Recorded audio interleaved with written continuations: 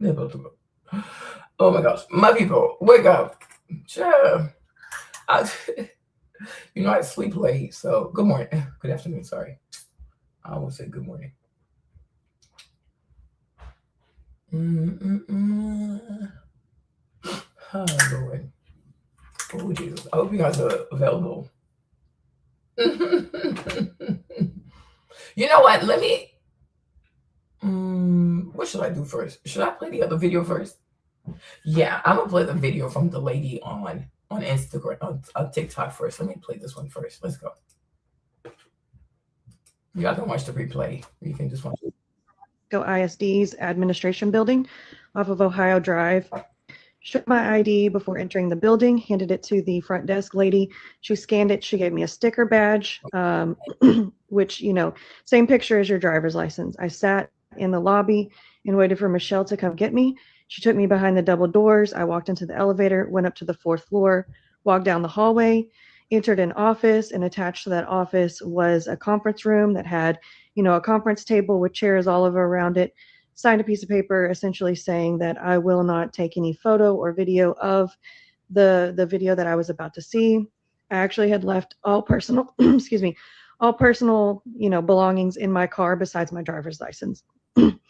Up on the wall was a TV, and she told me, hey, most people started at 2 minutes. I said, no, I would love to start it at the 11 minutes before, as far back as I can go. She proceeded to talk to me and describe everything that was on the screen. Essentially, identifiers, bottom right corner was the timestamp, top left corner was the tent or canopy, however you want to flavor it, and it was half cut off. Now, to kind of describe the video and the clarity, crystal clear. I love to say 4K, if not 5K or better. I could see, rain droplets, rain puddles on the track. I could see umbrellas, ponchos. I could see girls in their track uniform, yellow shorts, yellow tops, warming up. People are running around the track as well. And so since I had 11 minutes, I was able to kind of familiarize myself with everything. And I knew prior to going in, I looked at the map to ensure, like, hey, stadium view, where am I at? I knew I'd be viewing from the home side towards the away section, and that the middle school is going to be behind me and the athletic department would be, or the athletic complex would be over to my right. She also informed me that everything would be starting in the tent around 9:54. So again, I knew I had enough time to kind of look around. I even referred back to, Hunter's statement of himself, his brother, and a couple of friends walked from the middle school. So again, I knew they'd be coming around that right-hand side, right? So around 9:50, I kind of started looking, give or take, looking around that side towards my right. And here they come walking in, right? Mm-hmm. The way that I love to put it, and have kind of deemed it since day one, is they were not just, nonchalantly walking to go see a track meet. They actually were walking with intent, walking with a purpose. And the way I've deemed it is predator versus prey. So they walked around, got up onto the visitors side of the bleachers. As we all know, if you've been to any kind of like football game, that bottom part of the bleachers is all metal, so it's a metal walking path. They walked up towards the tent, up those steps, and the altercation immediately started, like the lady said, around 9:54. There was no sitting. I do not believe that what has been stated in the interviews is accurate. And the reason why I can say that is because viewing from that far, you can tell elevations, right? You can tell when people are sitting, you can tell when people are standing, and they stood the whole time. I believe that he was jumped, and the reason why I say that as well is because you could see arm movements moving back and forth, right? Cannot tell if it's been a punch or a push or a shove, grab, such things of that nature. And the reason why I say it was jumping is, jumping to me is it could be one person touching you at once. It could be multiple people touching you at once. It's just when you have multiple people in front of you at the same time, right? You could see movement, like I said, underneath the tent, as well as moving above the tent a little bit, which I believe to have been Karmelo kind of, trying to get away. Towards the end, which we know was the poke, he ran up, I would say about 3 or 4 bleacher seats, kind of looked around. He went to my right, which would have been his left, diagonally to the steps, he ran straight down. And of course, when he got to the bottom, he kind of tripped and fell. And he was being chased by 3 boys at that point in time. I let him run off to the side. I tried not to be distracted with him running off. We knew he was, the way that I put it is, he was running to seek safety. He was not running to a McDonald's. He was not running to flee the scene or anything in that manner. So I quickly took my eyes back over to the tent just in time to see Austin walking down those steps. As he hit the bottom of the steps, he collapsed to his knees and fell to his right side, which would have been my left side. I cannot confirm or deny whose quote unquote was the closest. Off of Hunter's interviews, he stated that he fell into his arms. Could be true. I cannot identify there, right? But then from there, people scattered like roaches. You turn on the lights, they went everywhere on multiple different directions. I did see a gentleman walk over in what I'm going to say was a coach or an athletic trainer. He was wearing a blue hoodie. He immediately, was attending to Austin. About 10 minutes later, within that 10-minute time frame, I could see the first officer arrive on scene. He was running from the middle school diagonally across the field. And then, like I said, within that 10 minutes, the EMT, the ambulance pulled on the track and right in front of where Austin had been laying. And honestly, it blocked everything out. You couldn't see any more bodies behind there or any kind of commotion or movement. And then, of course, the EMTs had to take the stretcher out and wheel it all the way around because they could not lift it above that chain link fence that was right there. From there, we all know that they were probably, giving him life-saving measures. It did start to downpour at that point in time. Again, I could see it on the screen. And then you could also see the tent being moved down on top of them to kind of preserve and cover his body, as well as the guys working on him. From there, more officers arrived on scene. The reason why I know it's officers is because their bulky kind of uniforms that they were wearing, their safety vests, for that matter. You could see crime scene tape going up, as well as them starting to open the blue tarp up. I saw it go from that white or silver side, whatever you want to call it, opened up to the blue side, laid over the poker. And then you could see 2 officers grab the bag, one tossed it to another and laid it on top of the tarp so the tarp wouldn't blow away. Again, from there, I started noticing still more people still kind of lingering, but it was thinned out a lot. I think a lot of coaches and staff were still standing on the field. The reason why I say is because, coaches are pretty much ex-athletes and they're just out of shape. They have usually a gut, a bigger of a belly, and I could differentiate them between, kids or adults. And then from there, I watched when they backed that ambulance up, put Austin inside of the ambulance. They sat there for a couple of, minutes, I would say, maybe 1 or 2, to ensure that he was strapped in, maybe giving him some IVs or something. They pulled out. I watched the ambulance leave, as well as 1 squad car. And then from there, it was just the remainder of the police that had arrived on scene, kind of doing their investigation from there. So, when I say it was instantaneously, it was instantaneously. Again, that's one thing that I love to reiterate. Okay. So I played this video with this lady, right? So we can see how it compares to what she said. Because when I saw some of the clips, I could see what she was describing. Now you have to remember this. This is America. Okay? You cannot trust what you see. These news people, these media people, these white people love to doctor evidence. And one of my main piece of evidence is the Cassie situation, the Cassie tape. Remember the Cassie tape? And the problem is, like, even for Black people, that's why I keep saying in America, to me, Black people in America are just too emotional. They're just too emotional. Number 2, I think most Black people in America, especially a lot of Black American people, they're too emotional. They're too, like, one day they're on this side, then they're on this side, and they're so quick to speak.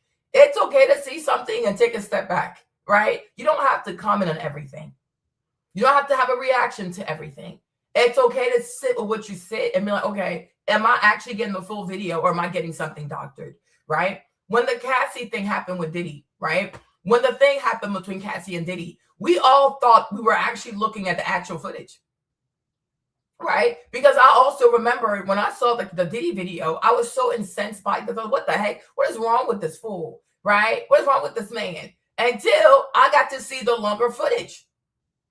Okay, because Cassie's video that was released by CNN was edited, it was sped up because she was moving too slowly. But the video was chopped up. Her movement was accelerated because it did not fit the movement of someone who was fearing for her life, because she was not. They were checking out. They were checking out. So it's like at some point, I'm just saying, at some point, people in America got to show that they got some kind of intelligence, some kind of IQ, and some kind of discernment, because it can't keep being the same hokey doke every single time, and people fall for that every single time. Because when I saw this video, I thought it was real. I mean, it's real, but it's not the real pacing. It's not the real pacing. It's not the real sequencing. And lo and behold, what do we see? Cassie is walking past elevators. Cassie's walking past fire alarms. Cassie's walking past the stairs. Cassie's like, she's just, the girl's pretty much just chilling. Okay. And I'm like, this behavior is not normal for someone who's telling me she's under fear, distress. They're going to do something to her for the freak off for 12 hours. At some point, people got to stop being intelligent.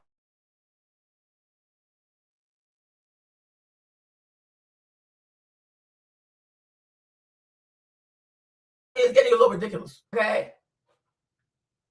They don't even need to have emotional intelligence. They just need to be intelligent, period. Stop being so emotional. But I'm like, black people are so emotional. So like they're always like facilitate, oh, I'm over here today, I'm there tomorrow. Like, you gotta stop. You have to stop. Is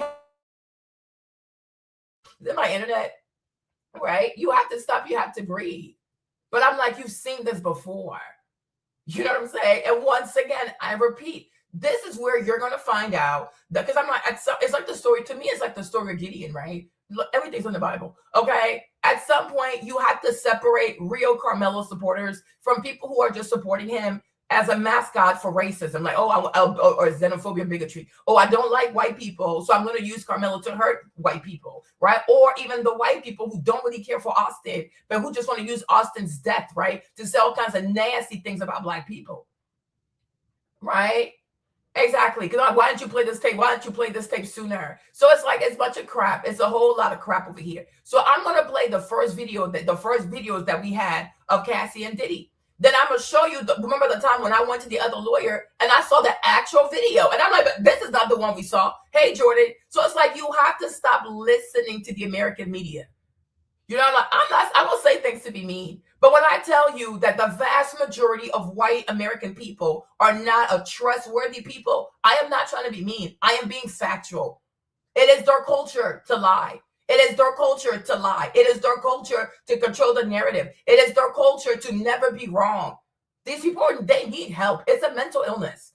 They truly need help, right? But the reason why CNN did not play the actual video the way it was, the way it unfolded, because people would have had too many questions. If Cassie is running for her life, why is she walking? If Cassie's running away from her life, why is she grabbing all her designer bags? Louis Vuitton, Chloe, Wumpty Wump Wump. If Cassie's in fear for her life, why is it that by the time she gets to the elevator, the first thing she does is put on her shoes? She doesn't even call for the elevator. Like, there's so many things about her behavior that do not add up, that do not give somebody who's scared, because she took Diddy's phone.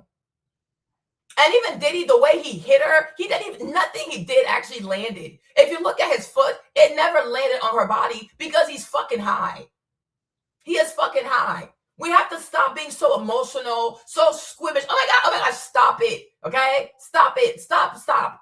Look at what you see and be focused on what you see. Stop. Right? Like, it's crazy. Like, yesterday I had Esther send me a video because allegedly this young man in New York City committed rape in the train. I'm like, I don't know. Because I'm not going to trust them anymore. Because sometimes you have ladies who have these sexual fantasies and they tell these men to do X, Y, and Z. Then they wake up the next day and they have shame. And, oh my gosh, actually, I was actually raped. Like, no, you asked for that. So I'm like, the young man needs to get a lawyer and he needs to go turn himself in. That's it. But I'm like, today, Marlene, where I stand today, I don't trust anything I hear out of American media. We need to go to court. We'll figure it out in court. Because these people love to lie. They really love to lie. Exactly. Diddy was high and she took his phone. Like, that's woman shit. They think you're cheating. They take your phone. It's the same. Oh my gosh, right? Make sure you like the live. Make sure y'all like the live. Don't just come here and be passive. Like the live. But so, like, what's it called? But the thing with Saweetie too, Saweetie took the Xbox from Quavo. So he chased her in the elevator, right? These women like to create conflict so that they can act like, oh, I'm a victim. He's hitting me. He's hitting me. No, don't take people's stuff. Do not take people's shit. It's not that hard. But a lot of women, they act stupid. They play stupid in these relationships. Grown-ass women playing like kids like that. They'll grab your phone. They'll grab your Xbox. They'll go smash your property. They'll destroy your J's. And you're supposed to just sit here and let this fucking raccoon do what the fuck she wants to do because she's a fucking woman. Get the fuck out of here. That's ridiculous. That is ridiculous. And that's why in this country here, most women here are raised to be Tasmanian devils and no one wants to fuck with them. That's why most men here don't want to get married here because these women are out of order. They're out of order. They are truly out of order. Don't know how to fucking act. Yeah, okay, a man shouldn't hit a woman, but should a woman also hit a man? Should a woman also act like a fucking animal? Should a woman start burning people's shit, grabbing their shit, take their phone? It's not your property. It's not your property, fam. It's not your property. And imagine being with somebody who's famous and rich and expecting somebody to be monogamous. Get the fuck out of here. If you're too young for this shit, then get the fuck out of here. If you're not brave for this shit, get the fuck out of here. But I'm like, people gotta stop playing with people, right? But I'm like, the stuff is doctored. So it's like we see what we see. But even the Karmelo video, you will see that, Marlene, I still stand beside Karmelo. There's some bullshit. But like I said, let me play the Cassie video, the first one that was made out here public for everybody to see. Because even me, when I saw it, I was incensed, like, what the heck? Until I saw the other video, and I'm like, hold up, wait a minute. This ain't adding up. It is not adding up. But what's good? Like, seriously, what's all the way good? Disturbing new video appears to support some of the accusations of abuse against music mogul Sean Diddy Combs. We want to warn you that this video you're about to see is extremely graphic. The surveillance footage that was captured inside of a Los Angeles hotel in 2016 allegedly shows Combs assaulting then-girlfriend Cassie Ventura in a hallway. A now settled lawsuit filed by Ventura claimed that she was trying to leave the hotel after a drunken Combs punched. The video appears to show Combs. You see what they showed, right? You see what they showed? Let's watch another one. Let's see this one. Combs or Man, I would have bulldozed through that shit. You are crazy. You see? Look at this video right here.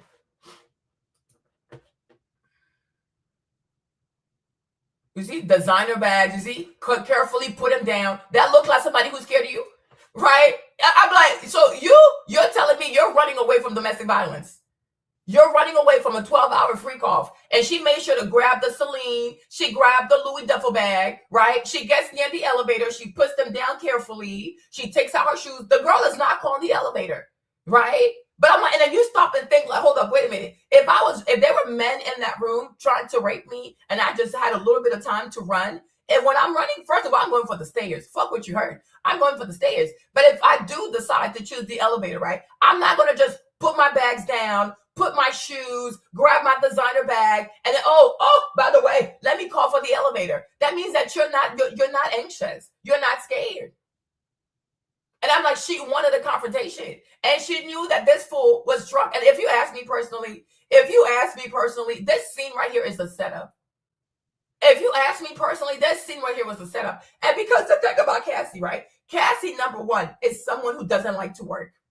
Okay? I think this is very clear. This girl is very lazy. She's very, very lazy. Number two, I also believe that this girl, Loki, is a sex worker. That's my personal belief. She doesn't like to work and she's a sex worker. And I think that she also loves money. I do believe that behind his back, because she was always cheating behind his back anyways, but I do believe that behind his back, Cassie was in talks with some of Diddy's business partners, whether it's Lucian Grange, whether it's the people at Diageo. Hey, Kevin, right? But Cassie was in cahoots with the people that Diddy was in business with.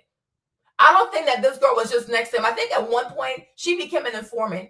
I really do. I think at one point she became an informant. I think at one point the white people, the Jewish people, whatever, who worked with Diddy were using her to keep an eye on Diddy. So I believe that this scene was planted. This scene was created. And that's why when he pulls her off the camera, right? She fights back because the whole time, like when you see her this way and from this perspective in the lobby of the elevator, right? She doesn't fight back, right? She just plays damsel in distress. Oh, just go ahead and hit me. Oh, I can't fight back. I can't fight back. But when he grabs her away from the camera, what does she do? She fights back because she wants to bring the scene back into the lobby. Okay, to me, the lobby area is a stage because she knew the cameras were going to be there. She knew, because how else does this video show up 10 years later? Who had this video, right? But the point was to have something on Diddy. And if you notice carefully, the way Israel, not the people of Israel, because they do nothing to me, but the way the Zionists of Israel, the way they work, they have blackmail on everybody important in America. Right? So like the entire government, they got videos of them people. Why do you think they're so afraid and they're all protecting the Epstein list, right? You see, why do you think Israel gets America to do whatever America it wants to do? Because they have tapes of people. They have tapes on everybody. You understand? They needed to have a tape on Diddy. And that's why there's only one tape, right? Because think about this. If Diddy was actually the type to do all kinds of domestic violence, you would have multiple tapes on this man. This is a 9 to 10 year relationship. And in a 9 to 10 year relationship, there's only one video of all the public places they go. You think about all the different hotels they were having sex in, all the different hotels where sex workers were coming in, right? There were plenty of time for him to be recorded. There were plenty of opportunities to see Diddy act a fool. But the problem is you only have one tape. Hey, Janet, you only have one tape. And a 9-year relationship, that's over like 3,600, almost like 3,650 days, right? And you only have one tape. You only have one tape, right? And like I said, you see there are two elevators. There's one on this side. There's one on this side, right? You see even right next to the elevator, you see the red button, right? There's a red button. So that's the emergency. That's the fire emergency button, right? The elevator is back there. So it's like this lady here has plenty of opportunities to get the fuck away. She has plenty of opportunities, right? You call the elevator, you keep you bastardize the freaking elevator button, right? You can take the stairs. You can also ring up the fire alarm. She chooses to do none of the above.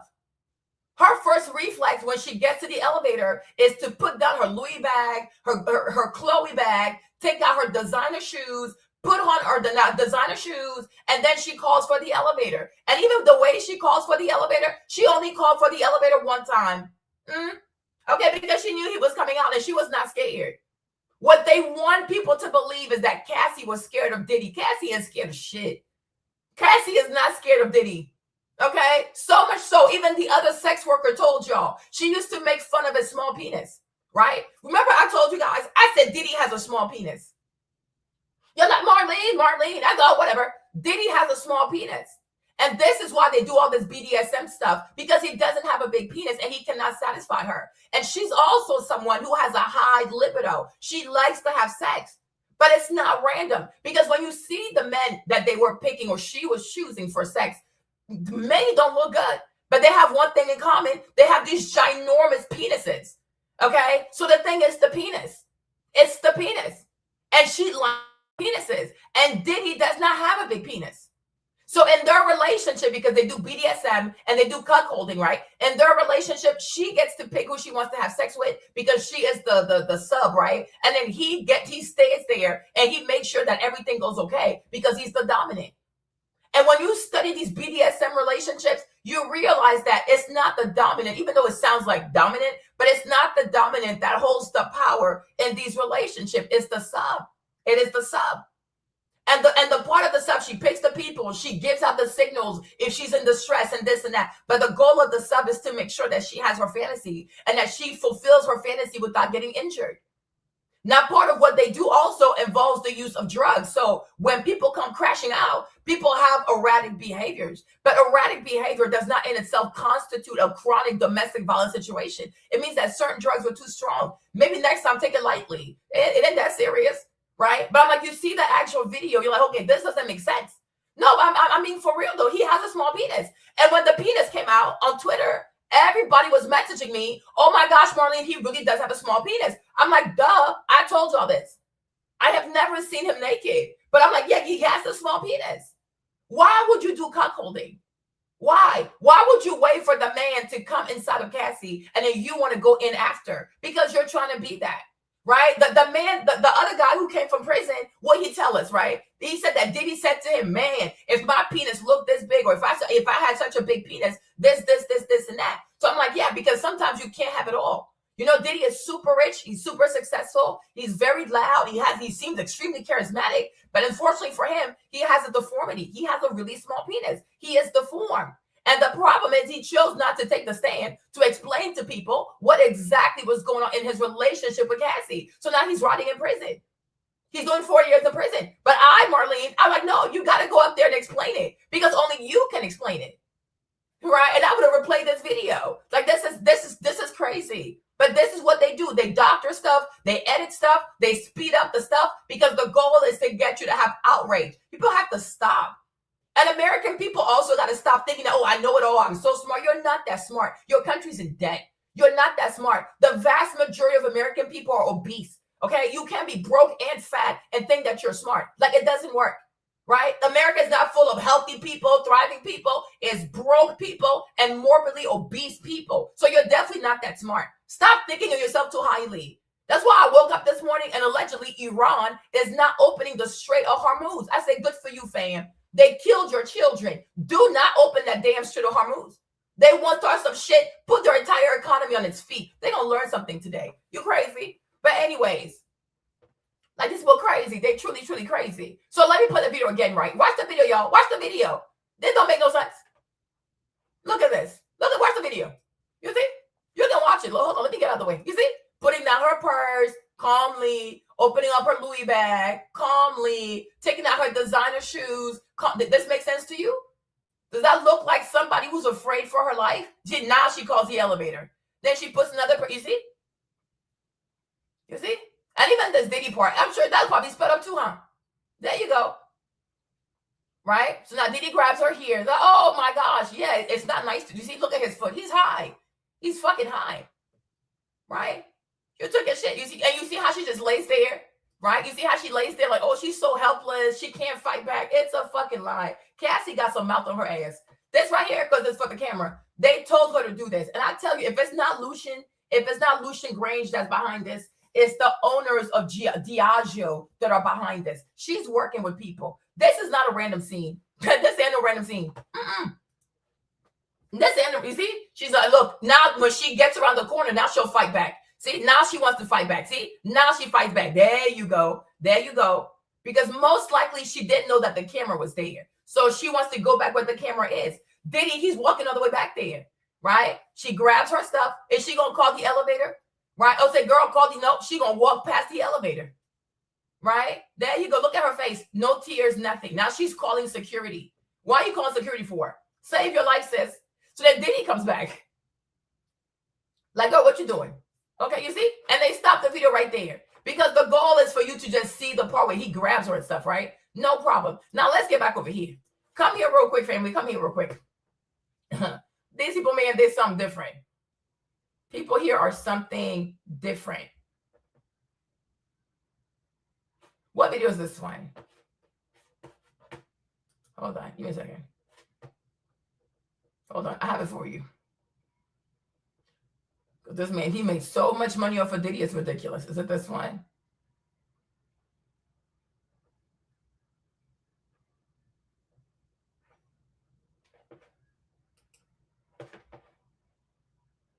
Okay. I think it's this one. The Diddy Combs sex trial have released surveillance videos showing Combs physically assaulting the then girlfriend. So look at the video now. Look, you see? You see? You see? Walking slowly. She doesn't even have shoes on yet. She's trying to put her shoes on here. You see? Look how calm she is. She hasn't even had a chance to hit the elevator button. There she did. You see? And this guy right here, he claims he's a lawyer. He's so fucking stupid. He's white. I'm telling you, stop hiring these white lawyers that are so mediocre. Think about this, you guys. If you yourself were facing imminent threat, if you were about to be used as a sexual object, right? And somehow, by God's grace, you were able to escape, Are you truly going to even go for the elevator? Let me ask you a straight question. Because we all know, just because you call for the elevator, it doesn't mean that it's right there. You know what I'm saying? It could be on any floor. It's going to have to get to you. But like, okay, if they realize I'm gone, they might start chasing after me, right? So I'm like, you don't want to take the stairs. You want to go for the elevator. Okay, you ain't too smart. And then when it comes to the elevator, when you get to the elevator, you don't want to call the elevator right away to try to gain some time. No, you want to put your purse down, wear your shoes, this and that, right? And even look at how gentle she is when it comes to her designer purses, like her Chloe bag, her Louis. That even shows you her presence of mind. She cares more about designer items than she cares about herself. Does this really give somebody who's an imminent threat a fear of her life or her vagina? No. Right? Because even shoes, no shoes, fuck the shoes. Get out. Get out. Save yourself. No, and she calls the elevator one time. And like I said, even to me, Marlene, because when I watched the whole video, I don't even think she called for the elevator. I do not even believe she called for it. I think all of this, it's a scene from a movie, okay? Because she was meant to get blackmail on this man. And that's why security had to be called, so that way security could be a witness to what she claimed happened. Hopefully you understand me, right? Right? That's why she had to call security. So that way that security guy was going to be a witness. Oh yeah, I saw. This right here is a setup from the Get Up. It's a setup. If it's not Lucian, it's the people from Diageo. It's the people from Diageo. It's a setup. Because this behavior is not normal. Me, Marlene, I have seen people run, baby, when they become track stars. Because you're about to kill me, bitch.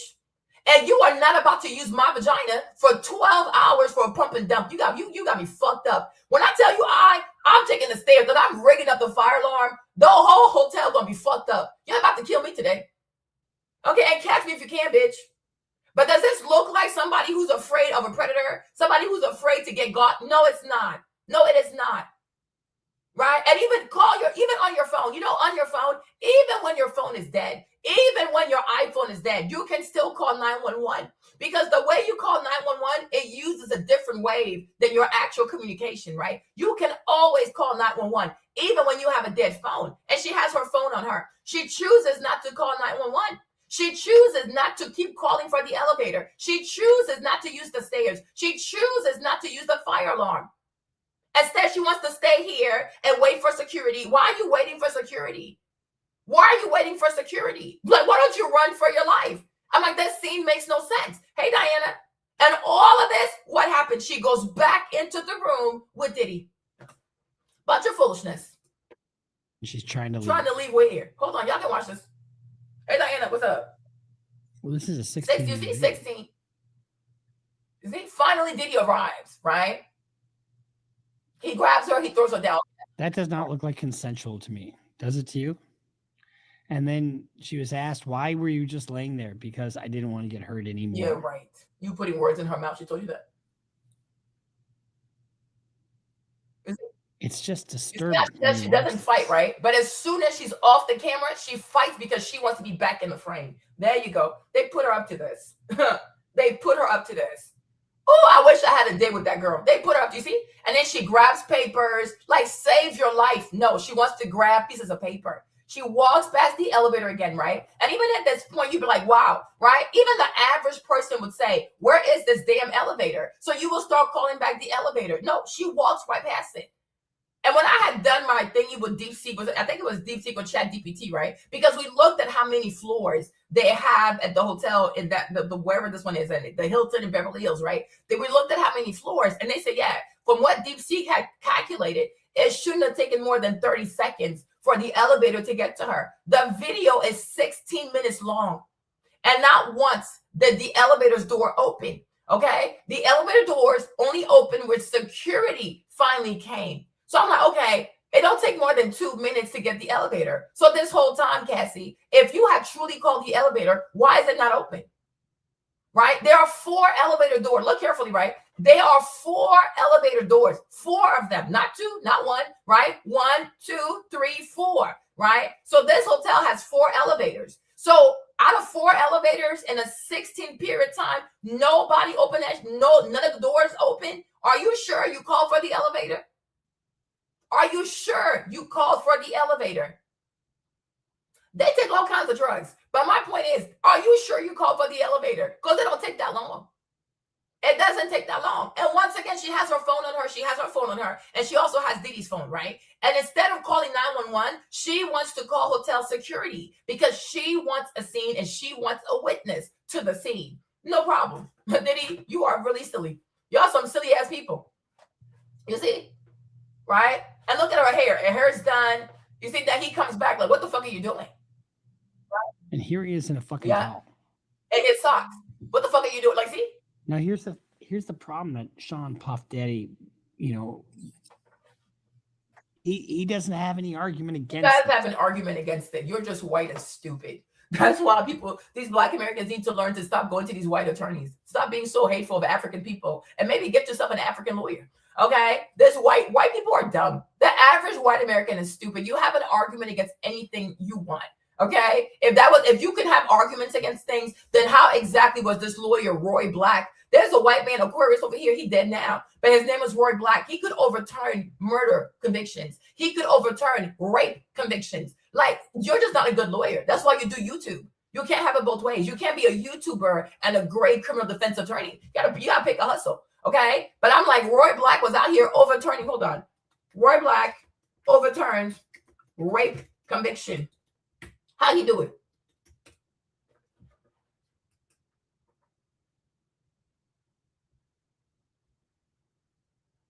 Okay, there you go. So he didn't have it overturned, but he had it what? Let me show y'all. So it was not overturned. It was renowned defense attorney Roy Black did not have a rape conviction of his own overturned. Instead, he made legal history by winning an acquittal, not guilty verdict at the trial for his client, William Kennedy Smith, who was charged with rape. There you go. Right? But he also had a murder conviction. He had a murder thing overturned. Hold on. He had murder overturned.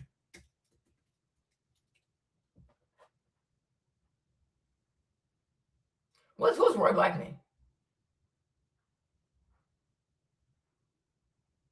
He had a Roy Black overturned.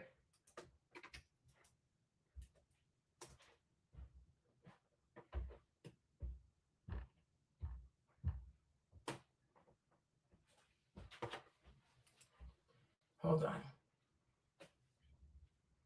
Thanks. Crossley Green, Black stepped in during the appellate process to represent Crossley Green, a Florida man whose 1995 murder and kidnapping convictions were initially overturned by a federal judge due to prosecutor withholding key evidence. So what are you talking about? Okay. So I'm like, what are we talking about here? Right? I'm like, yes, he did. Okay. He did all kinds of crazy stuff. So my point is, you can't say to someone, oh, you don't have an argument against this and that. No, you can't think of an argument, but a great lawyer would.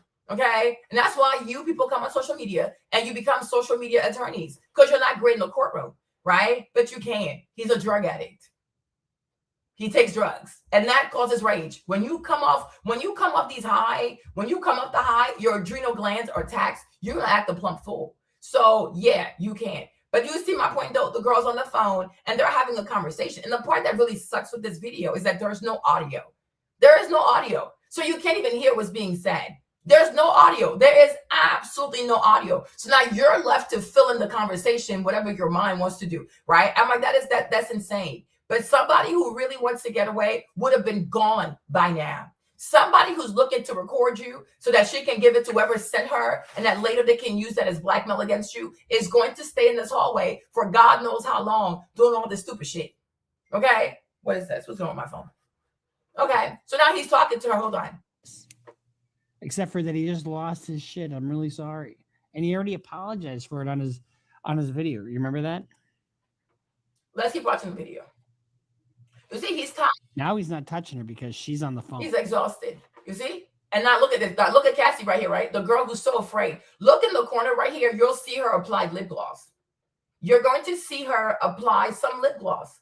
Okay? This is somebody who's afraid, scared, abused, tortured. She's sex trafficked, wumpty wump wump. Diddy is such a scary man. Diddy, the scary, scary black man. Look at Cassie here in the corner. Look at Cassie here in the corner. Look at Cassie in the corner. Now he's not touching her because she's on the phone. What's in her hand? It's lip gloss. Do you see her hand? right? You see it? There you go. You see this? Right? This is the person they want you to believe is so scared for her life. Oh, she's abused. Oh, Diddy this. Oh, Diddy, she was so scared. She's so scared and she's applying lip gloss. Is this a normal reaction for people who are in domestic violence situation? Is this a normal reaction for somebody who's trying to escape? He's so scared. I'm afraid. My life. This girl is standing there. She looks at Diddy straight in the eye. And while he's mouthing off and he's going off, she goes in and she gets her lip gloss. And then she starts applying lip gloss in front of this man. Okay? And you want me to believe that this is not how they get down in their relationship. I mean, I have never seen this in my life. Okay? I have never seen this. You get grabbed, you get tossed, you get pulled, and instead of running for your life, you want to stand there and start applying lip gloss. Like, oh yeah, yeah, girl, okay, sure, whatever. And you want me to believe that this girl right here is scared of Sean Puffy Combs? Yeah, please. This is not normal behavior. Nothing about this is even normal. Seriously, nothing is normal. So we're going to keep waiting for security.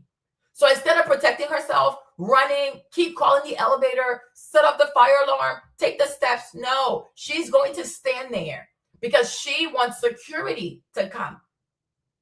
So it's like, so your goal is not to get to shelter. Your goal is not to make sure you're safe. No, she wants to stand there until security comes because she wants a witness. She wants a witness.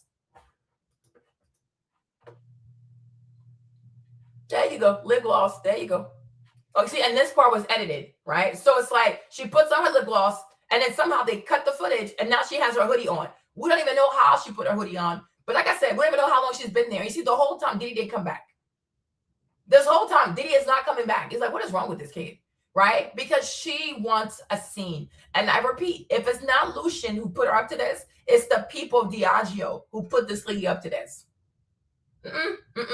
Okay? Normal people, normal women who are abused and battered, they don't act like this. They truly run. Like they run. You leave the bags, you leave the clothes, you leave the shoes. You run for your motherfucking life. Because God forbid this man gets a hold of you with other man and they grab you into that room. What are you going to do? What are you going to do? No, she's still standing there applying lip gloss. Man, please. Get out of here with that. You see? She's still standing. Now he comes back again like, what is wrong? Now you see, so You can see him. yeah, so look in the mirror here, right? Because it seems like he's hitting her, but he's looking for the phone. Look at, like you'll see, you look here where the word criminal is, right? Because that's the way you can see it. He's looking for his phone. Look. What he's doing. He's looking for his phone. Hold on. Make it bigger for y'all. You see? He took the phone. There you go. Because she took the phone. Big man taking her phone. It's not her phone. That's his phone. That was his phone. She took the phone. You see? And I'm like, and the more you realize that she is the one antagonizing him. But because she's a woman, he's a man. Her skin is white, his black, right? So automatically people start thinking like, oh, Diddy must be the evil one. Diddy's the abuser. No, she's antagonizing him. This whole video is extremely antagonistic.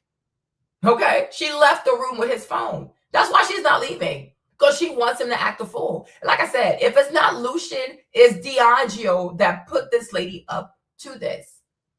And to all you black people who go and do business with these white folks, do business with the Jews, you need to know they're going to have blackmail on you.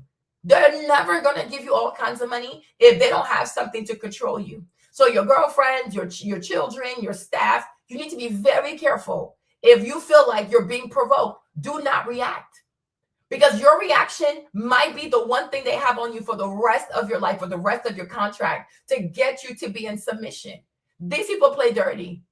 If you think Trump is not on some tapes out there, you crazy. Trump is on tapes. Pete Hegseth, all these people, Bill Clinton, they got tapes on everybody. They have tapes on everyone. And that's why when Israel wants something, all these politicians will be like, okay, fine, we'll do it. Even if it means genocide, even if it means all kinds of stuff, because these tapes are so crazy. And what they should do is just accept it. Accept it. But you see, white people in America think that prison is only for black people.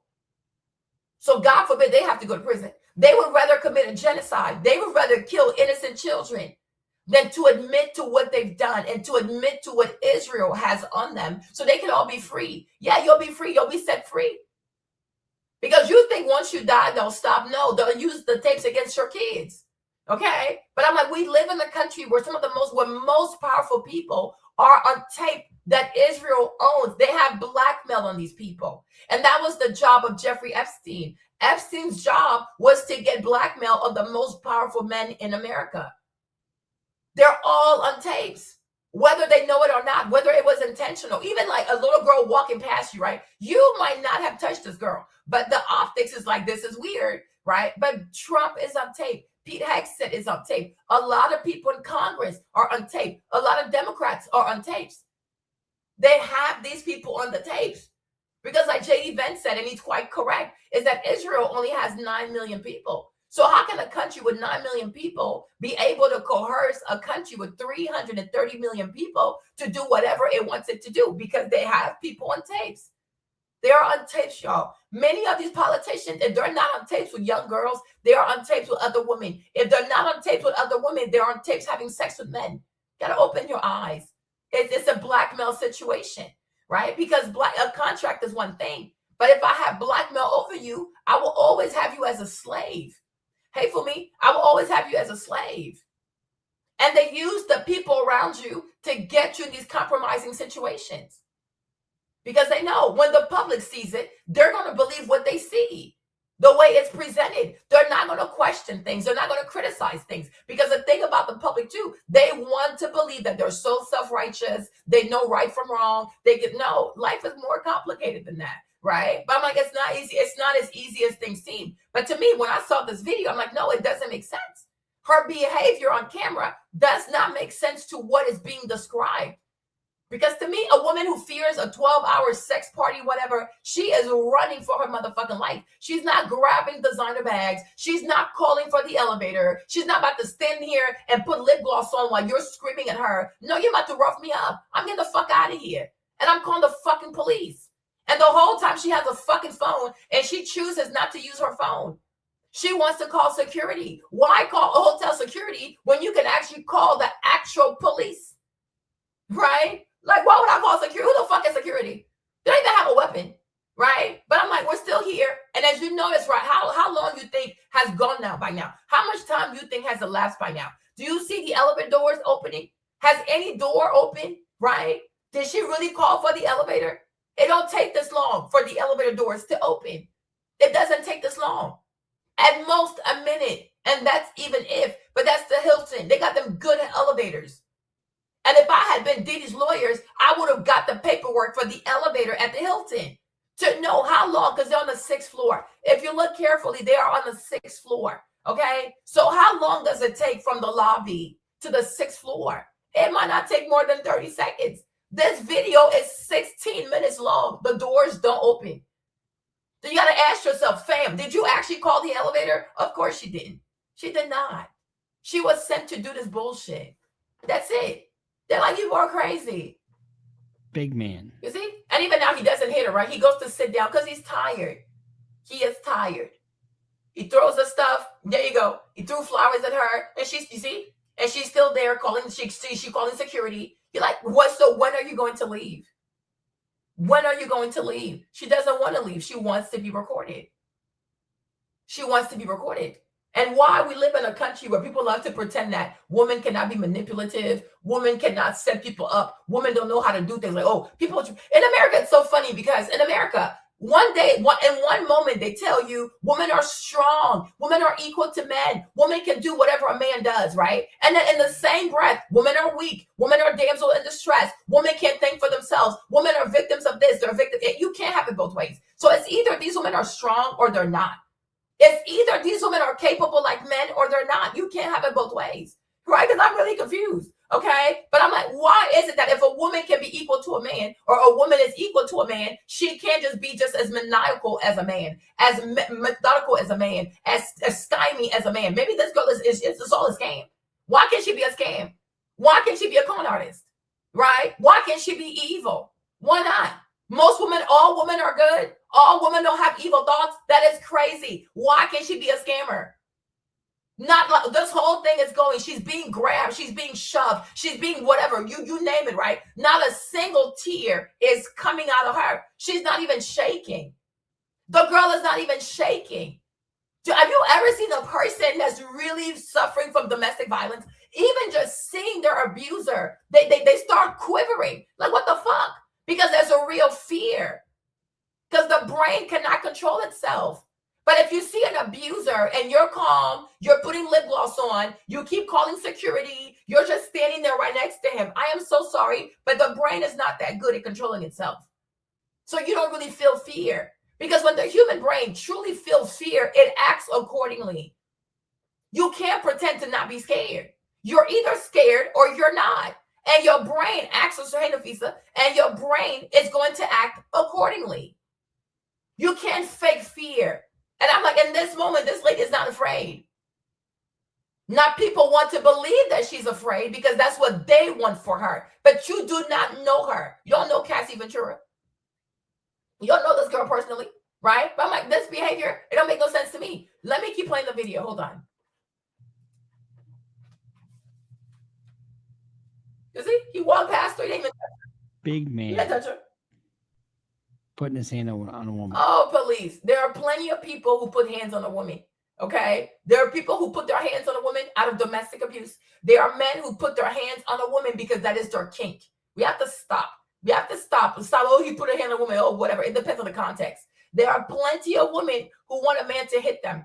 There are plenty of women who want to be choked during sex. They want to be spanked during sex. They want to be spanked during foreplay. Be quiet. Okay? These two are weird right here. You have to stop projecting your sanitation on other people. There are plenty of relationships where men put their hands on a woman. I'm going to say it. Okay? There are women who even want you to put a leash on them, a leash, a metal collar, or whatever kind of collar, and then you just drag her around, whatever. It's all kinds of crazy stuff. But they are women, when it comes to sex, when it comes to their sexual relationship, they allow domestic violence because it turns them on. I wouldn't do it. I wouldn't do it. I have never done it. But I can't sit here and pretend that they're not people when they're having sex. They're not women when they're having sex who want to be choked. There are women when they're having sex who want to be spanked.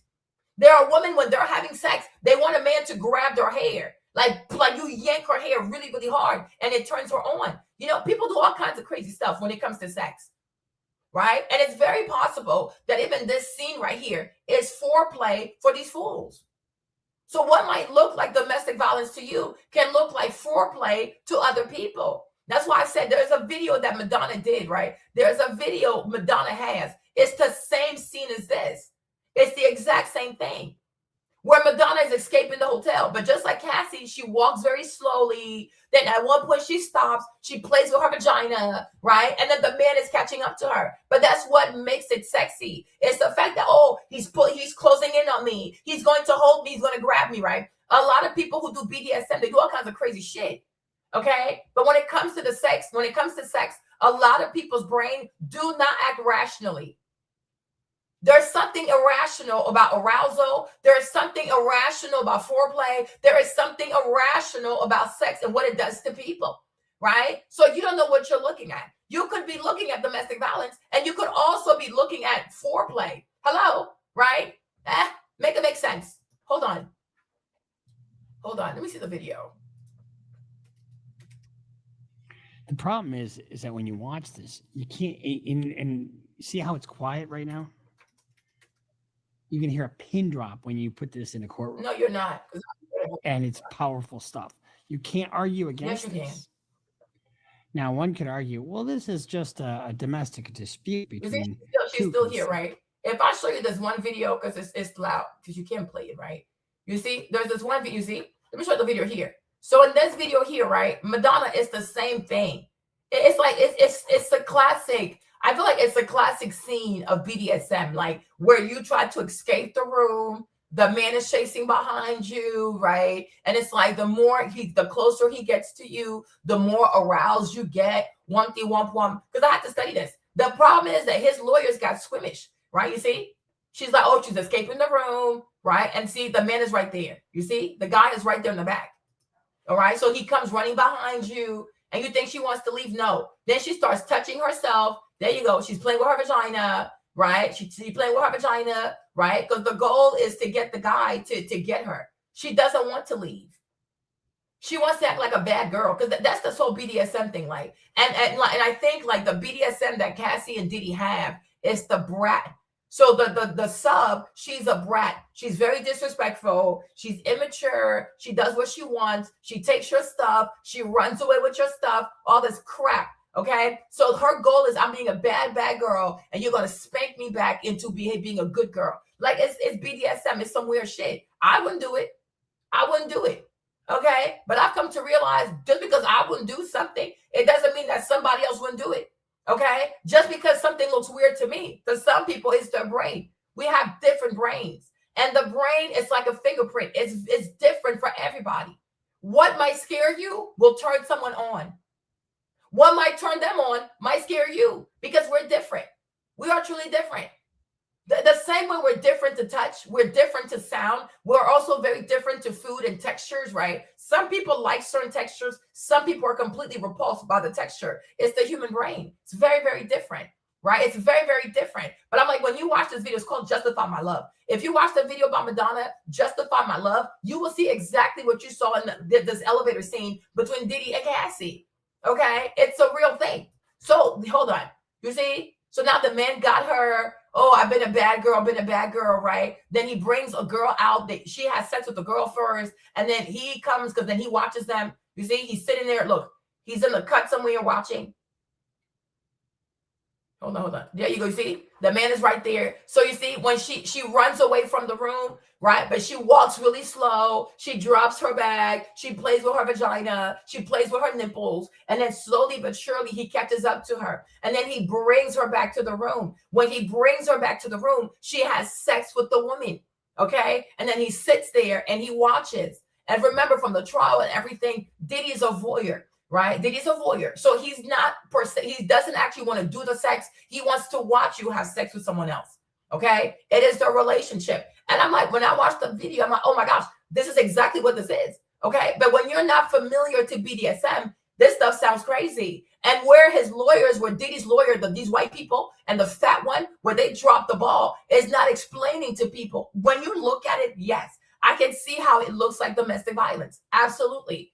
But what you have to understand is that when it comes to BDSM, when it comes to consensual relationships, is that many times what causes arousal is violence. It's violence. Like, it is what the fuck it is. Like, it's very different than just hitting somebody randomly. In these relationships, hitting is okay. Spanking, it's okay. Grabbing people, it's okay. Using a collar, it's their shit. It's their shit. You have sex with other people. I sit in the cut and I watch. I wouldn't do that shit, right? But for them, it's okay. Because BDSM, a lot of things that people do in BDSM, like, you are really tinkering on the edge of like, is this even legal? But that's what turns them on. The fact that it could be illegal. The fact that society looks down on this kind of sexual behaviors and sexual dynamics, right? That's what turns them on. These people are pretty much sexual misfits. I mean, like, that's the best way I can explain it. These people are sexual misfits. What doesn't make sense to the world, it makes sense to them. And that's why they usually try to keep it hush-hush. And a lot of people don't understand this shit because it's fucking weird. I mean, it is weird, right? But they have they have their brain. And to their brain, this makes a lot of sense. To the average person, this does not make sense. Consider yourself lucky. Praise the Lord. But there are people who need sex to be painful. There are people who need sex to hurt. And in that process, the sex feels better. You know, it's the human brain. Just like you have people who are born addicted to substances. Okay, there you go. So I'm like, we don't all have the same brain, but we expect everybody to act the same. No, people are different. And for as much as this country claims to be open-minded, it's not. It's actually really prudish. It's very, very prudish. Look at me, I'm a Christian. I'm explaining this bullshit. Okay, but you see, and then eventually he's going to come in there and he's going to have sex with her as well. Okay, now you see, he's having sex with the other woman, all kinds of stuff, right? You got to go watch this video for yourself, okay? Right, you see? But ultimately, you see, he catches up to her in the elevator. She has sex with him in the elevator, you see? Right? Because she didn't want to leave. She didn't want to leave, okay? But when the video starts, you believe that, oh, she's trying to get away from this man. No, she ain't trying to get away from shit. It's all part of being a sub and a dominant. It's all part of being a bratty sub and him being a dominant. And because you're misbehaving, because you're acting a fool, he needs to get you into line, grab you, spank you, wumpty wump. I'm like, yeah, tell me you're scared of daddy, all that weird shit. But I'm like, that's what they do. That's what they do. And a lot of people, this like they don't seem to understand that. No, some people are really different. Just like swirlers. I'm not down for swirling. People who grab their husbands, grab their wives, get in the car, go to somebody else's house, ring the doorbell, and they go have sex with people's husbands and people's wives. People do weird shit out here. It's America. People do some really weird shit. People love to talk about sexual liberation, but when they see people be sexually liberated, oh, I don't really like the way that looks. Exactly. So don't look. It's not for you. It's not for your brain. So now let me go back to this video. Okay. So you'll see, and this is why we're still here. We are still here. And the thing that is also really unfortunate, because Diddy did not take the stand, right? But I would have asked Diddy, when she had her hoodie on, was she giving you signals? Right? Because a lot of times too, when it comes to sub and dominant people and their BDSM relationships, especially the relationship that involves like abuse, like physical acts of violence, right? Many times the sub has to have cues to tell the dom, keep going. Or she has cues to say, stop, I don't feel safe right now, right? And I feel like even her applying the lip gloss is a cue that she was giving to Diddy to keep going, that she enjoys it. Right? But when she has her hoodie on too, you don't know what she's saying to Diddy, because she could be giving him cues to say, keep going. Because when people have a sub and dom relationship, they establish the cues. Because like I said, when you do BDSM, this weird shit, you are tinkering. You are truly fucking with illegality. Like you're like right there. I'm like, this could look like a crime. Okay? The reason why it's not a crime, because it's consensual. People have cues to keep going and cues on when to stop. And also to not break the fantasy. A cue to stop is not going to be, oh, stop. Because when you say stop, you shatter the fantasy. You break the fantasy. You break the fourth wall. So most cues to stop can be like, right? But you don't want to say stop overtly, because once you say stop overtly, you're breaking the fantasy. Right? You just want the dom to just like shift or recalibrate where this is going. That's it. That's that. But when she puts on a lip gloss, when she's applying lip gloss while Diddy's over there screaming off the top of his lung, I'm like, okay, is this a cue for him to keep going? Right? Do you find it sexy when he yells at you? Does it turn you on when he yells at you? Right? Is that why you're applying lip gloss? Because how can somebody yell at you and you applying lip gloss and you making your lips all kinds of wet, like you about to go give this man a blowjob? Like, make it make sense though, right? And then she puts on her hoodie. When she puts on the hoodie, we can't see her face. So we don't know if she's communicating to him. We don't know if she's saying, yeah, keep going. We have no idea. And because a lot of people do not understand BDSM's relationship, they automatically assume, oh my gosh, Cassie is suffering. Cassie's in distress. She might not be in distress. She might be in full control. And that's the crazy thing about BDSM. What looks helpless to some people looks perfectly fine to the sub. This is not a joke. And this is where his lawyers drop the ball. If you see this, I can see why you're scared. But if you understand how BDSM works, this could be completely controlled. It's violent, but it's controlled violence.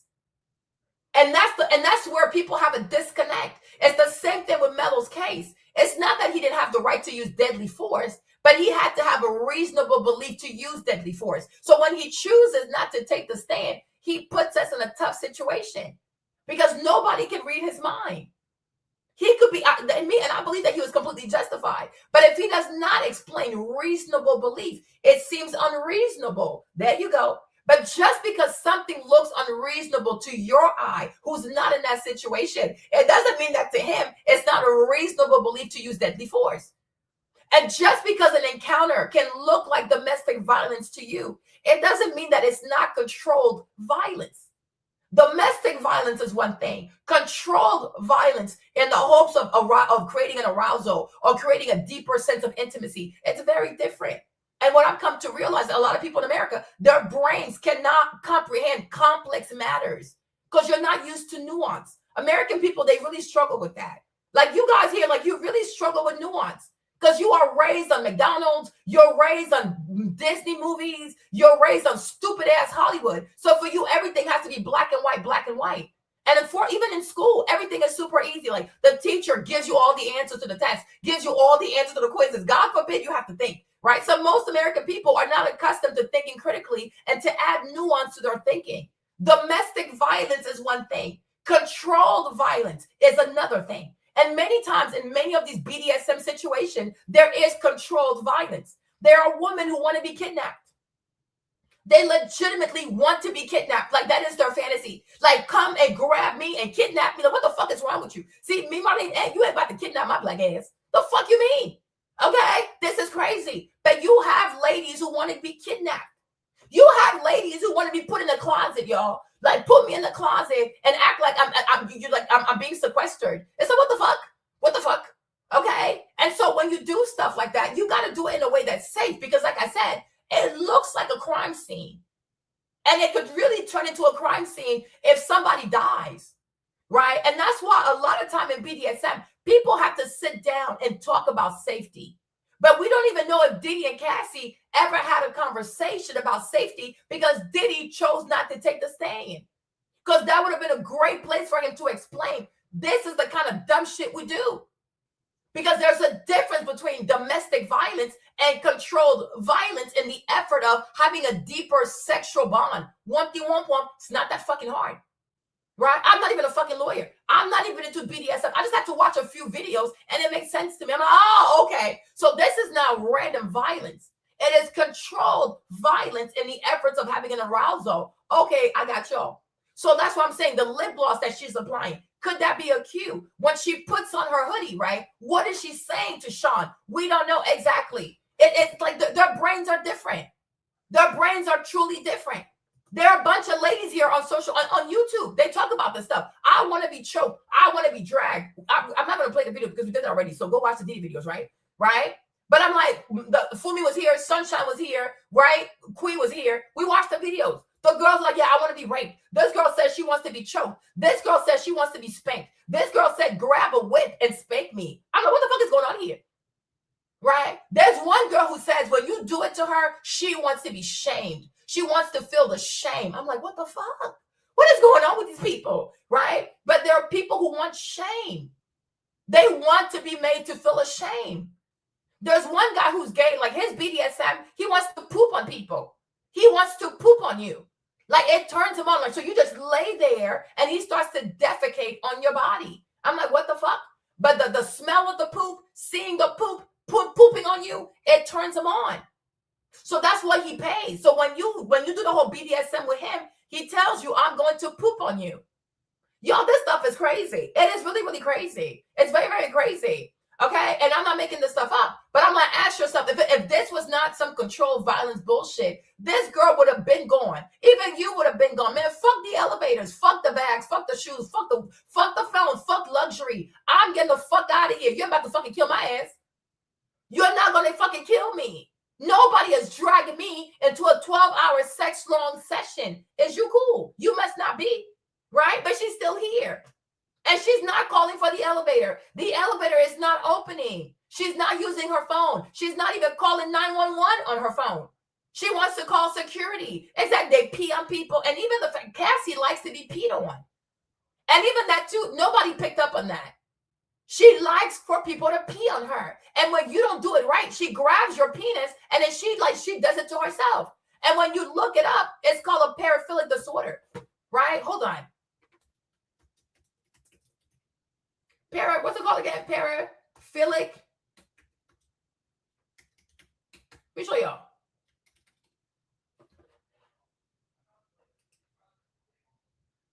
There you go. Right? And once again, his lawyers did not do a good job explaining that to people. So peeing as a paraphilia is clinically referred to as urolania or urophilia. It involves deriving sexual excitement or gratification from the sight, the smell, the thought, or act of urination, including being urinated on or ingesting urine. Okay? So you see, and this is what they say. You have paraphilia and you have a paraphilic disorder. Now, something becomes a disorder when it becomes crippling, right? But the thing about Cassie is that Cassie does have a disorder because she can spend days without working and all she does is think of sex. She can spend hours without working. All she does is think of sex. There were testimonies where Diddy would say, Cassie, you have to work. Cassie, you need to get back to work. Cassie, you need to get back to work. No, all Cassie wants to do is sit there and plan these free calls because that's the only thing that consumes her mind. And so the distinction between paraphilia and a paraphilic disorder is when it becomes a crippling thing. So somebody can get like to be peed on, but they can go about their business. Oh, you pee on me, I got to work in the morning, I'm going to work, right? But when you sit here, only think about getting peed on all day. And then once people pee on you, then you know, oh, who else can pee on me? Then they pee on you, oh, who else can pee on me? That's all you think about all day, every day. Then at that point, it becomes a paraphilic disorder, right? And the problem with his lawyers is that when they saw the video, even they themselves got grossed out. His lawyers did not believe in him. That's all it comes down to. His lawyers did not believe in him, because when you believe in your people, you will do whatever it takes to get them off. You crazy, okay? But I'm like, the girl likes to be peed on. And one thing we know, one thing I've come to realize, if there's one disorder, there's usually another disorder, right? But this paraphilic disorder is indicative that there's something else going on here, because you usually don't have just one disorder. You'll have many disorders, right? And it's like, hello? But you're not looking at healthy people. They're both not healthy. But I want people to understand that there is a difference between domestic violence and controlled violence. And a lot of BDSM involves controlled violence. And these people have cues. Trust me, they have cues. They have this. They have things to stop, cues to stop. And they have cues to keep going. It's a different kind of world. Now, I wouldn't do it, but I understand it. Okay, I wouldn't do it and I wouldn't recommend it, but I do realize, like, just like our fingers, our brains are distinctly unique. And some brains are wired for thrills, and some brains are wired to avoid risk. Like, there are brains that are risk averse, and there are brains that just want more danger. It just excites them. Like me, it doesn't excite me. It scares me, right? But we all have different brains. We really have different brains, right? So you have a paraphilia, and then you have a paraphilic disorder, right? So it's like, this is it right here. So simply having an atypical or non-normative sexual interest, having urogenic preference or fantasy is not considered a mental disorder by itself, provided it is practiced consensually and does not cause problem. Like, it doesn't become crippling, right? A paraphilic disorder, this diagnosis is only made if the atypical sexual interest, in this case, peeing or urine, is currently causing the individual clinically significant distress, impairment in daily functioning, or if satisfying the urge involves non-consenting individual, personal harm, or the risk of harm, right? And if I'm not mistaken, too, like, another thing with paraphilic disorder is domestic violence. Like, people like to get hit. Let me see if I can find it. Let me see if I can find it, if I'm not mistaken, right? From what I remember. There you go. You see? Like, it's a real thing. It's the human brain. So violence is recognized in psychiatric frameworks as component of specific paraphilic disorders, primarily when it's tied to sexual arousal or gratification. According to the Diagnostic and Statistical Manual of Mental Disorder, DSM-5-TR, a violent or non-violent consenting behavior falls under this classification when it causes clinically significant distress or harm to the other individual, right? So you have, like, people who want to be bound, people who want to do all kinds of, you see sexual sadism, right? Characterized by recurrent intense sexual arousal from physical or psychological suffering from another person. You see? Okay. It's like it arouses them to see people suffer. Or sometimes they want to suffer themselves, and it turns them on. For a clinical diagnosis, these urges must be acted upon when non-consenting individuals or cause severe distress or impairment in functioning, right? Sexual masochism disorder. Arousal derived from the act of being humiliated, bound, or beaten. While primarily involving self-inflicting pain, it becomes clinically categorized when the afflicted acts carry a significant risk of injury or death to the person or the partner. Okay, so it's like, it's a real thing. You can look it up. Okay, there you go. You can look it up, right? But my thing is, like, so what you're seeing here is, like, even with this situation, I'm like, it's probably a paraphilic disorder. It's that she likes violence. She likes violence. She likes violence. Because you see, he's tired. He's already exhausted. He's fat. He's lazy. Okay, she likes violence. But like I said, if you find one disorder, there's probably another. And because Cassie's very pretty to some, not so much to me, but because Cassie's very pretty to some, they can't see a girl like her with a mental illness. Oh, she's so pretty, therefore she's perfect. Oh, she's so pretty, therefore she's not mischievous. People do the same thing with Rihanna, right? People see Rihanna and they assume that Rihanna is so smart. Rihanna is so this, Rihanna. But in all honesty, Rihanna is a bird. right? Rihanna is a bird. Rihanna is not smart. Rihanna's a bird. She's a bona fide bird. If it was anybody behaving this way, y'all will call her a bird. But because in your heads, you want her, oh, she's light skinned, she has green eyes, so automatically she's a savant, she's a genius, she's smart, she makes all the best decisions, wumpty wump, but she does not. Look at A$AP Rocky. Look at A$AP Rocky. Look at his behavior. Like recently, the boy was wearing a thong, right? He wears purses everywhere. He wears makeup everywhere. He does his hair all the time. Okay. He even says, I'm a bad bitch. He said, I'm a bad bitch. The man actually referred to himself as a bad bitch, right? And that's who Rihanna gave 3 kids to. She's a fucking bird, right? But because she's light-skinned, her eyes are green, her forehead is big, she has all this money. So these women desperately want to see Rihanna as like this, I don't know, this incredible, smart creature who has this acuity. She does not. She's a bird.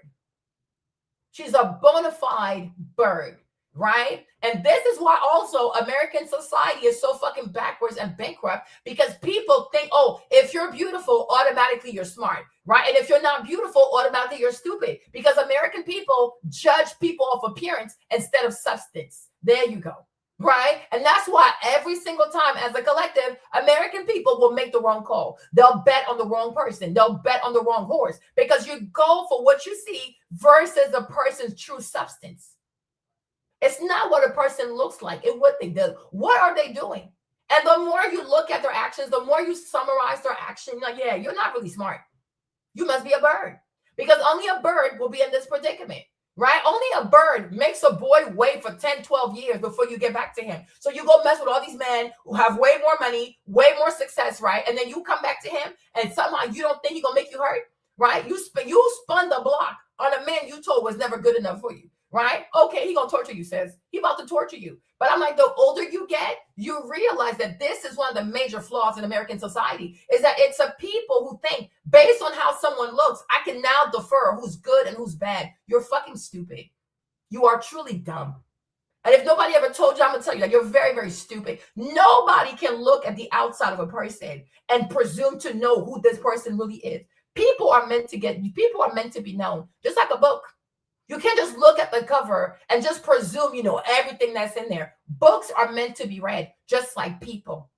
There are chapters to people. There are layers to people. And to just stop at the outward surface of a human being and be like, oh, because I like the way you look, hey, babe, because I like the way you twerk, automatically I'm going to defer to you as the most intelligent being on earth. You are a fucking idiot. And that's why in this nation here, a lot of people don't know how to think. Couldn't even think their way out of a brown paper bag. Because you go for what you see. Even the Bible tells you walk by faith, not by sight, because the sight is extremely deceiving. A lot of people can look like they have it all together, but do you know them privately? Do you know these people privately? Have you ever had a conversation with these people? No. But because you like their image, your stupid ass little brain proceeds to create a whole narrative. Oh, they're so smart. They're great at business. They're this. No. Just because you're good at singing does not automatically make you great at business. These are different skills. Just because you're good at making money doesn't mean that you know how to manage money. These are 2 separate skills.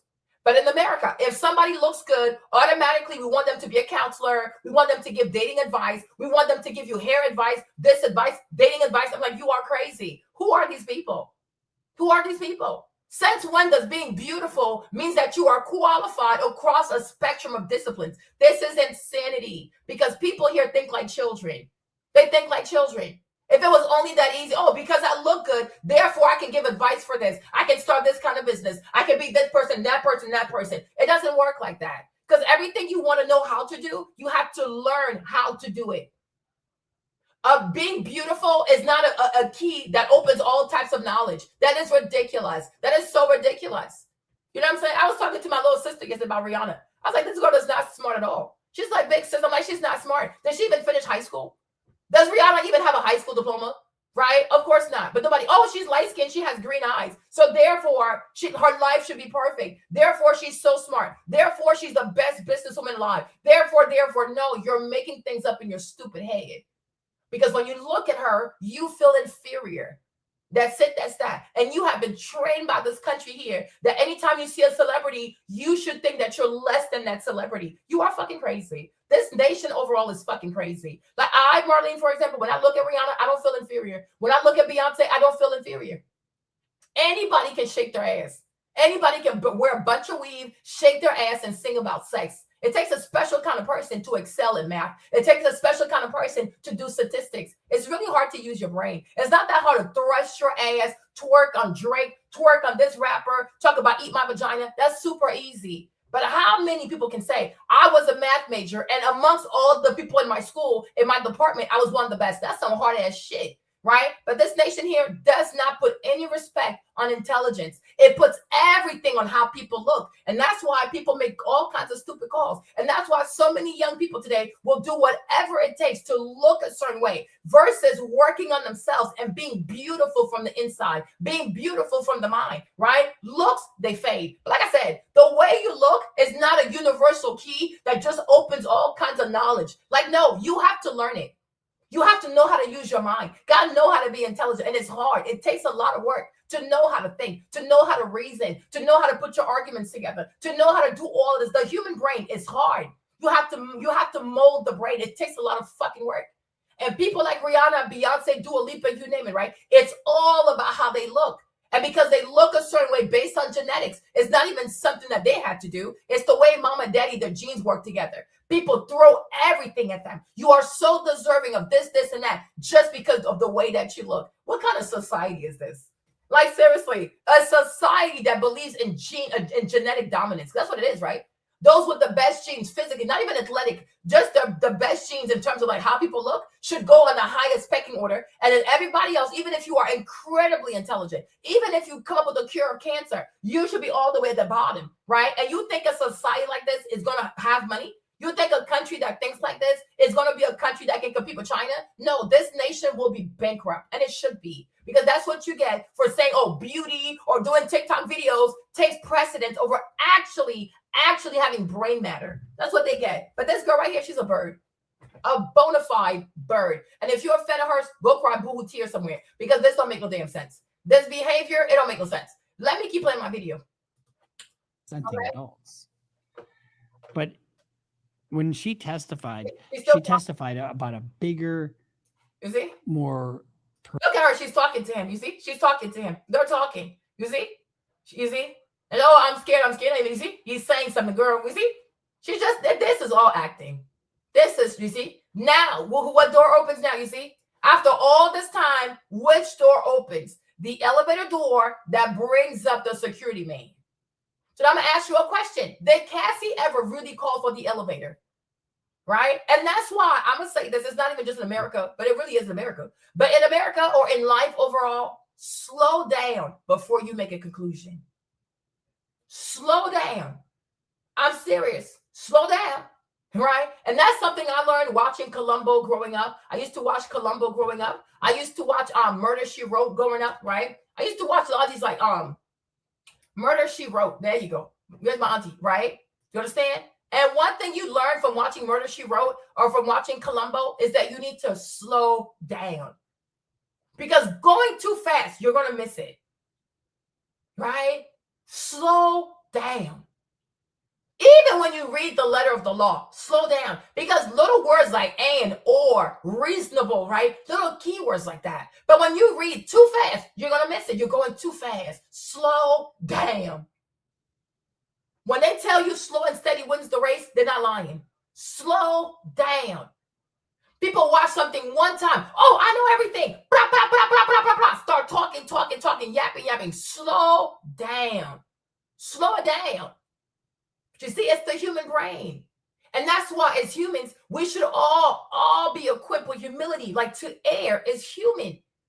Because our brains have a tendency to jump to conclusions. That's what we do. It's not even a white, black, it's just a human being thing. Our brains naturally want to fill in the gaps. Our brains naturally want to jump to conclusions. How many times have you taken a test and you were so sure you had the right answer? Your own brain deceived you, because once the brain becomes so sure of itself, it refuses to consider other options. No, this is it. Are you sure this is it? And with confidence, you pick your answer. Let's say it's A. But as soon as you turn the paper in, you say, oh shit, it was actually C. There you go. It's happened many times.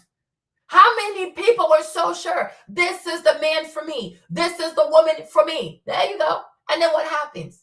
With time, with friction, exposure, the person reveals themselves onto you. And you say, hold up, wait a minute. Is that the same person? Yes. But you were just in a rush. Your brain wanted to see this as a fairy tale, right? How many girls are crashing out or crashing altogether because the relationship you chose, you were intentional on only seeing the good sides of that man, right? I had a baby sis call me 2 days ago. She's like, oh, big sis, I want to talk to you because my heart is hurting, okay? And then she tells me about the guy. The more she talks about the guy, all I'm seeing, I just see these bad visions. And mind you, the man has a daughter. The daughter is 6 years old. So I said, okay, why did he stay with the lady? She said, oh, that, he said that the lady went through postpartum, blah, blah, blah. And I said, okay. But even if she was going through postpartum, what solution did he offer her? Did he offer counseling? Did he offer exercise? Did he offer therapy, right? What did he do to help her go through postpartum? Because it's a reality. And if it's her first baby, her postpartum is going to be really crazy because she herself has never been here before. So she needs someone to hold her hand. So what solution did he have for her? Right? And she didn't think about them. Like, there you go. So you're telling me this man has great character, but he abandons a woman with a new baby while she goes through postpartum. That it doesn't align, right? Because person with the character, when you start something, you finish it, right? There you go. And even yesterday, we talked again this morning, and she made more concessions. I'm like, there you go, right? This man does not have good character, but you sanitize him because you wanted to see him in a certain way. It's the human brain. It's the human brain. It's really flawed. And yet people have so much assurance in their brain when this brain has misled you many, many times. And that's why the best way to protect yourself from your own brain is to slow down. Slow it down. Watch it again and again and again and again. Are you sure you're still getting the same feeling the more you keep watching the shit, right? The more you keep reading the stuff, are you still getting the same feeling? There you go. And that's why whatever you do, even when you have a prompt, you have to write an essay. Do not read this essay one time and start writing. You missed it. You read something once and you think you know exactly what to write. You're crazy. Read the prompt again because there's something you're missing. Slow down and read it again. Slow down, read the prompt again. Then ask yourself, what am I being asked to answer? Not what you want to talk about, but what are you being asked to answer? Slow down. Right? And that's why in writing in school, I mean, I don't know what school you went to because it seemed like some people did not go to good schools over here, right? But my school was well-funded. But if you go to a well-funded public school, they'll teach you like, hey, you write your introductory paragraph. Then you have like 3 or 4 different paragraphs where you support the argument. But your arguments have to be in your initial paragraph. Then the second paragraph, you develop argument number 1. The third paragraph, argument number 2. The fourth paragraph, argument number 3, sorry, right? Your 5th paragraph, you might want to talk about somebody else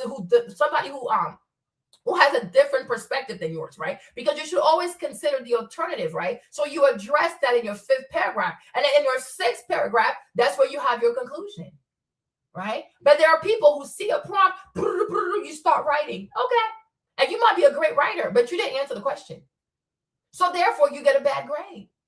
And then they'll start blaming God. Oh, it's so hard. I study so hard and I keep praying and nothing works out for me. It's not about God. It's not about working hard. You have to answer the prompt. And the best way to make sure that you actually answer the prompt, you need to slow it down. Slow down. Read the shit again, and read the shit again, right? When you read it a 3rd time, it's going to be so different than when you read the first time. Even a book. You might read a book one time and say, oh, I got all the knowledge. Are you sure? You go back and read the book for a 2nd time. Oh, I missed this part the first time. There you go. You go read the book the 3rd time. Oh, wow, I missed this and that the first and the 2nd time I read the book. There you go. There you go. Right? You can never be too sure of what you think you know. You can never be too sure of what you think you saw. You can never be too sure of what you think you heard. Right? And the best way to stop the brain from doing what the brain does naturally, right, is to slow down. Slow down. But so many people, oh, I think I'm in love. Boop, marriage. Oh, I think I'm in love. Nobody can tell me anything. Oh, I'm 18 now. No one can tell me anything. Go ahead, ruin your life. Ruin your life.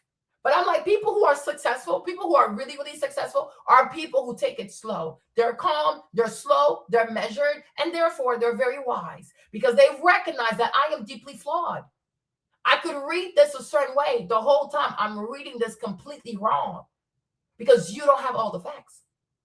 And when people choose not to take the stand and when people choose not to speak, it's even harder because people are missing their perspective. What is your perspective? Because your perspective also, it adds even more context to whatever this shit is, right? But I'm like, I don't even know why he trusted these people, but I guess because they're white and they're Armenian. It's the Armenian people and Italian people. So he thought Italians and Armenians could keep him safe. No problem, boo-boo. Now you're in prison. Okay, and when you come back, you still have to climb the hill to restore your public image because they should have used the trial for not just an acquittal, but they should have used the trial for an acquittal and to restore your image by giving people proper context. There is a difference between random acts of domestic violence versus controlled violence that happens in BDSM relationships, who often explore the taboo topic of paraphilic disorders. There's a lot of violence, like what's it called? Sexual masochism, all that weird shit, right? It involves violence. And that violence causes people to be sexually aroused. Hey, Lala, it is a real thing. It's a real thing. But in this life, you have to slow down. But the sad thing with social media and chasing the algorithm and always want to be the first to drop is that when people see something, they want to run to make content. They see something, I gotta be first. But when you run to be first, there are so many things that you're going to miss.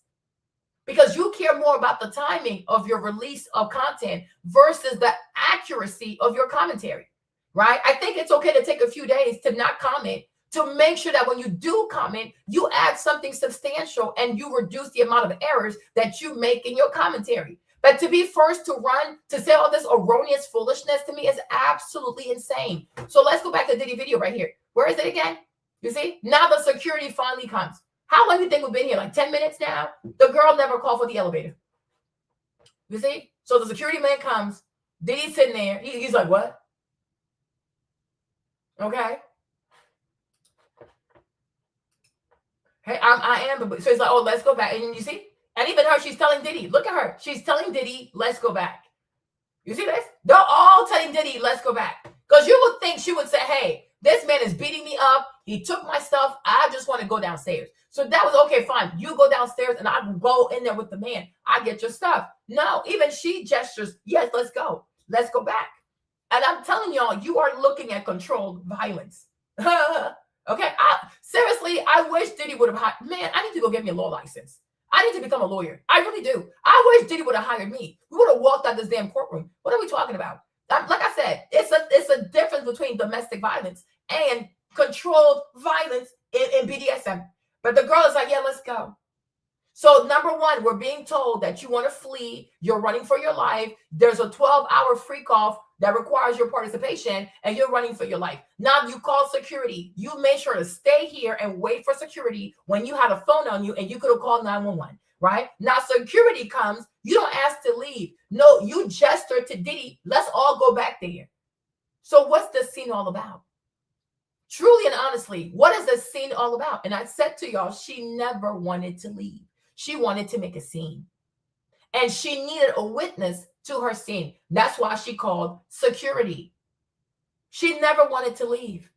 Like, get that out your head. She didn't want to leave. And like I said, if it's not Lucian Grange who put her up to this, it's the owners of Diageo, the liquor thing, it's those owners who put her up to this. But this is all a scene. And it's a scene that required a witness. So you can be, oh, you see, even the witness said, of course, because this scene was curated for him to see what he saw.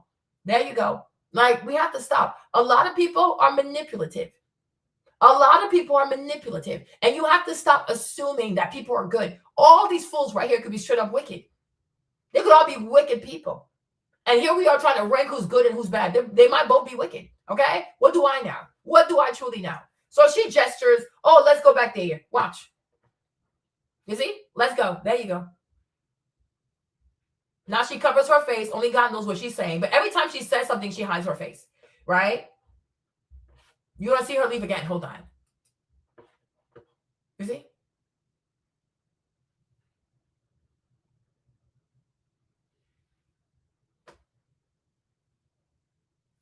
Is it?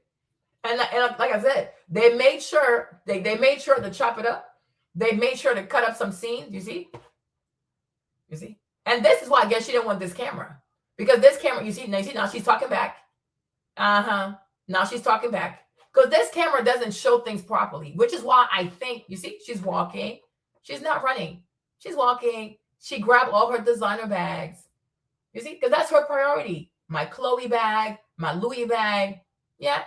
And she took the man's phone. Right? Now, even this part was sped up. There you go. So he pulls her this way. Then she gets up. She turns around. She yells back at him too. Right? His towel's falling off. She goes back there because she wants that camera. She wants the camera that's in the lobby. You see? You see? Do you see this? So when the security guy comes back, look, you see? She walks like towards me. She's not trying to leave y'all. So she walks towards these cameras and she goes back this way. The security guard, he walks to the front over there with Diddy because that's what the room is. She walks in a completely different position. And once again, you see what's right next to her, right? What is right next to Cassie? It's the fire alarm. So she had 2 fire alarms in front of her. She had 2 elevator buttons in front of her. She had the fire alarm, the stairs, 2 fire alarms, 2 elevator buttons, and the stairs. The girl chose to use neither. She wants to stand there for God knows 10, 15, 20 minutes just to wait for security. That doesn't make sense to me. That does not make sense to me. And the fact that his lawyers did not attack this video, these people, they're mediocre. Stop hiring these white lawyers thinking that they're going to do something. They're very lazy. They're very lazy. Playing with your life because they try to build their reputation and get more clients, right? So you see now the security guard, he walks back there with Diddy. Right? I guess he's asking him to get the stuff. I don't know. And now she wants to walk back there. You see? And she'll go back in the room. She goes back into the room. But we are told that, oh, there's another man in the room. There was another man in there to have sex with her. And she walks back in there. You see? All of that, you see, just to start back at 1 like Brian McKnight. All right? So long story short, why did I play this video for? I want you to understand, when you watch footage, right? When you watch footage on mainstream media, you have to question the source of the footage. You even have to question is this the actual video itself or was it edited? Was it sped up? Are parts missing? Right? Are they reconstructing this a certain way to make things look a certain way? Of course they are. Okay? And me, after this whole Diddy thing, I don't trust any videos from the media. We need to see the actual video from the actual school. That's it. That's that. So now I'm going to play Karmelo's video, right? I'm going to play the video that just came out. Right? So this is the video that they said is 10 minutes. But the lady who saw the video said that it's actually 11 minutes long. So off the rip, hold on. Right? Off the rip, we're already missing a minute. We are already missing a minute. Because she said it was 11 minutes. Okay? It's definitely 11 minutes, right? So off the rip, we are missing almost a minute.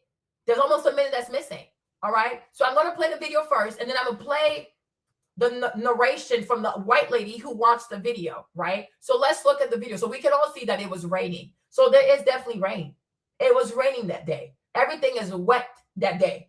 So let's clear that out the way. All right, let's go. Let's watch the video.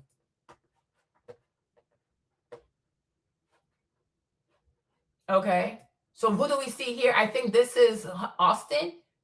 So this is Austin with 2 other people.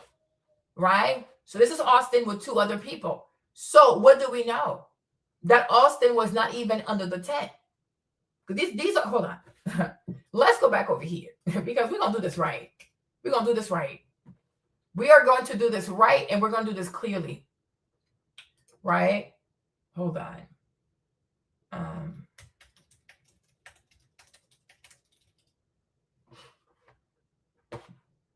Let's come here real quick.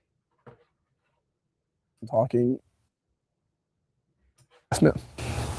If you don't mind, what happened? There was this kid, before I knew his name now, this kid was sitting under our tent at track. We asked him to move. He started getting aggressive and talking reckless. And my brother stepped in and said, "You need to move." And he's like, "Make me move." Also grabbed his backpack. The kid I tried to whip around as fast as I could, but I didn't see the stab. But then I looked at my mouth. Okay, no problem. All right. So now let's go back over here, right? Let's get back to this. So this is you heard Hunter, right? We're gonna do this slowly, not fast. We're gonna go slowly, and we're gonna compare everything that's being said, right? So Hunter said this kid was sitting under our tent. So when he talks this way, you would presume that Hunter, Austin, they were already there, right? But from the video, were they already there? Because one thing we know for sure is that Austin was not even under the tent. That's number one, right? Number one, was Austin under the tent? No. So he's walking up to the tent where Karmelo is already sitting there, right? Karmelo is already sitting under the tent. He's not even under the tent. Number two, my second point, right? I want you to look at Austin's clothes. I want you to look at the way Austin is dressed and ask yourself, was this kid even there to run that day? We're going to slow this down and take it step by step. The way Austin is dressed, was he there himself to run that day? Does it look like he runs track? Right? Does it look like he runs track? Mr. Protector of the tent. Who even told this young man to protect a goofy tent from a stupid ass school? Okay, there you go. So number one, Austin was never under the tent. He's going to walk to the tent to start some bullshit. Number two, how is Austin dressed that day? Does it look like he's dressed to run? No. Does it look like he's dressed to just be there as an extra? Maybe. But obviously he's not a runner and he's not there to run. So let's start over. Of course, they like to start foolishness. Listen, let's go with this video. So let's start. So now look at his clothes, right? Look at his clothes. There you go. Even look at his shoes. Can I zoom this in? Can I zoom in? Hold on. I don't know if I can zoom in. I don't know. Can you guys see the shoes? Do you see his shoes? Right? Do you see his shoes? Screenshot. I got time for these people. White people, man, they think they're so smart. Okay? So, and then look at the time here. It says 9:49. So it's almost 10 o'clock in the morning. All this foolishness at 10 o'clock in the morning, right? But I want you to look at his shoes. Canva. We got time. We got time. One time for the one time. Okay? Hold on. Imagine that. They're so stupid here. Okay. Where are the shoes? Okay. Okay.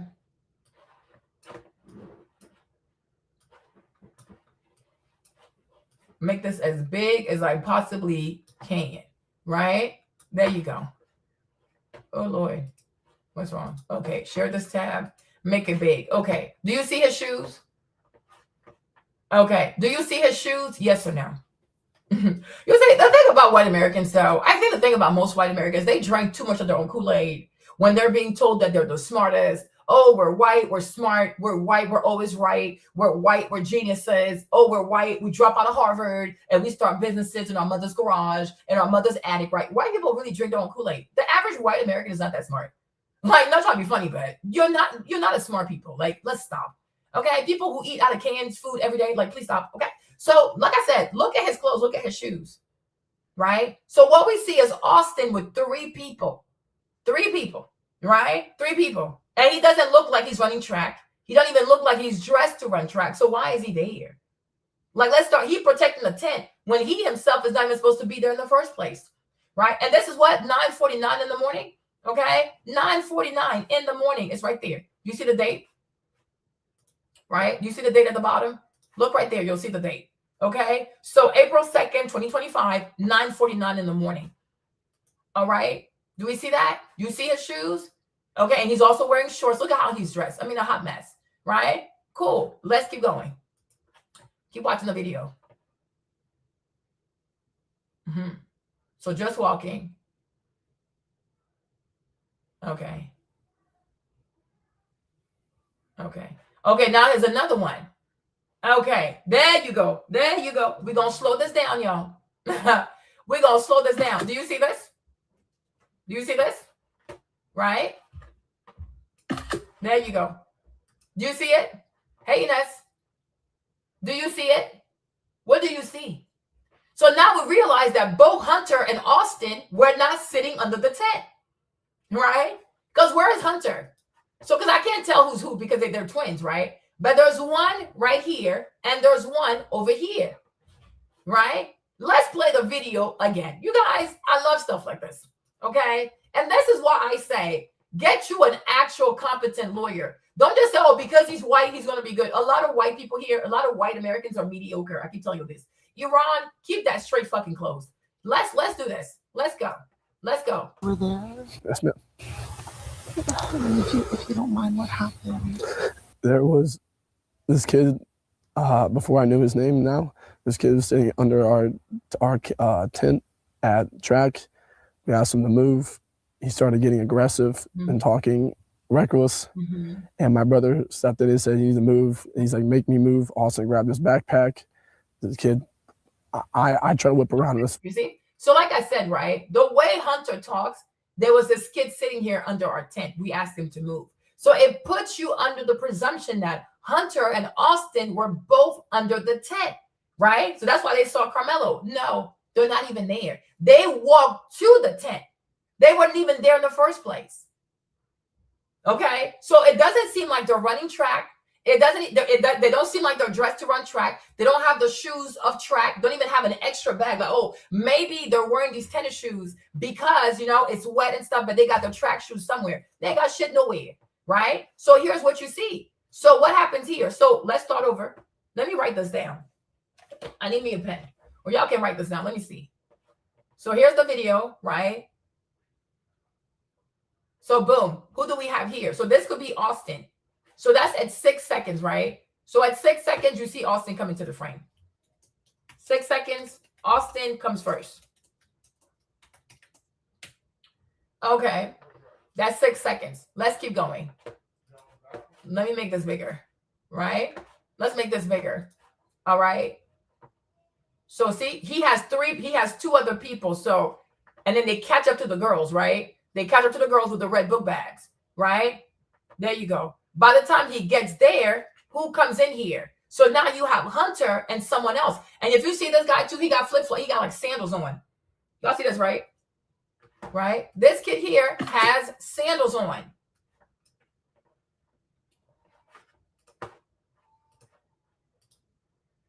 Right? There you go.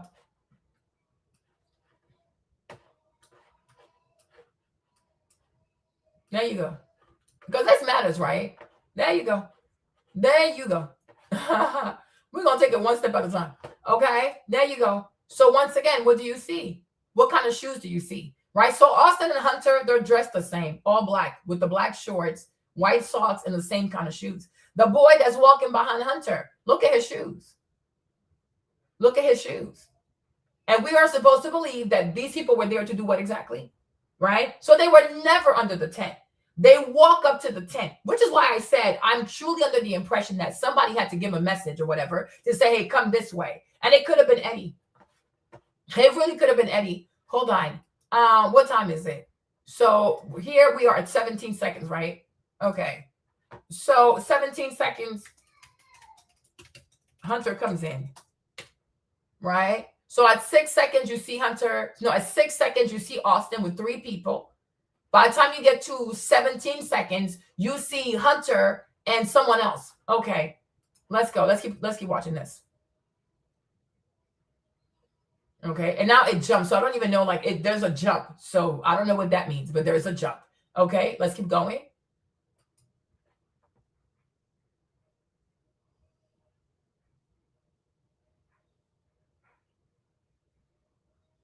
So I think this is Mello. I think this is Karmelo right here because Karmelo has a gray essentials shirt, right? But because this video, we don't know where we're getting the video from, so I don't even know what time this is. I have no clue. This is not time because they removed the time. When Austin and Hunter come in, is timestamp. There's the date, there's a timestamp. This frame where Karmelo comes in, there is no timestamp and there is no date. So you also have to notice that, okay? So let me make sure I write this down. When Austin and Hunter, sorry, y'all, so I don't forget. When Austin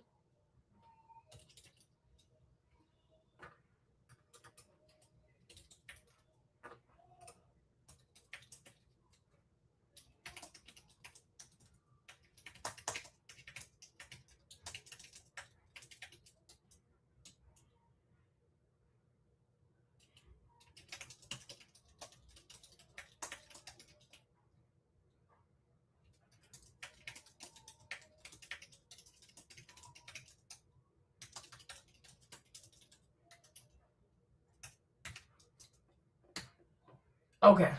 Right? So look what I wrote. When Austin and Hunter come into the frame, there is a date and a timestamp, right? A date stamp and a timestamp. When Melo comes into the frame, there is no timestamp and there is no date stamp. It has been removed because they don't want you to know. They don't want you to know at what time he got there. Okay? Because it's just like the Cassie video. Make Karmelo look as crazy as possible, right? But where is the time? The camera, it has the date, it has the timestamp. So this clip also should have the date and the time, but they chose to remove that intentionally because they do not want you to realize that Karmelo was there. He had been there. He was sitting there. Okay. And when they come in, it's 9:40. They came in 9:41. It is very possible that Karmelo was there maybe like 9:40, 9:30, right? But they don't want you to know that. Because once you understand that Karmelo had been there for quite a while, then what does it give? That the other kids did not mind his presence. And the only people who had an issue with his presence were Austin and Hunter. Okay? That's why I say you have to slow things down. Because these cameras, they have timestamps and date stamps on all their footage. But in this particular scene, why has it been removed? Because they don't want you to understand, number one, Karmelo was there first. Number two, Karmelo had been there for a while. Number three, there are other students, and these other students from Memorial High School saw no issue with Karmelo being there. Okay? We're going to slow this down. White Americans are not that smart. They're truly not that smart. Trust me, they're not that smart.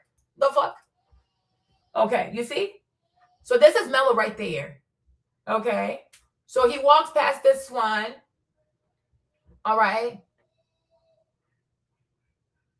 I see a bunch of umbrellas and stuff. Yeah, it's raining.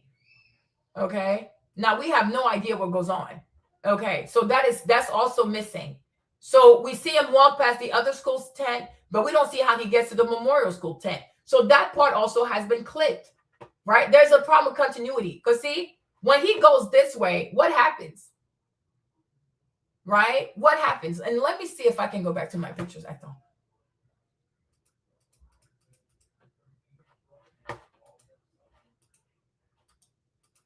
There you go. Right?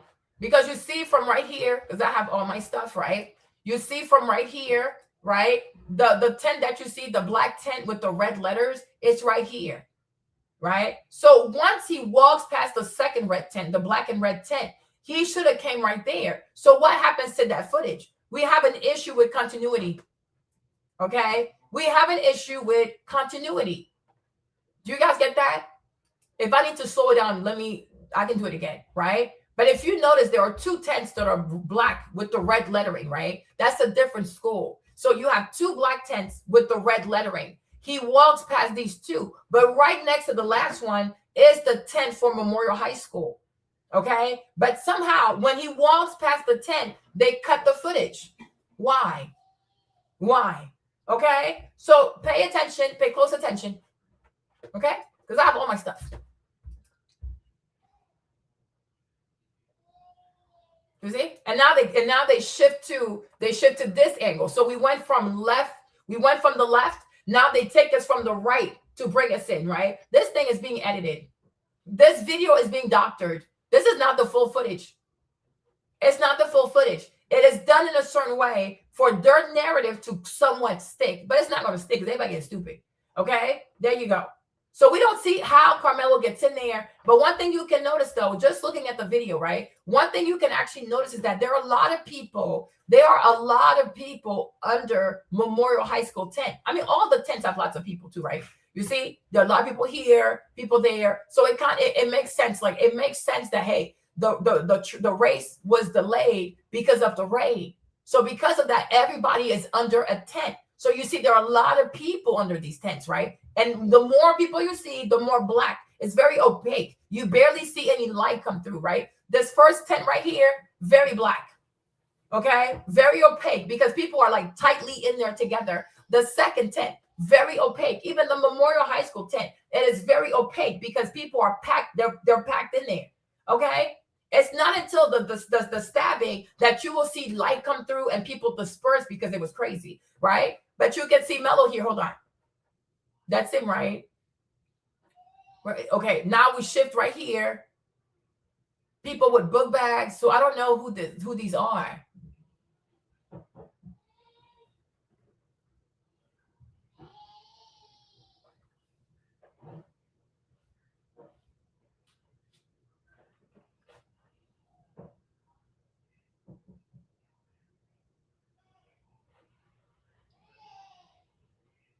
I'm looking to you guys.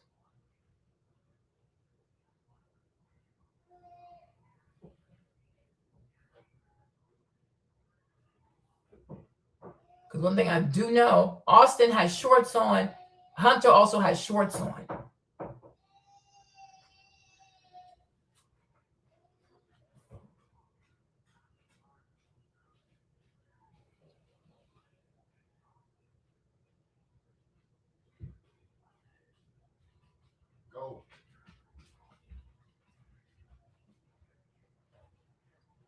Because it's hard to keep your eyes on the tent and then look this way.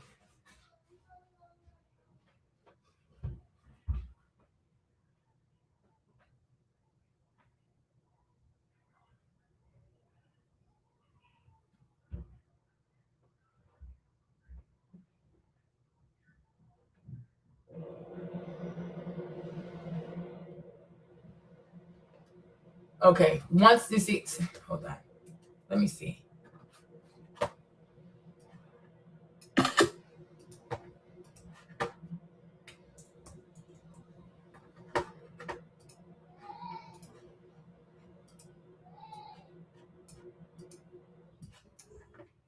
Okay, hold on.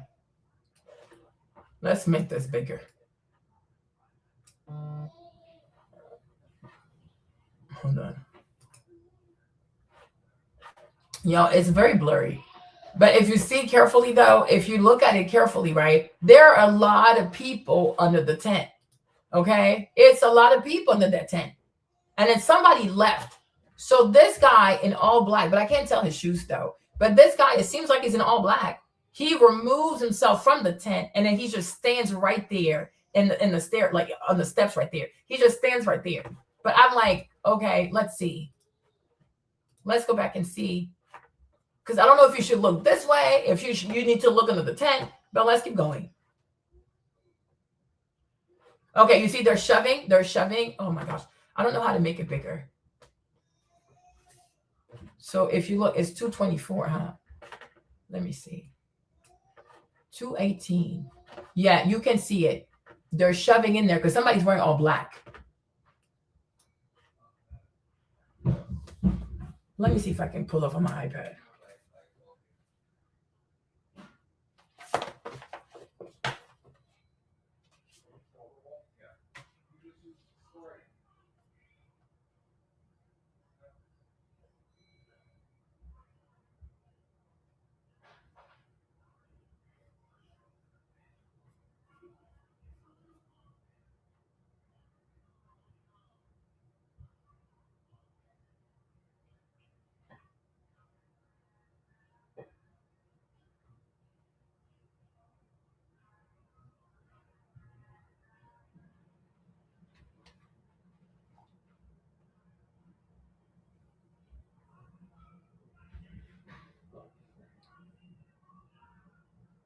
You guys, I have to go pull up my. Let's do it with the iPad.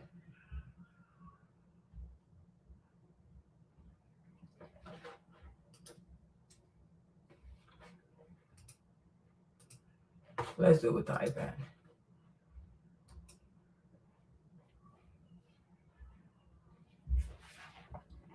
If you look carefully, you'll see pushing and shoving. It's very, very blurry. But I slowed it down. Okay. Look up. It's up here. Like it's up over here. It's up at the top over here. Hold on, sorry, my bad. What have I done? No.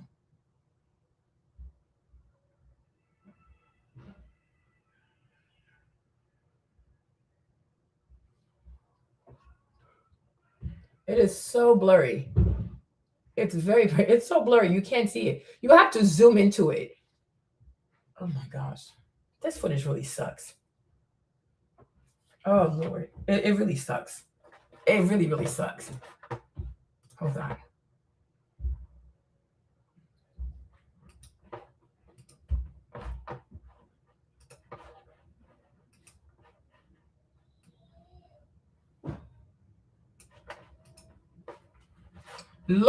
Look over here. Look at the top right here. You see? There's movement at the top. Like where you see the letter M. Where you see the letter M, you'll see movement there. You see? Do you see it? Okay, now he's already left. So that's Karmelo there. He already left. Right? Let me go back.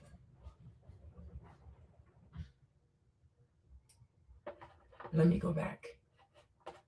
You'll see like two people in the black right there. Look, you'll see it. Hold on. Hold on.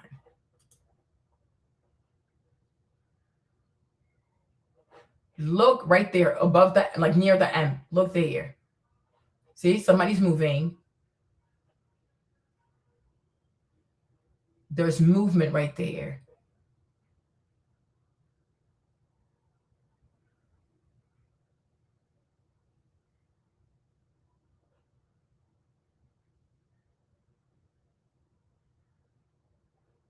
Then there's another movement. The person in black moved from here to there. You have to lean in and look. Hold on. Then there's pushing. Yeah, pushing back and forth. There's pushing back and forth. Boom. Something happened. You see, because it's like, hopefully you kind of see, right? When it first starts, it looks all super black. And then eventually there's more light coming through. Am I making sense? Right? When you first see the Memorial 10, it's like super, super black. It's like black like this. And then eventually you start to see more light coming through because people are moving. He's being pushed. He's being pushed. Okay? But you really have to look. If you see it on your phone, it'll be better. You see? There you go. Now here he is up here. Now where is Austin? So now everybody's running, dispersing. He runs down like this. Somebody's chasing after him. Another person chasing after him. This guy goes back. And then he keeps running. He doesn't stop. So he left everything there. He even left his book back there. He left all his stuff there.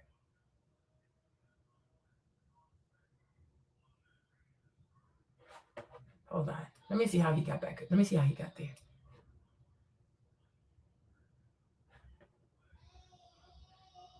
So you see? Yeah, he had a book bag on. Do you guys see this?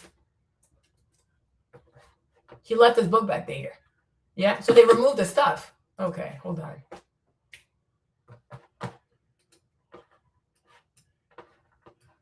Sorry, these images are so small.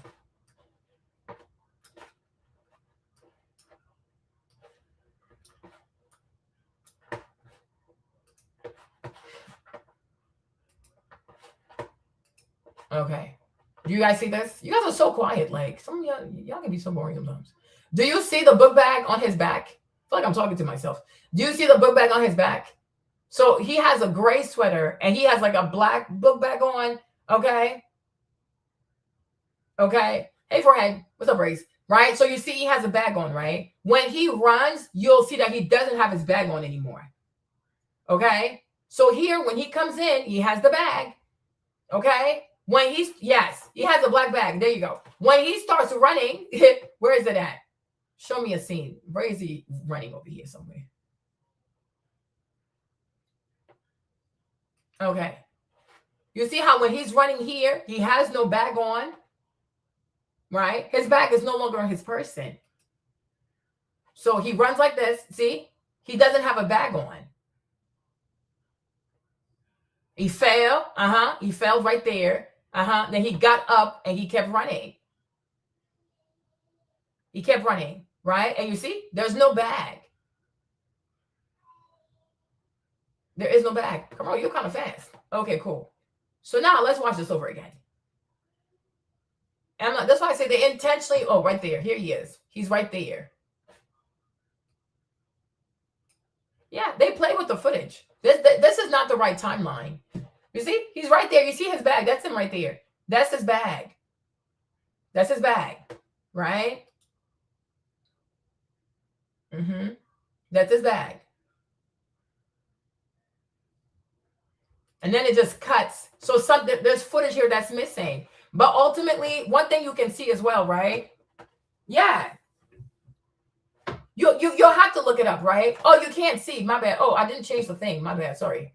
I came to this side. No, I'm saying, like, look right here, right? Well, I mean, Marnie, I don't trust these people. I will never trust a white American. Never. Whatever. If they say right is left, if they say left is right, I don't trust these people. They're a bunch of liars. Look. See? So you look at him, you see the bag, right? And he's walking very calmly. Okay? No stress. So he passes the first tent, right? It's a lot of people there. He passes the second tent. That's the black tent with the red lettering, the L school, whatever that is, right? You see, even this guy opened up an umbrella. There's a green umbrella right there. So he's just walking past. Okay. Okay, so he's fully out the frame at 46 seconds. But my thing is, like, this is not the proper timeline. This is doctored footage. It's very doctored. Okay. Boom. Now we end up here, right? But my thing is, right, let's assume we do not have, let's assume we don't have a continuity problem, right? If Karmelo's presence was so harmful to the tribe, why then people start to panic there? Right? Because the thing is, oh, this is not your tent. You can't be here. You can't be here. Okay. But Austin and Hunter weren't there. So why weren't the other kids even upset? Right? Because you see, it is still very black. People are calm. Like the escalation arises because of Hunter and Austin. They brought the bullshit. Because if people didn't want Karmelo there, even the kids who were there would have said, you need to go. And also, there are way more kids from Memorial High School than Karmelo by himself. Because he did not pose a threat. He did not bother people. Everything was fine. Hunter and Austin created all this bullshit.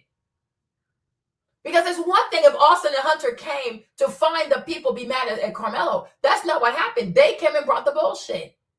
Not even running track that day. Just bring up the rage or the roid rage. Because I'm like, there's no way these kids are not on steroids. Okay? But you see, everybody is sitting there. It is pretty calm. It is pretty calm. People are not tripping.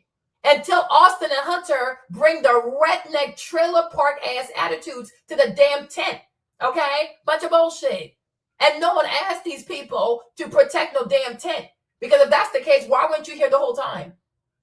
We saw you coming into the stadium at 9:49. If your job was to protect the tent, why were you away from the tent in the first place? Bunch of bullshit. Bunch of bullshit. Okay? There you go. So let's keep watching the video again. They're a bunch of liars. You're going to trust a white American? You hate yourself. Okay? So now let's go. Look right here, right? And remember, Hunter and Austin, they're both wearing black. It's happening right here, you guys. You have to look near the M and then you'll see it.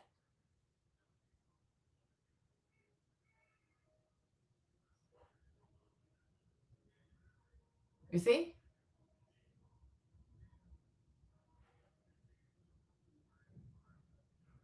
And if you look carefully too, there's a kid that is standing right there. There's a kid that is standing on the steps. Why is he standing there? Like he's blocking the way. Do you see that? Oh, I thought. Let me see. You see this? I thought. Look carefully, right? Look right here. Come this way.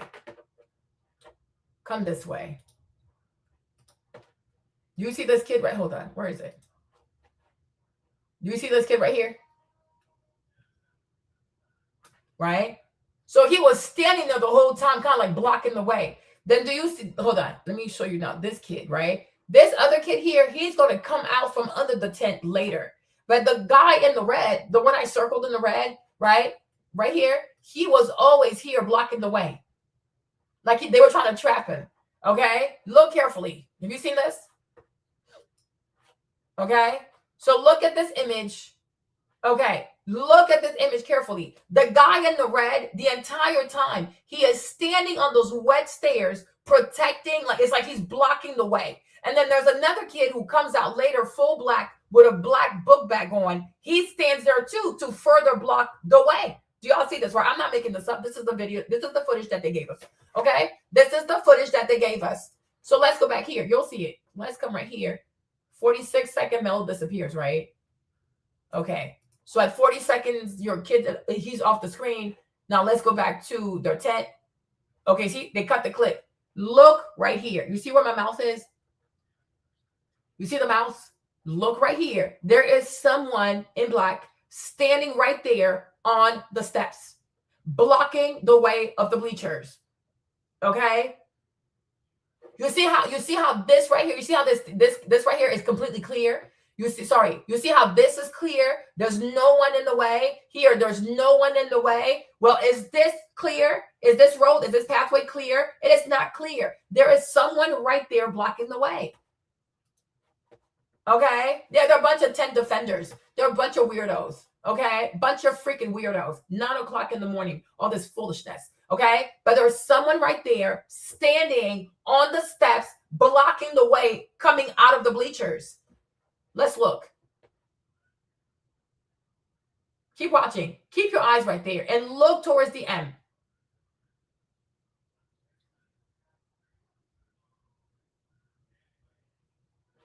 There's another kid who joins in. So he's going to join in right there. Right?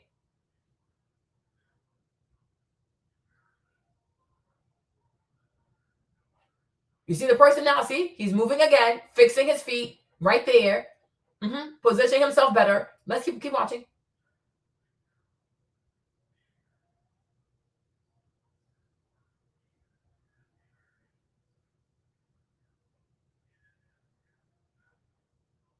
And you see how black it is, right? You see how black it is? You see how this is like super black? It's very opaque. You can't really see. Keep watching. You see? Now there's a bit of a window.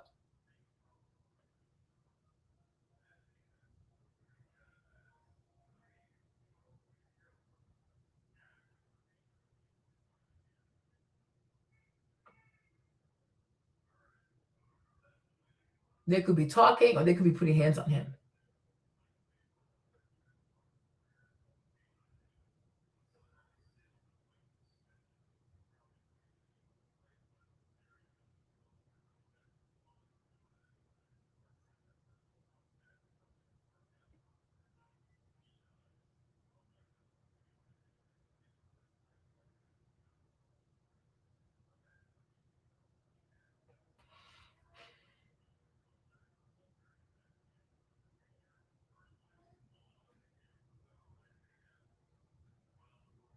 There's a movement right there. More movement. Somebody's being grabbed.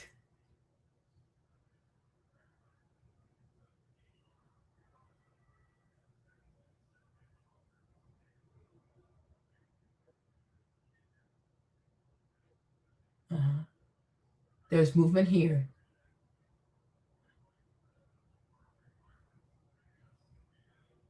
And you see, and the thing is, like, the thing that's also really sad, right? The thing that's also really sad, you guys, you see all the kids that are there. You see all these kids just watching a fight. All of them. I'm like, all these kids should have gotten charged, right? All these kids should have gotten charged. They're all sitting here watching a fight. They all could have stopped this. Because like when you first hear this, you think it's just like 3 against 1 or like 4. No, there are so many young people there. There are so many young people there. All these young people could have stopped this bullshit. Austin stopped. Hunter stopped. Karmelo stopped. Yeah, they all could have stepped in and stopped the shit. No, they wanted to see a fight. They wanted to see a fight. And this is why, because I told you, the vast majority of these young people, especially those who were called to testify, their families got them a lawyer. And the lawyer probably explained to them, yeah, you have something to do with this shit. So it was also in their best interest to put everything on Karmelo. Because I'm like, look at the number of people there. Look at the number of people there. And a lot of them are there to run track, so they know how to run. But I'm like, y'all could have gotten some help. Some people could have ran and got coaches. Some people could have ran and got the police. Some people could have ran and like even try to stop this stuff. No, they're sitting here because they want to see a fight. They wanted to see somebody get jumped. And nobody finds these kids to be just as guilty. No, everything is on Karmelo. These are all 17, 18-year-olds. Okay? I'm like, this is insanity. Like, who just sits there and watch people fight and you're trying to stop this stuff? Nobody tries to stop it. But then when Austin gets stabbed, they all want to start running. So now you know how to run. Now you know how to run. Why couldn't you run sooner? Why couldn't you get some help sooner? Right? Like, I'm like, this is insanity. But ultimately, the lawyer did not do his job. Because even the kids from the other 10 from the other school, they also should have been called. What did you see? But this is ridiculous. Like, all these kids, all these kids are standing there. Nobody's trying to go get some help. Nobody wants to go get the teachers, the coaches, the police, right? All of this could have been avoided. But these kids, they're mostly boys, wanted to sit there and watch a fight. And the shit went too fucking far. But even that too, it's all Karmelo's fault. This is outrageous. This is truly outrageous. If you see people fight or you see people get shot, like, hey, you guys need to stop this. All these young people could have put an end to this, and they could have gotten some help. But they wanted to see somebody jump. And now I'm even starting to wonder, was Eddie in on it? Right? Because some people are saying, I don't know, you have to go confirm that. But some people are saying that Eddie is the brother of Karmelo's girlfriend.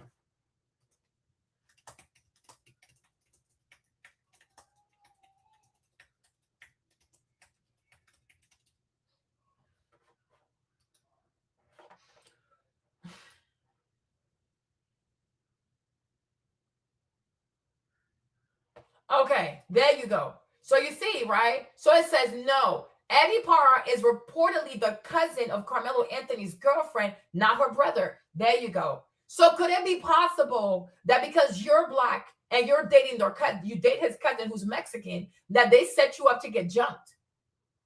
You see what I'm trying to say? Because like now I'm wondering, like, did Eddie intentionally invite him over so the people can jump his ass? You see? And what does Eddie look like? Makes sense? Because I'm like, something is very bizarre here. Something is really bizarre. Something is really bizarre. Something is truly awry. Something is really fishy. So you invite your cousin's boyfriend over. Next thing you know, he's getting jumped. Someone getting stabbed. You don't intervene. You don't fight with the man. So I'm asking, because a lot of Mexicans are racist. A lot of Mexicans are racist. A lot of Mexicans do not like black people. So that needs to be said, because that makes no sense. Because if that is your girl, if that's your cousin, if that's your sobrina's, that's her novio, right? You should be out there fighting up with the dude because you told him to come. And on top of that, that's your cousin's boyfriend. Huh? ¿Cómo se dice? So el novio de tu sobrina. There you go. So ¿qué pasó? What's the problem? Right? But the guy comes over because you told him to come over here. Now these crazy white boys from the trailer park is jumping him. You're nowhere to be found. You're not helping Karmelo. You're not calling the police. And maybe that's why he was recording, because he wanted to record Karmelo getting jumped. You understand me, right? Something is awry, y'all. But I don't know what they think this video proves, but it don't prove nothing but the fact that these boys came and started some bullshit. Okay? They were bullies. They were a bunch of bullies. And maybe that's why, and maybe that is why Eddie, because Eddie knows that the Austin and Hunter like to fight. Austin and Hunter like to put hands on people, right? So he called them over there because they were not there, y'all. They were not there. They came there. And they're coming behind the visitor side. So they weren't even there. But I think the issue is with the Latina is that her brothers, her cousins do not like the fact that she's dating a black dude. They don't like the fact that she dated a black dude, right? Because let me show you the pictures on TikTok. Hold on. Eddie, you something else. You are truly something else. You are truly something else.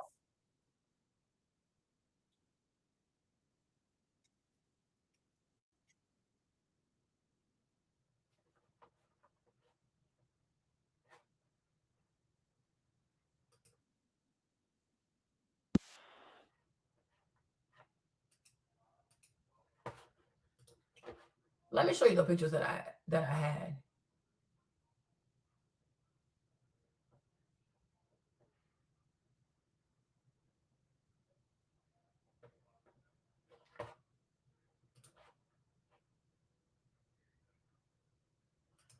You see the pictures, right? So it's very possible. It is very possible that in her family, they did not like the fact that she was dating a black boy. You understand, right? It is very possible that in her family, they did not like the fact that she was dating a black boy. So then the cousin Eddie decides to do something about that, which is to get Karmelo jumped. But the problem is too, today, the way black kids are raised in America today, oh, white people are good. We have to integrate. We have to assimilate, right? Be friends with everybody besides the Africans, right? It's only the Africans that black Americans need to fear. No problem, right? The Africans, right? But a lot of black Americans, the way they raise their kids is like, anybody white is cool with me. There you go, right? But I'm like, it's very possible that Karmelo did not understand that to a lot of Mexicans, they do not want their daughters, their tias, their sobrinas, their whatever, to be out here dating a Negro.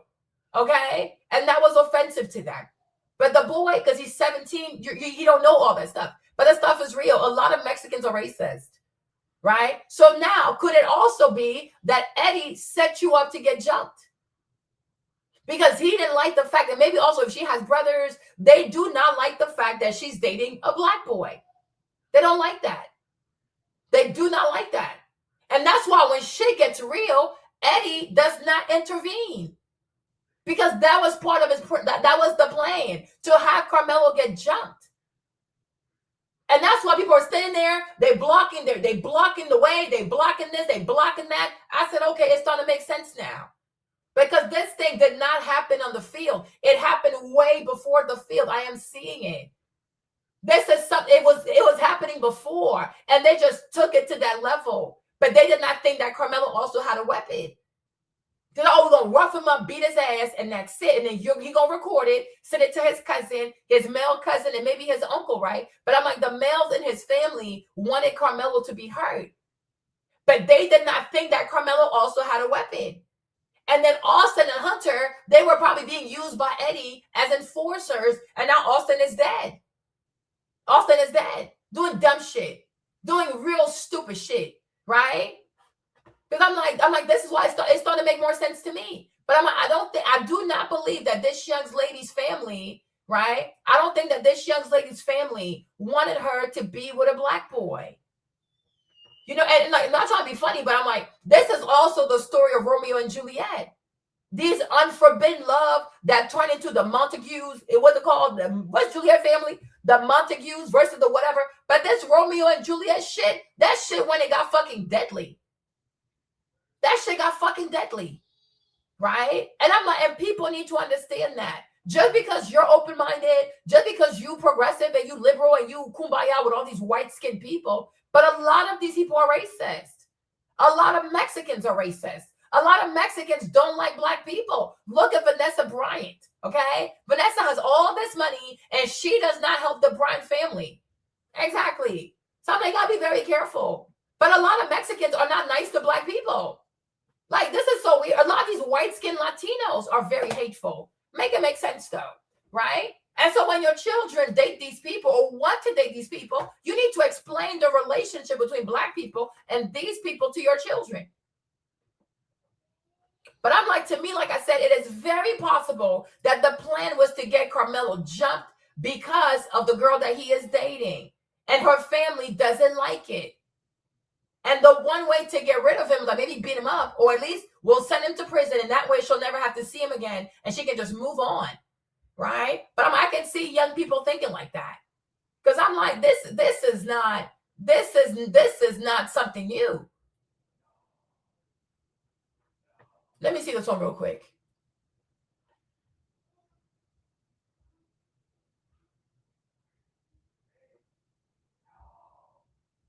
Right? Hold on. Does that make sense, you guys? Right? Let's save this one. Make sense? But I'm like, I don't think that, yeah, he's a monster. So I don't think that what we're watching is started today. Because let's even assume, right? Let's even assume for a second that Austin is who people think he is. He's very nice. He's very friendly. He supports people. Wumpty, right? Let's assume that's really Austin. Okay? Because I never talked to the boy. Right? So it's very possible. Right? But let's also assume that Austin is a very nice boy. He's very friendly. Like if you were to really meet Austin, right? He'd be a really nice person. So now you have to say, what will cause Austin to act like this? Because if most people who meet Austin get to encounter a very sweet side to Austin, why would Austin act like this on this day? Could it be that Eddie went and told Austin some bullshit?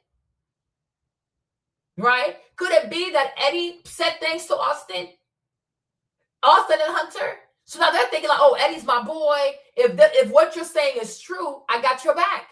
Because they're young people. What the fuck they know about double checking the facts? Right? That's my boy Eddie. Why would he lie to me? Yeah, it's over, girl. I'm telling you. I'm telling you. The more I think about this thing, the more the Lord explains this to me. I kid you not, Kevin. I'm prophetic. Right? So it's very possible that Austin is a sweet boy. It's very, very possible. It's very possible that he's a cool ass dude. But now, if Austin is acting belligerent, you know what I'm saying? What is it for? And even this whole thing about, oh, it's the 10, it's the 10, it's the 10, because they don't want to say the real reason. Okay? They don't want to say the real reason. But do you truly believe that Austin gave a fuck about the 10? You really think that Hunter gave a fuck about that damn 10? Don't go fuck about the 10. Fuck the 10. Right? These boys do not care about a stupid 10. But this is the best thing they could say to make it seem like, oh, it was our 10 and we told them to leave. No, there's more to this. There is truly more to this story. And like I told you, it's over, girl. And I truly believe that the issue is Eddie and the family don't like the fact that the young lady is dating a black boy. So Eddie is a frenemy to Karmelo. When he sees him, he laughs, he smiles. But the whole time, the family is not happy that their daughter, their mija, their niña, their whatever, is dating a Negro. Okay? So now they want to break them apart. And if they can't break them apart, they're going to beat his ass. But I think the issue is Eddie don't know how to fight.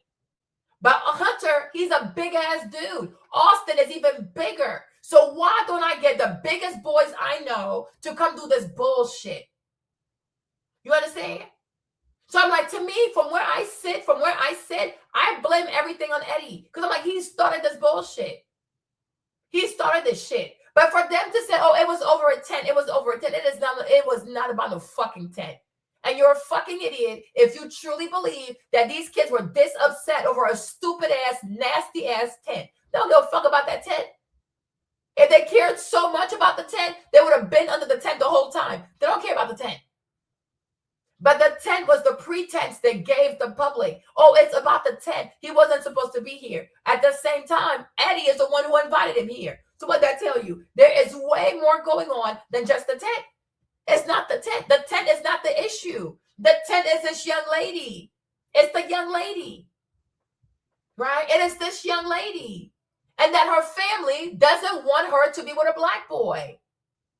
And they took this shit too far to now a young boy is dead and one is in prison. I'm like, it's some real shit. And this is what a lot of Mexicans do. That's the same thing that happened with Kobe. It's the same thing with Kobe. Like Vanessa's family, the Mexicans, yet again, okay?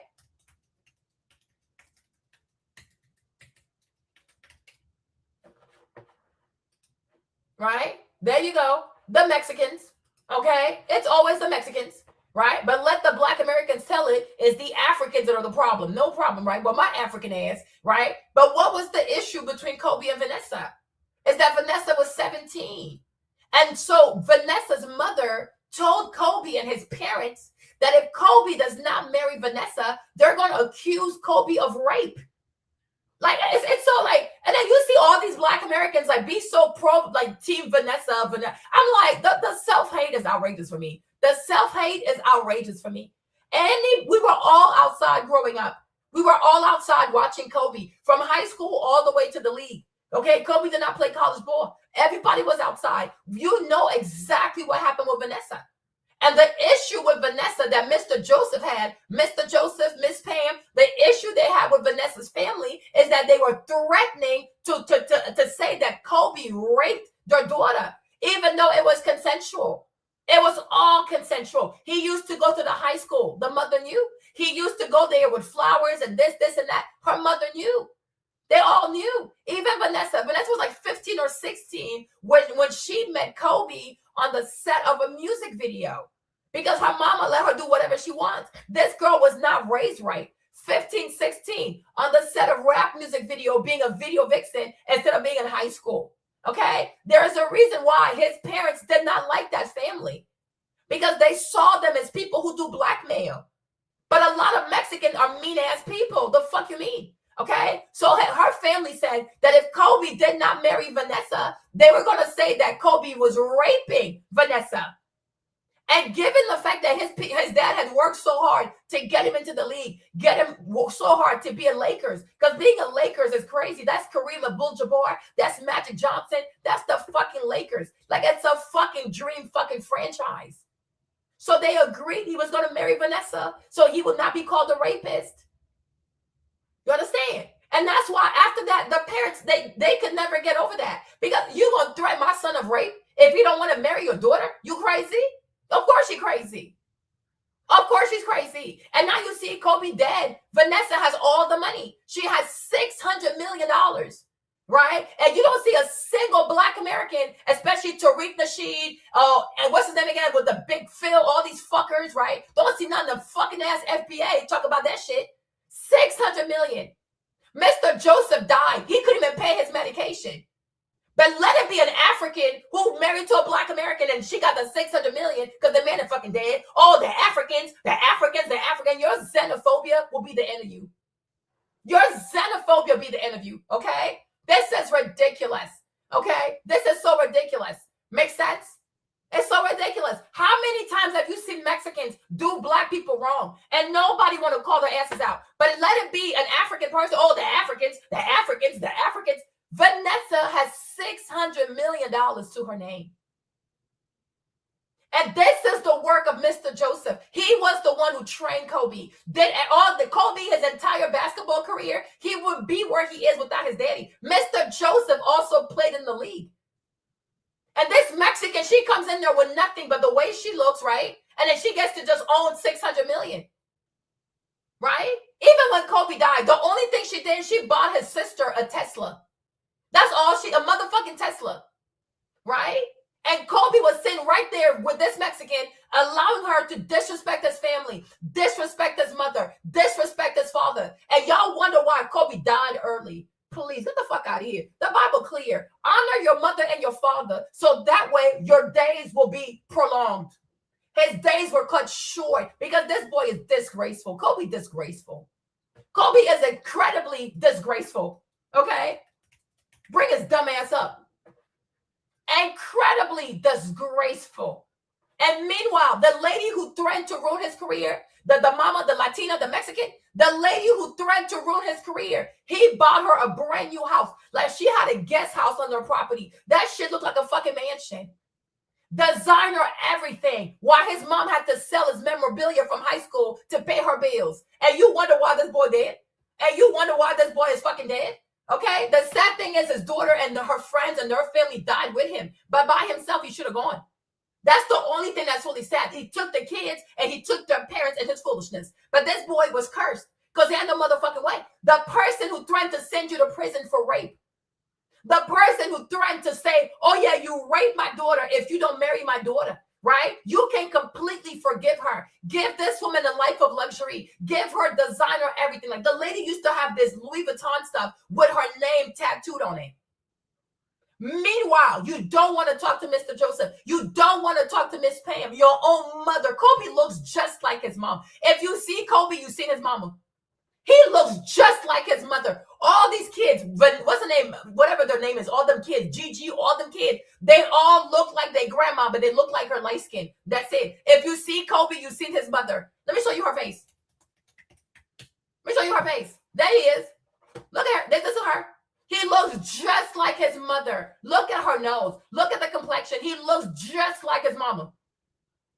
Look, you see? Look just like his mother. Look just like his mother. You wake up in the morning, you look just like your mother, and you have hundreds and hundreds of millions, and you don't even care to buy your mama a house. Huh? This boy is the only Black American I know that came into all kinds of money and never bought his mother a house. Make it make sense. Because he married to a Mexican? Because you're married to a Mexican? He is the only, I swear to God, he is the only Black American I know who came into all kinds of money and never bought his mother a house. Show me one Black American football player. Show me one Black American football player, basketball player, boxer, MLB player that came into some money and the first thing he did was not buy his mother a house. Every Black American boy, no matter how trifling they might be, no matter how cheating they might be, crazy, you name it, the first thing they all do, I got to go buy my mother a house. And Kobe chose not to buy his mother a house. Can you imagine? And then people wonder why this boy died the way that he died. The only thing that's sad about it is that he took the kids with him and their families with him. But they should have known he's cursed. Don't walk with a man that's cursed. Do not walk with a man who won't do right by his mother. A lady who carried you for 9 months. What is so evil about Miss Pam that you can't forgive your own mother? You can't sit down like, oh, mama, when you do X, Y, and Z, it make me mad. No, he emotional. He's feminine. He's a clown. And he was even a clown on the court. And that's why a lot of people left the Lakers. Shaq left the Lakers. Rice left the Lakers. A lot of people left because Kobe is a spoiled little brat. Because she didn't spank his ass enough. That's the problem. They spoiled him because he's the only boy. And he has sisters. Like, there are a bunch of girls before him. So he was too fucking coddled. That's the problem, right? But you're going to be a whole man. And even if your mama did something, you can't sit with your mom and fix it. You can't sit with your mother and have a conversation. You cannot sit with your mom and resolve it.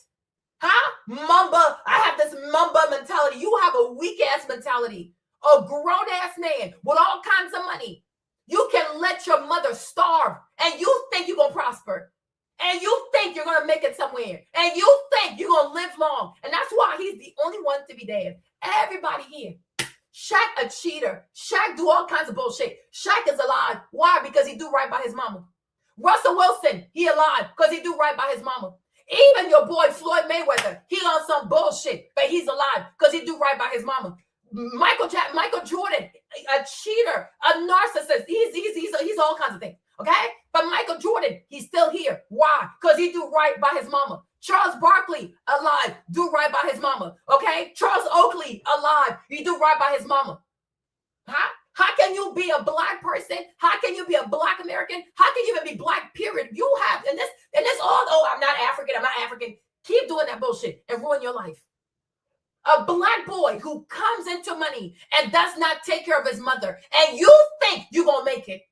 You think you're going to go places. Meanwhile, you take care of the Mexican. You take care of the Mexican's mother. And how come your life cut short? And all the sorcery they do, the santeria that they do, the bruja that they do, right? Why couldn't this lady keep you alive longer?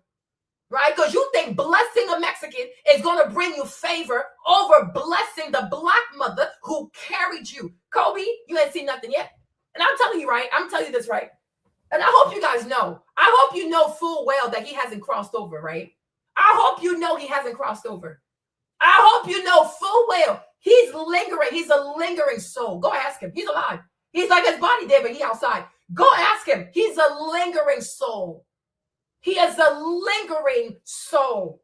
There you go. That's why as a man, when you live this life, every day you live this life, make sure that your life is in order. Do right by your mother. And no woman, no wife should ever tell you to forsake your mother. Completely out of order. And you see, now she got the 600 million. She does nothing for him. She does nothing for his family. She does absolutely nothing for Black Americans. Absolutely not. And she don't have to because her skin is white. And one thing I have noticed, I don't care, people can feel how they want to feel. One thing I have noticed, for as much shit as Black Americans talk, when you guys see somebody of white skin, you become incredibly submissive. Because I, Marlene, this money, you will give me this money. My mother will not starve. Vanessa, you're going to pay for my mom. Are you fucking crazy? I will not shut the fuck up. But you see, you got Kelly Rowland being friends with her. Even though Kelly knows she's treating a Black American woman like shit. You got Sierra fucking with her. So many Black Americans, they fuck with Vanessa. Why? Because her skin is white. Her hair is straight. And she knows I can do whatever I want, say what I want, keep the money, spend the money how I see fit. I never have to do right by this Black American family. And that's perfectly fine. But let it be an African braider. Oh my gosh, the Africans. We're talking about 600 million. That's almost $1 billion. Kobe left this Mexican chick who don't even have a high school diploma. Vanessa never finished high school. Vanessa never finished high school. Hey, Harriet. And now today she's responsible for like over $630+ million.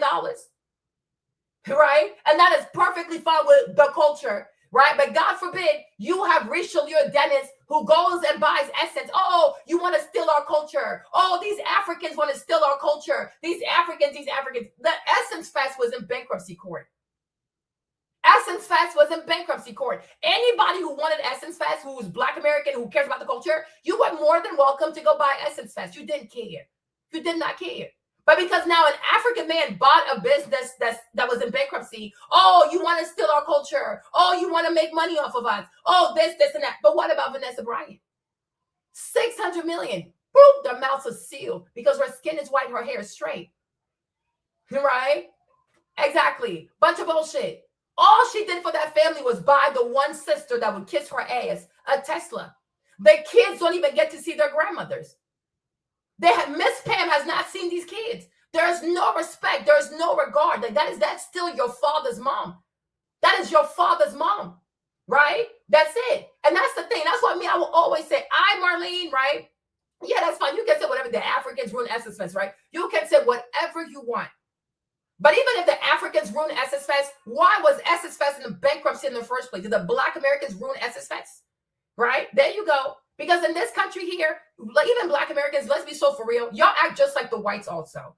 You like to scapegoat people. You like to blame people. You don't like to look inwards. You see what I'm saying? Right? It's because Marlene, I am a woman of dignity. Because trust and believe, the stuff I see, the stuff I read, I can say, you know what, this Karmelo shit, fuck that shit. Because at the end of the day, like they say so eloquently, I'm a fucking tether. The fuck I care. He's not my child. He's not my community. I don't owe this boy nothing. Right? I could have the same mindset as these FBAs. I'm like, oh, fuck that shit. He's Black American. Who's to say he's not violent? I could say all the nasty things that everybody repeats about Black Americans. But there comes a time in your life you have to decide to be sovereign and you have to decide to be intelligent.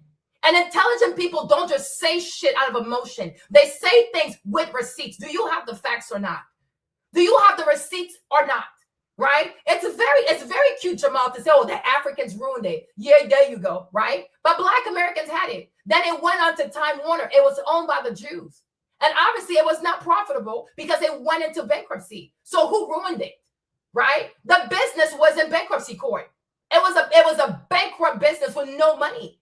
Right? So to not even say, you know what, Richelieu, at least thank you for buying this thing out of bankruptcy. No, it's straight up insult, insult, insult. And if you have an issue with Richelieu and how he runs the business, then talk to him as a business owner. Do you have to drag every single African into Essence Fest? The fuck you mean?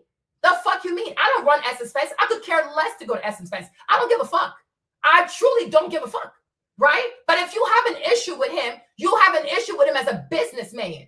But when you talk about Africa, it's a whole continent. A lot of people, myself included, I have never gone to Essence Fest. I will never go. Don't even care to fucking go.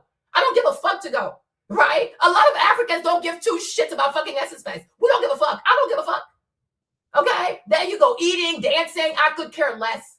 There you go. So if you have an issue with Richelieu, you have an issue with him as a businessman, not as an African, and you don't get to drag every African person in your freaking grievances because you have an issue with the businessman. He is first and foremost a businessman. You don't like the way he runs his business? Let him know, I don't like the way you run this, and that.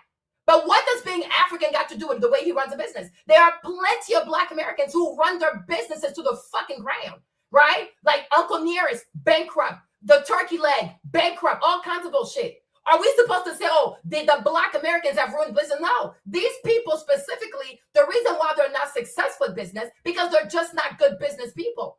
And it's not an indictment on all Black Americans.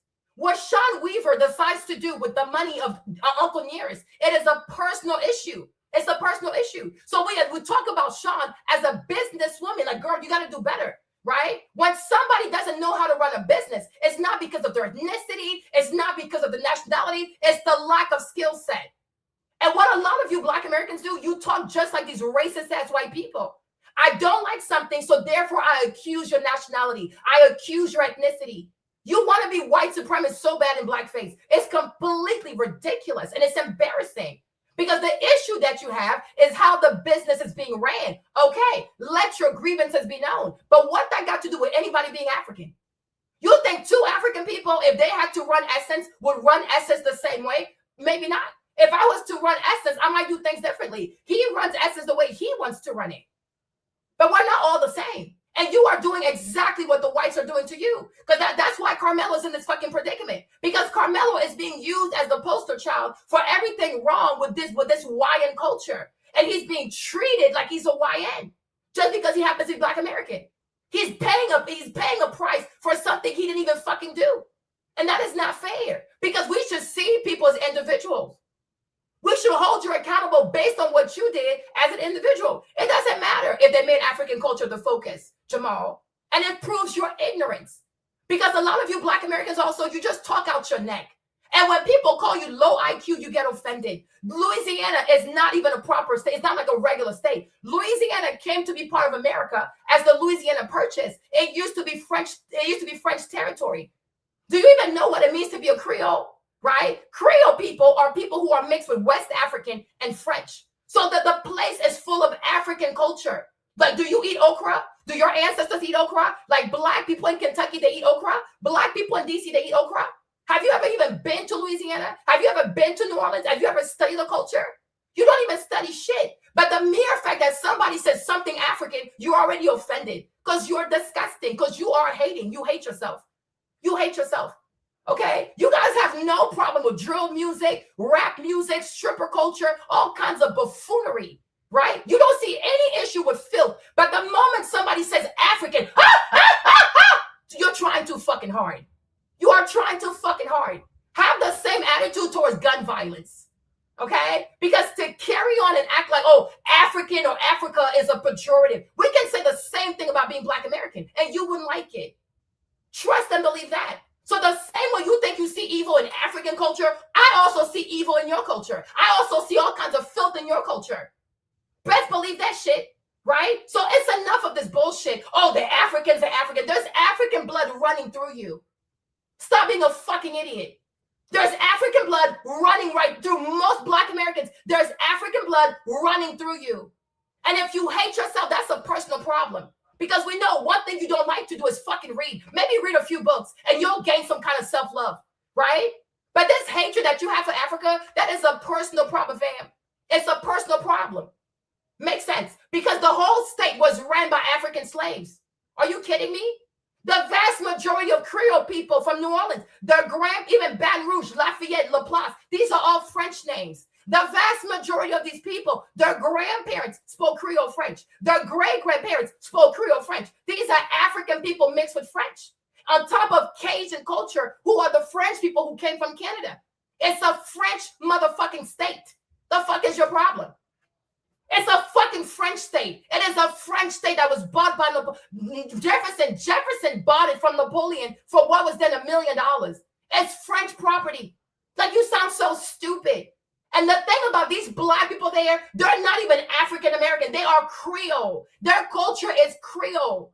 You're not even Creole. You inject yourself into something that you have no understanding of. Do you speak French? No. You speak Creole French? No. Do you have a French name? No. The vast majority of Black people from Louisiana, they have these French names. The first name is French. The last name is French. These are French people. And you guys are just saying all kinds of stupid shit because you like to sound stupid. And that's why these whites have no qualm calling you low IQ. Because God forbid you actually research something before you open your fucking mouth. Tu parles pas le français, tu connais rien en français, et c'est toi qui parles de la Louisiane. Tu es normal, ça va dans la tête. Est-ce que ça va dans la tête souvent? Mais c'est du n'importe quoi. C'est du n'importe quoi. Me, Marlene, I was born in the Ivory Coast. I speak French. I can sit with people from Louisiana, Lafayette, Laplace, New Orleans, you name it. Anybody who speaks Kourivini, I understand Kourivini. I can speak Kourivini because it's French. Can you speak French? Can your grandma speak French? Anybody in your bloodline that speak French? Y'all know nothing about the Louisiana Purchase. You know nothing about Louisiana, what went down in Louisiana. But they talk about the African. African culture is part of Creole culture. Get the fuck out of here. Get the fuck out. There is no Creole culture without African culture. You're free to go ask AI. You are free to go ask AI. There is no Creole people without African people. And a lot of the people who went there were West African. It was Senegalese people because they knew how to grow rice. It was Ivorian people, Ghana people, Nigeria people. These people are West African mixed with French. And that's why they're called Creole. And that's why they speak Kourivini. Quand people disent, oh, nous autres, là, nous passez là, toi, tu comprends créole? Toi, tu peux parler créole? Vous ne parlez même pas le créole. The average Black American can't even speak one lick of Creole. Even a Haitian person walk past you, say, oh, sac passé, you won't even know what to say. You only speak one language. And you think you can compare yourself to people from Louisiana. L'État s'appelle la Louisiane. Even when you go to Louisiana, when you drive into Louisiana, when you go to the airport, everything's in French. Bienvenue en Louisiane. Bienvenue en Louisiane. They have a famous slogan, laissez les bon temps rouler. La Louisiane is a French state. It is a French state. So to be in a French state, a French territory, and complain that people who are sold by the French, who happen to be African, do not have the right to talk about their heritage. Are you all the way there?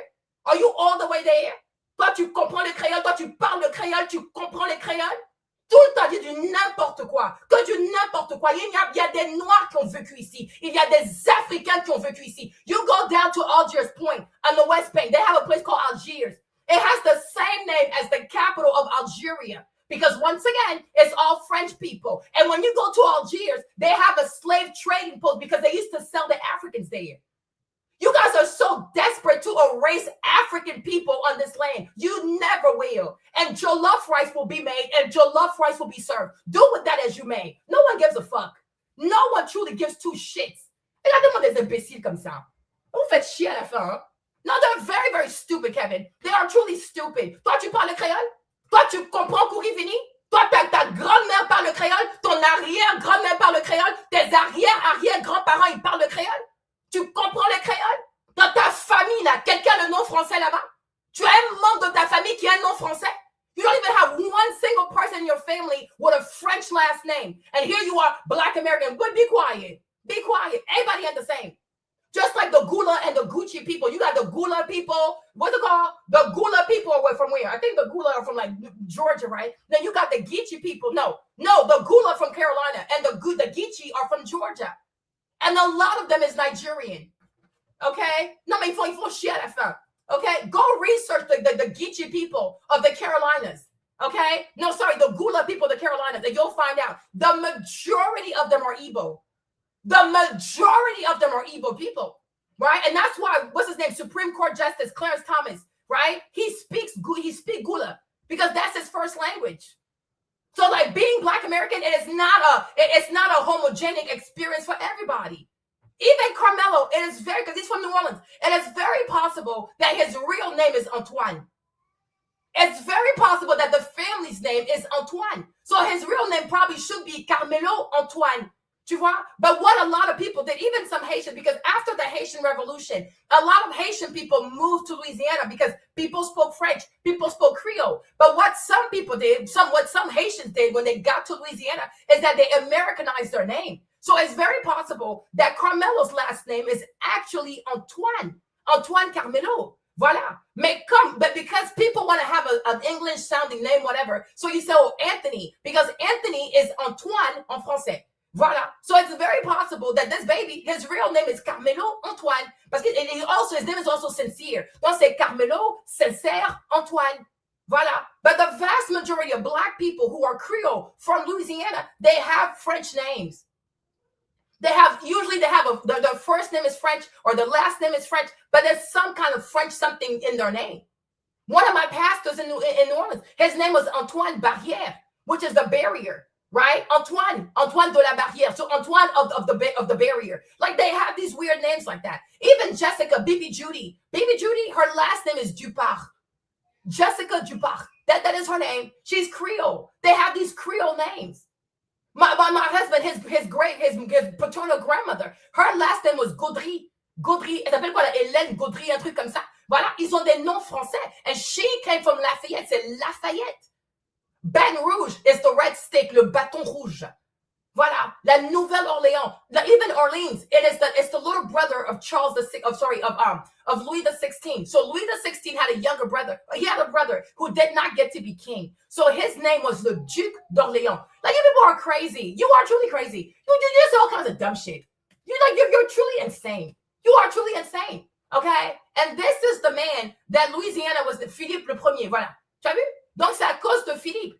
And this is where you'll see like the fleur de lis, like the little flower for Louisiana. It's his flower, okay? But his name was Philippe. Donc c'est le frère de Louis XIV. Voilà. Donc ça c'est le Philippe le Premier, le Duc d'Orléans, okay? Oh, he was a Libra. Interesting, right? So Louisiana and New Orleans was named after him, because he is the Duke of Orleans. So then when the French came here and they did that thing with Louisiana, they called the city La Nouvelle-Orléans, and it's named after Philippe le Premier because he's the Duke of Orleans. And this is where they also get la fleur de lis. Voilà. Y'all say all kinds of foolishness. Okay? All kinds of foolishness. Because God forbid you go read. Okay? And you think the Africans know way more than you do. So thank you. Go sit down somewhere. Okay? Go sit down somewhere. So stop it. You are truly silly. You are very, very silly. And xenophobia ain't gonna work for you. I promise you that. Okay? But I'm like, so this is where, donc voilà. So here's the flower. Here's the flag. And this is where they got the fleur de lis. And it became the emblem for New Orleans. Right? La fleur de lis. Even the saints, like the New Orleans saints, they have that fleur de lis. It comes from Philippe le Premier, who was the Duke of Orleans. This is it's a French place. And the Louisiana Purchase, if I'm not mistaken, it goes all the way to Missouri, right? Which is why I think Dred Scott had the issue with him being a free person, right? But there are many, even North Dakota. I think North Dakota also, which is why the capital of North Dakota is Pierre, right? S'appelle Pierre. Voilà. There are certain cities that have their capitals are French named because they were part of the Louisiana Purchase, which Thomas Jefferson did with Napoleon. Okay, so to sit here and to act like African people have no part in the conversation when it comes to what it means to be Creole and what it means to be Creole of New Orleans, to me, it's outrageous. And it's so ridiculous and it's so ignorant. And when people call you low IQ, you're going to be in your feelings, right? But before you speak, it would behoove you to do some research, right? Even the fact that the whole place is known for voodoo. Voodoo is an African art. It's an African art of spirituality, right? But they have a very famous lady that everybody should know. Maman.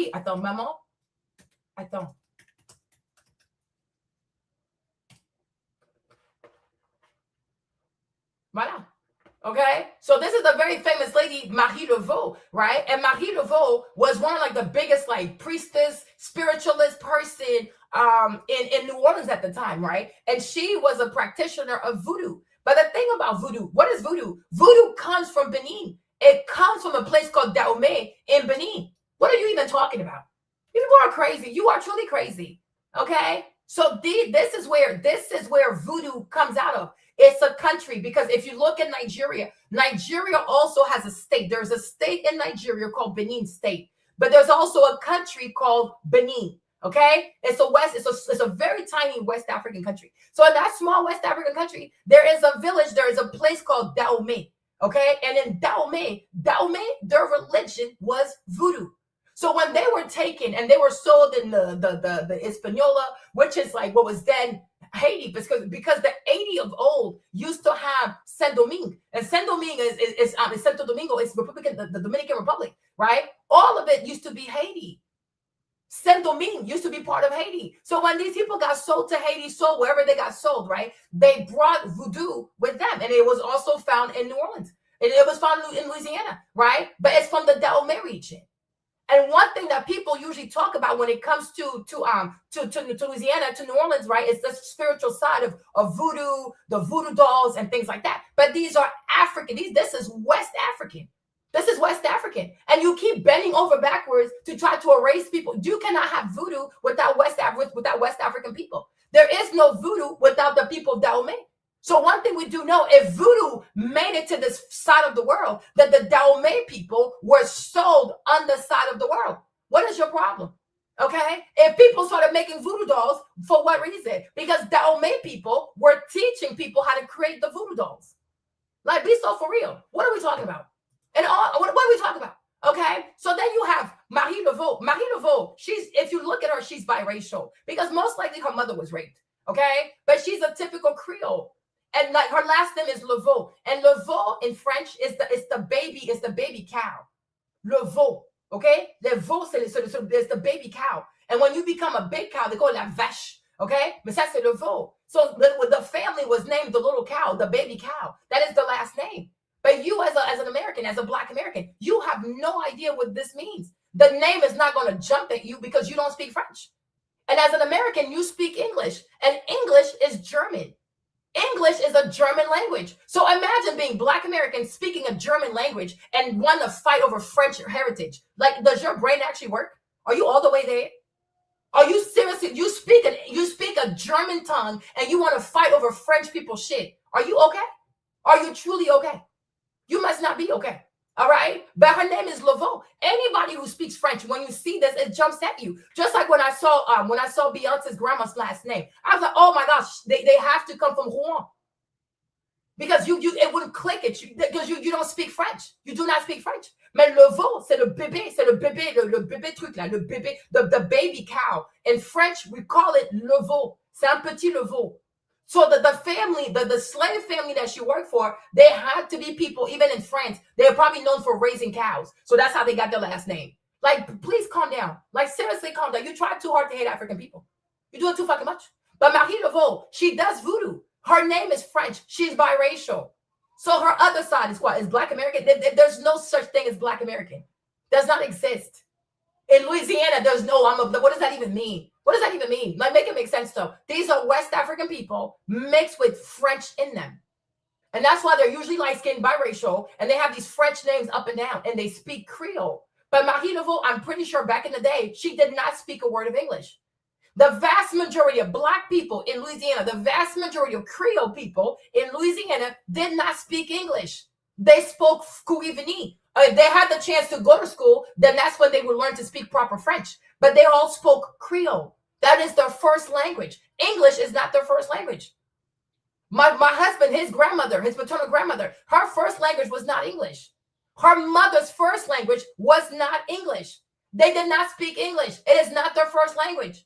Their first language was Kourivani. My father-in-law, growing up, when he had to go spend the summers there in Lafayette, he said, yeah, he had to speak Creole to speak to her because she didn't speak English. She spoke Creole. She spoke Kourivani. And even I, Marlene, if she was alive, her and I could have a conversation. You and her could not have a conversation because you speak German.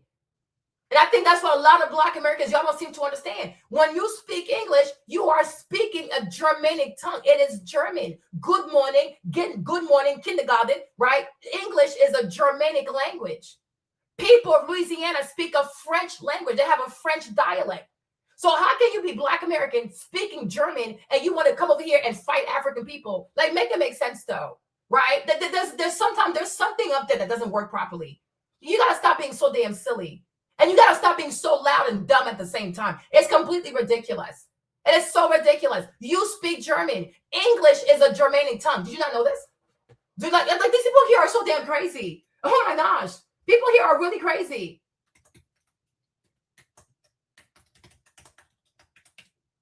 My Lord. Jesus Christ. You know what I'm saying? Like, oh my gosh, people here are so remedial. I swear to God. People here are just so fucking remedial. Yes, English is a West Germanic language. There you go. Okay? With common roots like German, Dutch, and Frisian. There you go. You speak a German tongue. Louisiana is a French territory. Louisiana belongs to the French. And the French brought West African people there. And they impregnated West African people there. And the okra comes from West Africa. There's gumbo and there's okra and everything. Okay? So how can you be Black American? You speak German and you want to fight people over something where the people speak French. Make it make sense, though. And then that's why there's so much imbecility in this nation. People just want to talk to hear themselves talk. It's okay to do some research. It's really okay. It is truly okay. But Louisiana is not like, it's not even like New Hampshire, for even New Hampshire, even parts of New York and parts of New Jersey. You will find that there's a deep, deep Dutch influence there too. Like that part called Bed-Stuy Studevant, that is so Dutch. The man was Dutch. He was a huge Dutch slave owner, businessman, whatever. But a lot of the 13 original colonies have a deep, deep, deep Dutch heritage. New Hampshire, Connecticut, Massachusetts. There you go, right? It's a lot of Dutch in there. So if there's ever a fair and you even have Black people who identify with some kind of Dutch heritage, you have to respect that. You have to respect that.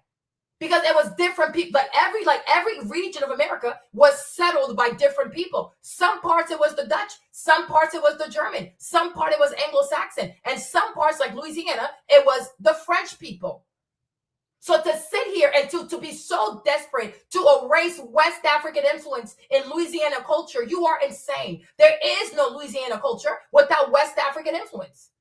Be so fucking for real. Be so fucking for real. But always, oh my gosh, the Africans, they all be quiet. If you have the same attitude towards using condoms and protecting yourself, you wouldn't have to run from the police, from child support, etc., etc. Okay? Nobody is falling for this bullshit. And it's getting old. We are in 2026. Okay, that's all the Africans have the whatever, the heebie-jeebie. You have that. Go sit down somewhere. It's so damn stupid. It is so damn stupid. And God forbid somebody offers you jollof rice. Oh my gosh, how will you live? How will you live when you gladly eat the nasty fried rice from these Asian people? Huh? Bunch of Asian people make the fried rice for you. They put MSG in there. They don't change the oil. They don't even clean these wok. They think you're an animal. They cook all kinds of ways. And you have no issue eating this nasty fried rice from the nasty Asians who don't like you. But these African ladies, they woke up early. They made you jollof rice from scratch. Everything was from scratch. And you got so triggered and became so disrespectful. Because that's an ugly ass culture. Because in my culture, if somebody offers you food, you appreciate the fact that they woke up early and they made food for you. All you have to say, oh my gosh, thank you so much. I don't want to eat it. That's it. What is the big deal? What is the big deal? You don't know how to turn something down peacefully. You don't know how to say no to someone respectfully, right? When people offer you McDonald's and Chick-fil-A, you eat that shit up. And it's so damn nasty. If you don't want to eat the jollof rice, all you have to say, oh, ma'am, thank you. I don't want to eat it. That's it. Why does it have to turn xenophobic? Why does it have to turn xenophobic? But all of that, it comes down to what? People being dumb, people being ignorant, and people being miserable. Because anybody who deflects to racism and xenophobia, you're obviously a loser. You are a loser. Your life is not going well. Your money's not looking right. And so you look around into the ether and you want to blame someone. Blame the Black, blame the immigrant, blame the African. It is loser talk. It is such loser talk. But in this nation here, people who do the most harm to Black Americans, it's not African people. It's not even the white people. It's actually the Jews. But you don't have smoke for them. And then after the Jews, it's the whites. Then you have Latinos. Then you have Asians. But you barely have smoke for these people. The Africans, oh, be quiet. Be quiet. It's getting stale. Seriously, it's getting stale. Move on to better pastures. This is so ridiculous. But I'm like, yeah, it's really evil. I'm like, they were African people who were sold here. There were plenty, millions of African lives who were sold, killed, and tortured on this land. So who are you to erase their contribution? Because you think being African is disgusting, being African is beneath. Oh, be quiet. Be quiet. Please be quiet. Please be quiet. You have a higher standard of living. You have a higher standard of living. All kinds of foolishness. But when you need to resort to racism or xenophobia, you're obviously a loser. Because if you were doing well financially, if you had the things you wanted, if you were living in excess, you would not have time to act like this.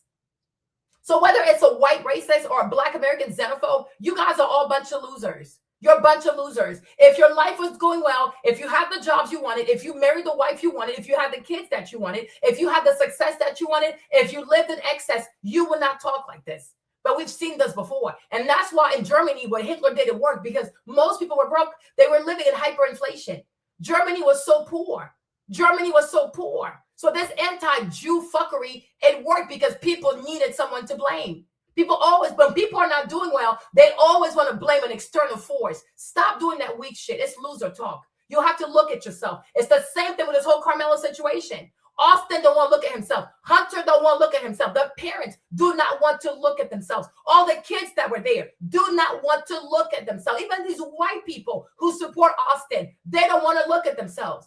So let's make Karmelo the scapegoat for everything that went wrong that day. A 17-year-old, blame him fully for everything that went wrong that day. It is outrageous.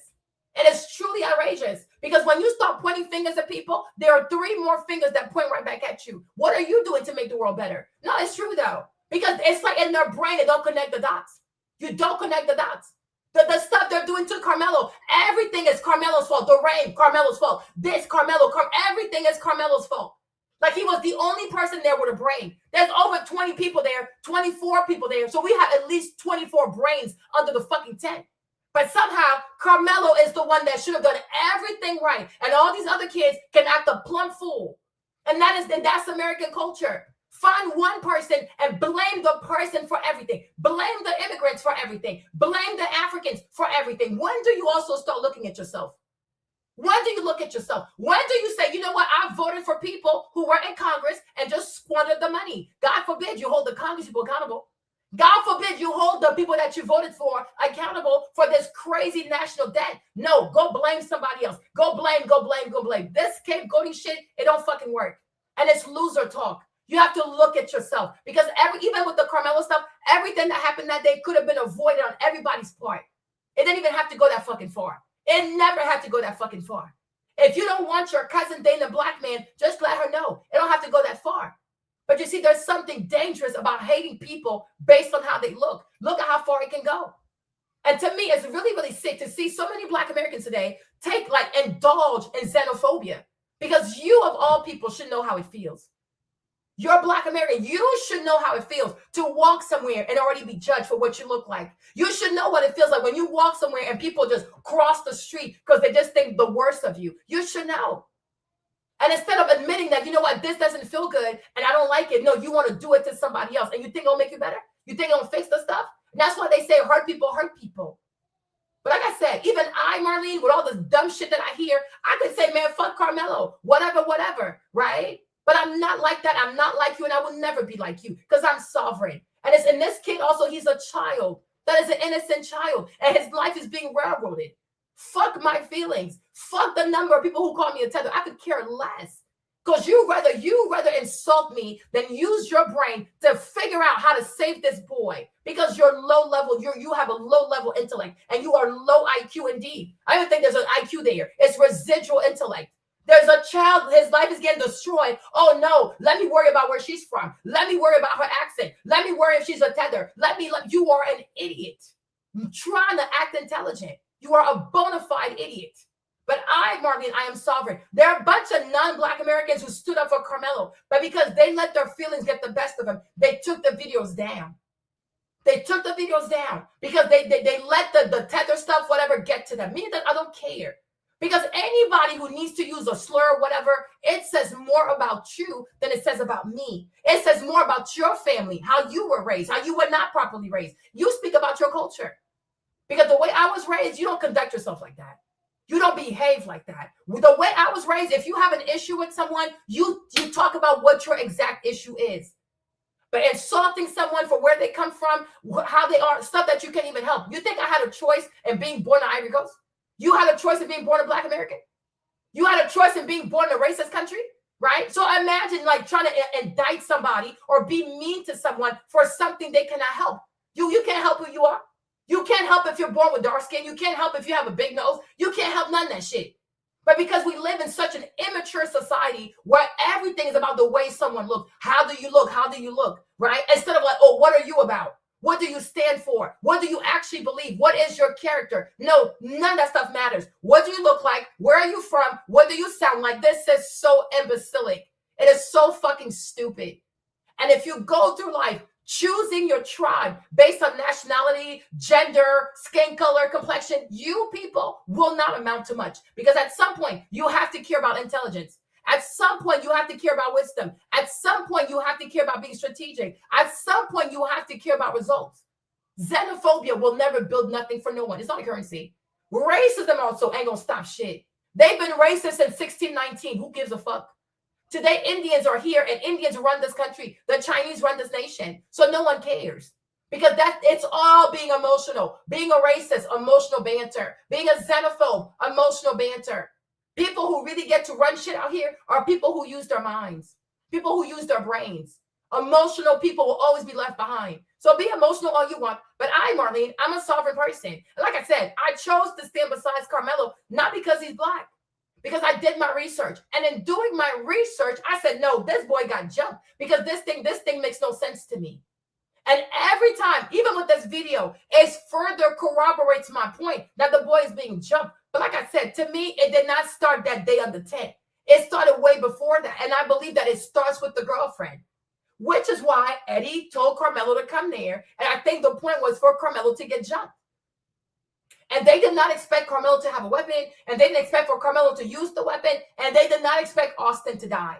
I think if everybody had known that this bullshit was going to lead to Austin being killed, nobody would have done this shit. No one would have done it. But their kids are being stupid. They're all being stupid. But it's not fair to put everything at Karmelo's feet. That is completely outrageous. That is so outrageous. But once again, we live in a country ran by small penises. We live in a country that there's barely any masculine energy. America has such a soft penis. And that's why 1, 2, 3 insult. 1, 2, 3 insult. Trump had a birthday party. Y'all having a birthday party. You guys supposed to be, oh, we're tough guys. We're MMA guys. Out of nowhere. Let's talk about Michelle Obama. Let's talk about, oh, she's a man. What that got to do with anything? And even if she's a man, how's that any of your problem? Okay? But this is American culture. It is a small penis culture where men are insulting women. Men insult people. It's a culture of just insult. Instead of a culture, hey, I have a disagreement. Can we sit down and talk about it? Because that's actually manly energy. But most men in America are a bunch of women. They're so effeminate. So everything is insult, slur, insult, pointing fingers. Men don't do that. Real men don't do that. A real man, you have an issue, you have a conversation. A real man, you have an issue. Before you start pointing fingers, you start looking at yourself first. Look at yourself first and hold yourself accountable. How could you have done something different? But today, when you live in the States here, most men here are always blaming someone. The baby mom, the woman, the this, the that. We have weak men in this culture. The overall culture is plagued with a bunch of weak-ass men who always want to blame somebody else. Blame somebody else. Blame. When do you start to take accountability? When do you start looking at yourself first? Like, hey, what could I have done to not have this thing go this far? No, of course not. Everything is Karmelo's fault. Everything is Karmelo's fault. Because God forbid you have to lift even an ounce of culpability out of this mess. God forbid. Okay? Yeah, always trying to blame somebody, Kevin. Always trying to blame someone. Because this nation here does not abound with real men. Because real men, they look at themselves. Real men, before you converse with someone, you start by conversing with yourself. They're like, even these black men, even most black American men over here, they're always blaming someone. They blame the big mama. They blame this. They blame the sister. Like always blaming stuff. But you are a man. And at the end of the day, it was your penis. And at the end of the day, as a man, you know that sex can lead to a child being created. So what did you do to protect yourself? Right? What did you do to ensure that you actually knew this woman and that she was fit to be the mother of your children? Absolutely nothing. But when a child shows up, blame the woman. If she does not have an abortion, blame the woman. If she needs money, blame the woman. I'm like, this is American culture. This is how men here behave. They are so effeminate. God forbid they hold themselves accountable. Like, you know what? Hey, I put myself in this mess. If now there's a baby, if she chose not to have an abortion, it's okay. What do I have to do? Let me just do it. No, they're going to cry. They're going to bitch. They're going to moan. They're going to go find a girlfriend, a new girlfriend to go beat up the old girlfriend, right? Bunch of cowardly behavior. Because this nation, in all honesty, the spirit in this nation is the spirit of cowardice. There are too many cowards. Too many cowards. People jumping people, 4 against 1, 20 against 1, and people find that to be acceptable because it's a fucking 10. Man, get the fuck out of here. These are all American kids. And at the end of the day, they're all American children. At the end of the day, these kids all go to the same high school. They all go to the high school. They all go to the same county. Like, what the fuck? This is a fucking track meet. And it's not a war zone. We're not at the border between Russia and fucking Ukraine. It's a fucking track meet in America, in Texas, amongst all American children. And the way some of these adults are reasoning, you would think it was a war zone. And it's not a war zone. It's a place for sports. It's a place for camaraderie. It's a place to make friends. It's a place for you to display good sportsmanship, right? There are many countries now playing in the World Cup, and many of these countries, their leaders do not get along. But have you heard that anybody jumping anybody at the World Cup? Have you heard that there's any team beating up the other team because of some kind of issue? No. These athletes are not bringing politics. They're not bringing drama onto the field. They're there to play soccer. It's a fucking track meet. It's a fucking track meet. And then you see all these dumbass white people trying to treat a track meet like it's a fucking war zone. It is not a war zone. It is a school zone. This is an extension of their schools. These are all American kids. You guys are all 17. You're going there to play sports, and by God's grace, you do so well that you can get a scholarship. Children here, they play sports. Yeah, it's for fun. It's for character. Okay, like they're of, right? But a lot of the reason why a lot of kids here, they play the sports is because they want to get scholarships to go to college and not have to pay for that. And we should wish everybody the best. But this is not a war zone. These are not gang people. These are students. And look at this behavior. But even with that too, it's all Karmelo's fault. It is outrageous. It is outrageous how some people think in this nation. It is so disgusting. It is so disgusting. You have adults who treat this place like it's a fucking war zone. It is not a war zone. It's a track meet. It's a fucking stadium. And a very bougie part of Collin County, Texas. It's a very wealthy part. They got a bunch of money there. It's not even a broke place, a poverty place, a hood place, or whatever, a ghetto place, a trailer park place. And look at how fancy this place is. You know how much it costs to build this damn stadium? So if they have money just to build stadium for teenagers, but this place is fucking rich. This ain't no broke-ass place. It's a wealthy county. It's a county with a bunch of money. Why are we acting like this at a fucking track meet? It's savage behavior. Because today, acting wild, being a savage, is the norm in American culture. We love to see trashy-ass behavior. It is disgusting. People are seeing a fight and nobody wants to stop it, but people want to witness it and people want to record it. It's disgusting. There are enough people under the tent that it never had to go this far. But you know what? We also live today with a bunch of adults, these millennial adults who reason like children. We have a bunch of adults in this country who refuse to be adults. They don't want to be parents. They want to be friends to their kids. They don't want to be mature, don't want to be wise. We have parents today that are just as dumb, if not dumber, than their actual kids.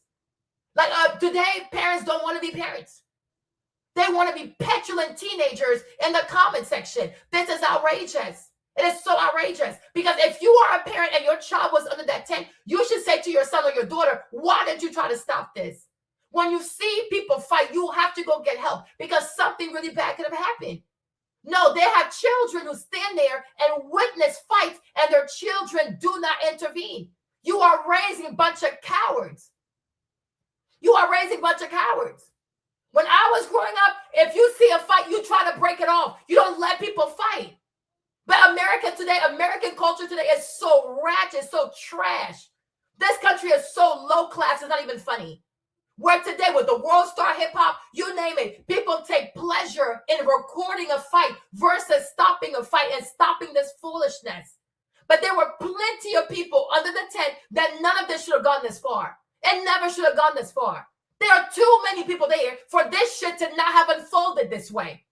It is ridiculous.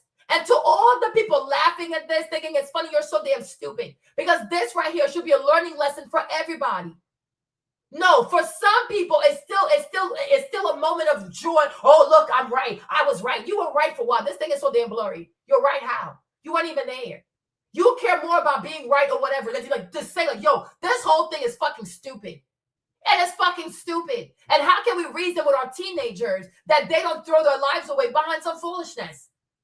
Anti-bullying, anti-jumping. Even if your friend tells you something, you need to go double check. Because how do you know he's not lying to you?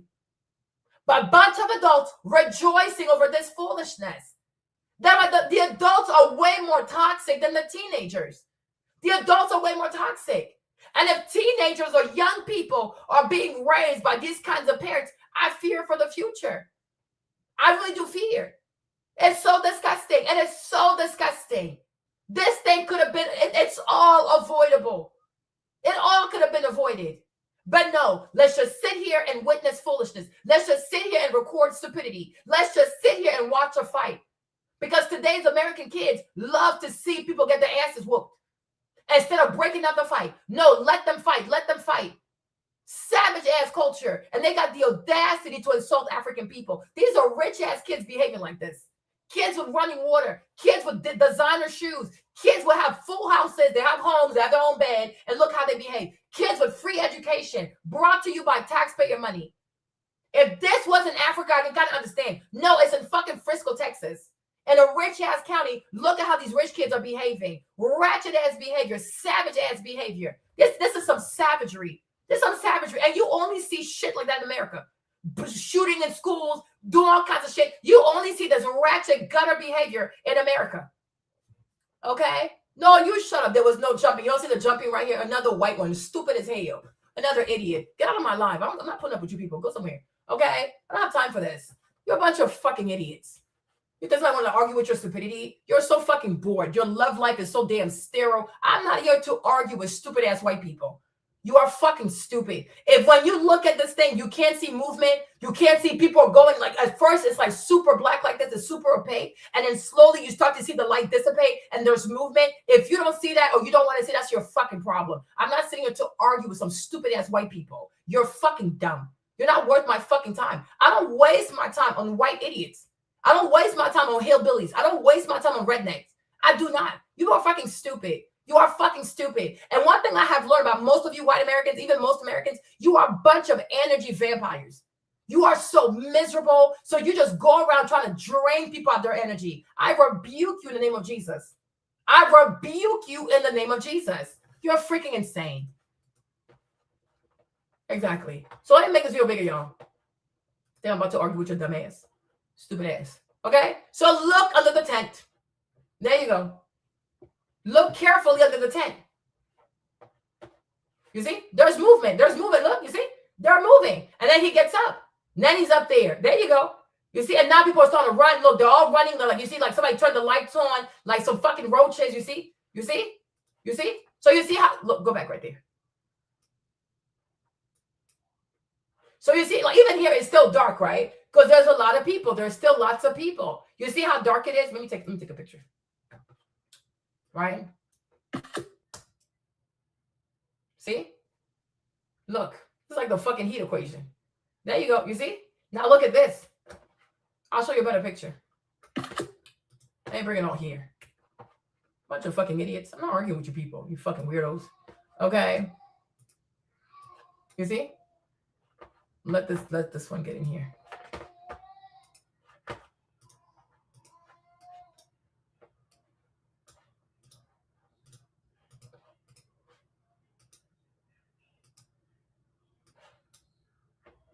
Okay. Right? And put them side by side so you can see better. You have a better look. Okay. So let's come over this way. Okay. So do you see the concentration? Yeah, they're a bunch of energy vampires. Do you see the concentration, right? So here you have a lot of bodies, right? Where am I? Sorry. You see how here, over here, right? It looks more black because you have way more bodies. It's a concentration of people, and Karmelo's at the top, right? In this frame, what do you see? If there's an opening, there's less people, there's less bodies because they started to scatter, right? They started to scatter. So like you can see, the before, it's a lot of people. Like it looks like one black ball because there's so many people there, right? When the stabbing occurs, people start to spread out. So that it's clear. You see more of the bleachers, right? They're scurrying like freaking roaches, okay? But before that, it was a lot of people. And if you because you have to see it from your own phone. If you look at it from your own phone and you zoom in, you will see that people are shoving and moving in the back. It's right where you see the M. It's happening right there. So there's definitely pushing. There's definitely shoving. There's definitely movement. And it's really concentrated. Once the stab occurs, you start to see people move away. And when they're moving away, you see that there's more space. And it's not this hard. And that's why I say I don't argue with most white Americans because they're not that smart. Okay? What is the average literacy? Hold on.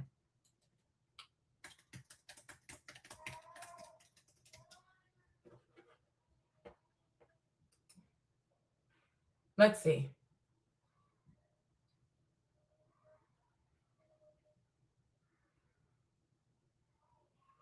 Okay. So let's read this quickly. That's why I don't argue with you people. Okay, because I don't have time for this. So the basic, that's just basic.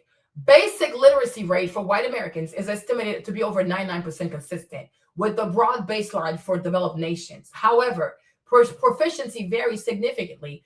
Data from the National Center for Education Statistics indicates that about 76% of white adults score at or above a basic level, while roughly 44% test at a proficient level. Okay, there you go. There you go. So it's like, okay, I'm not wasting my time with y'all. Okay, and if I'm not mistaken, I think it's like a 7th grade. Okay, it's like hold on.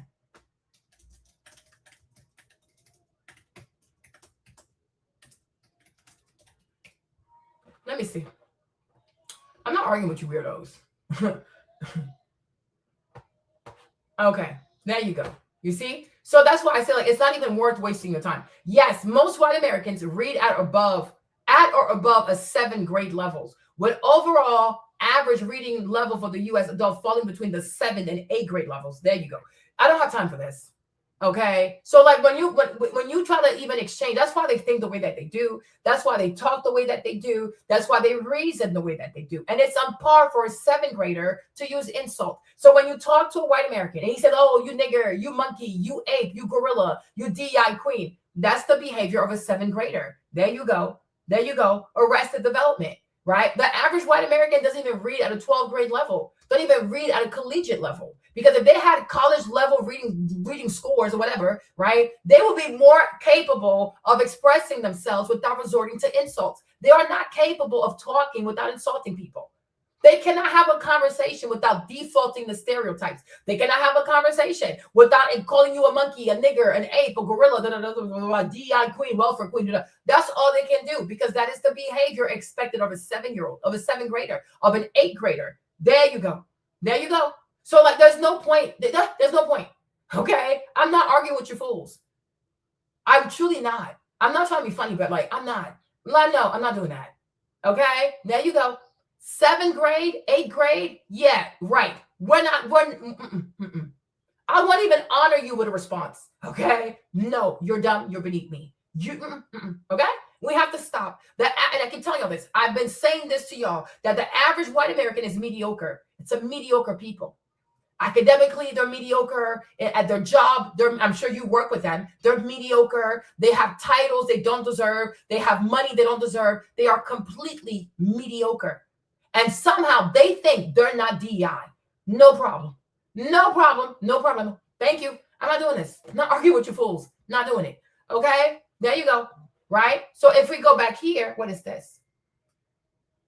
Let's even go a little bit further, like right here also, you see? Let me see this frame. You see, even here, you have way more people. Let me take a picture here. Hold on.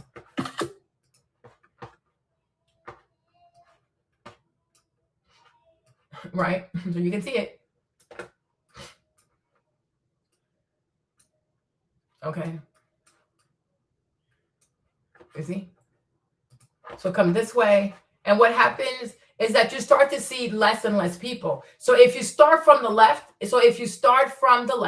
right? If you start here, you see way more people than you see in this frame. Even the guy with the yellow shirt, or maybe it's a how you call it? It's a raincoat, whatever it is, right? There's somebody here wearing yellow. Look at where he is, right? In this frame, look at where he is. In this frame, look at where he is, right? So even he's moving. So there definitely is movement.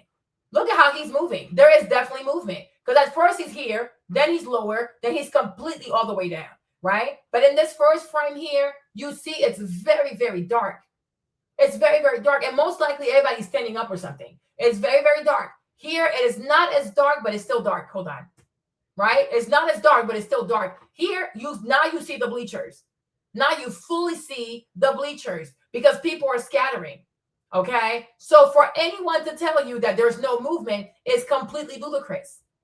Okay. And look at how fast they're moving. But you can see for yourself, if you start from the left, then you look at the middle picture, and then you look at the right picture, you can see that you go from concentration, right? A deep concentration to less concentration, because now the people are scattering. Okay. So something happened. Something is going on. Something is going on. And you also have to remember with this frame, you're looking at a frame. The way the camera is set up is looking straight in. There's no camera from the back, right? So that's another perspective that we're also missing, right? We only have one frame of reference, which is just you looking straight into the tent. There you go, right? But the beef is happening like behind. We don't have a camera that points to the back to show you what that perspective looks like. Right? We also don't have camera angles from the left side or the right side. Okay? That's it. And for you to have a great perspective, you need to see the whole thing. You need to have a 360 perspective. You don't have that. You have a perspective from the front, but what about the sides? What about the back? Okay, so it's very silly once again, but these white Americans are mediocre. Seventh grade, 8th grade reading comprehension, you ain't gonna go far with that shit. Okay, but it's like anybody would say, okay, you show me this frame. What about from the back? Can I see it from the back? Can I see it from the side? Because I need to have a complete picture. You gotta have a complete picture. But if you only look at one way, and the way you're looking at it, it's because it's a lot of people, you can't see Karmelo in the back. Karmelo's in the back. So it's like, let me show you this picture right here, right? Let's go over here, right? Look at it this way. Okay, right here, right? Look at this picture here, right? Look at this picture, okay?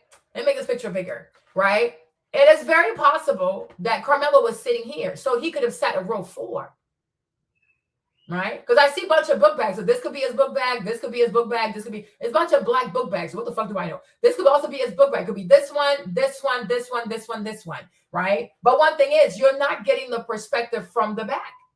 Right? So what if Karmelo was sitting in row 3? What if he was sitting in row 4? Well, given how the camera angle, this one camera is that it's just looking straight ahead, and that's fine.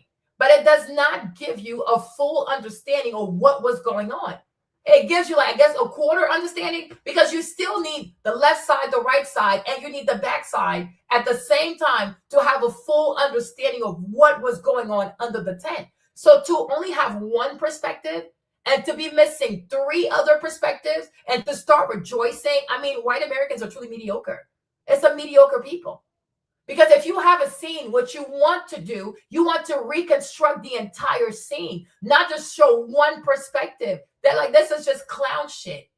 And these are the people who think they can compete with the Chinese. Like, is this a joke? Is this truly a joke?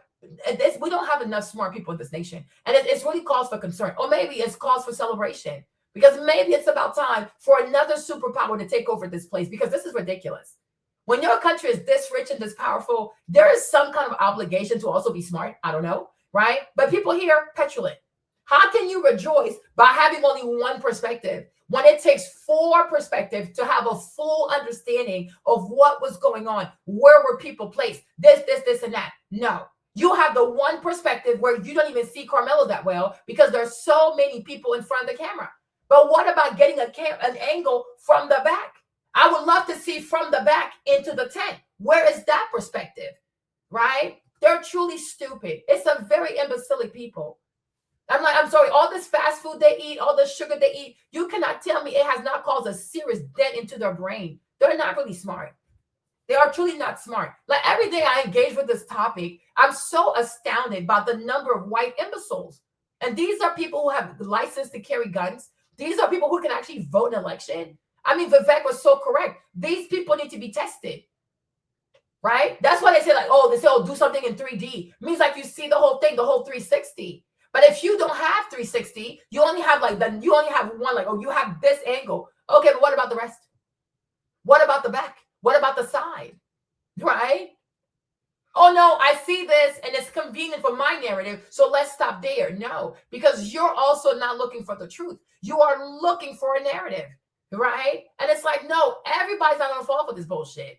You are really crazy. They are truly crazy. So, like I said, right? Karmelo could have been in row 3. He could have been in row 4. He could have been in row 5. I don't know, right? Because when he, like you see, when it comes here like this, right, they cut off. So look at it right here, right? So from this perspective, once it gets to 46 seconds, they cut him off the screen. And we're not following him continuously. So even there is a problem with continuity. Where is that piece of the footage? You see? Look, he's walking, right? He'll keep walking. And he has his book bag on. You see?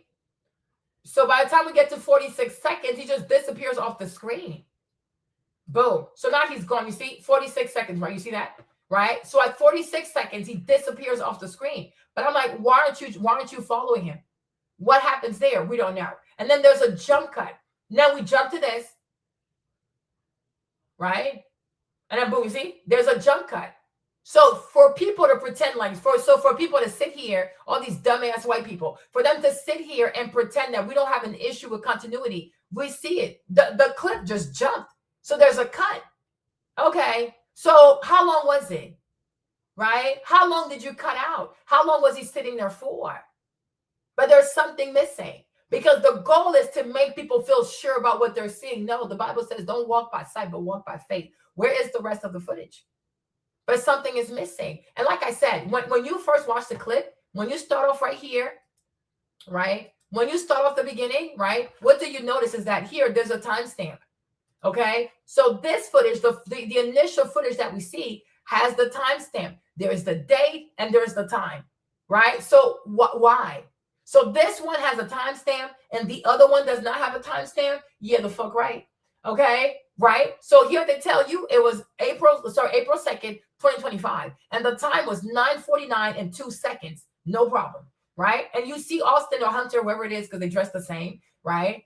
So this is timestamp. When it comes to Karmelo's part, there is no timestamp, right? So we don't even know. So when this plays out, right?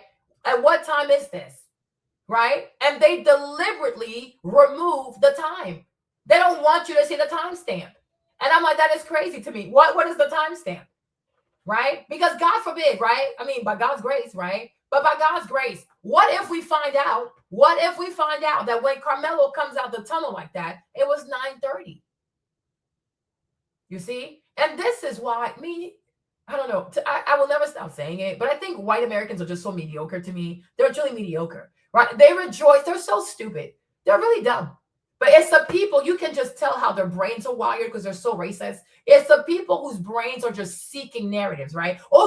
Because anybody who, if you really look at this, if you look at this matter, if you look at what is going on objectively, right? And you don't really want to pick a side, but you really want to know what happens, you're going to ask yourself, well, why isn't the Karmelo footage timestamped?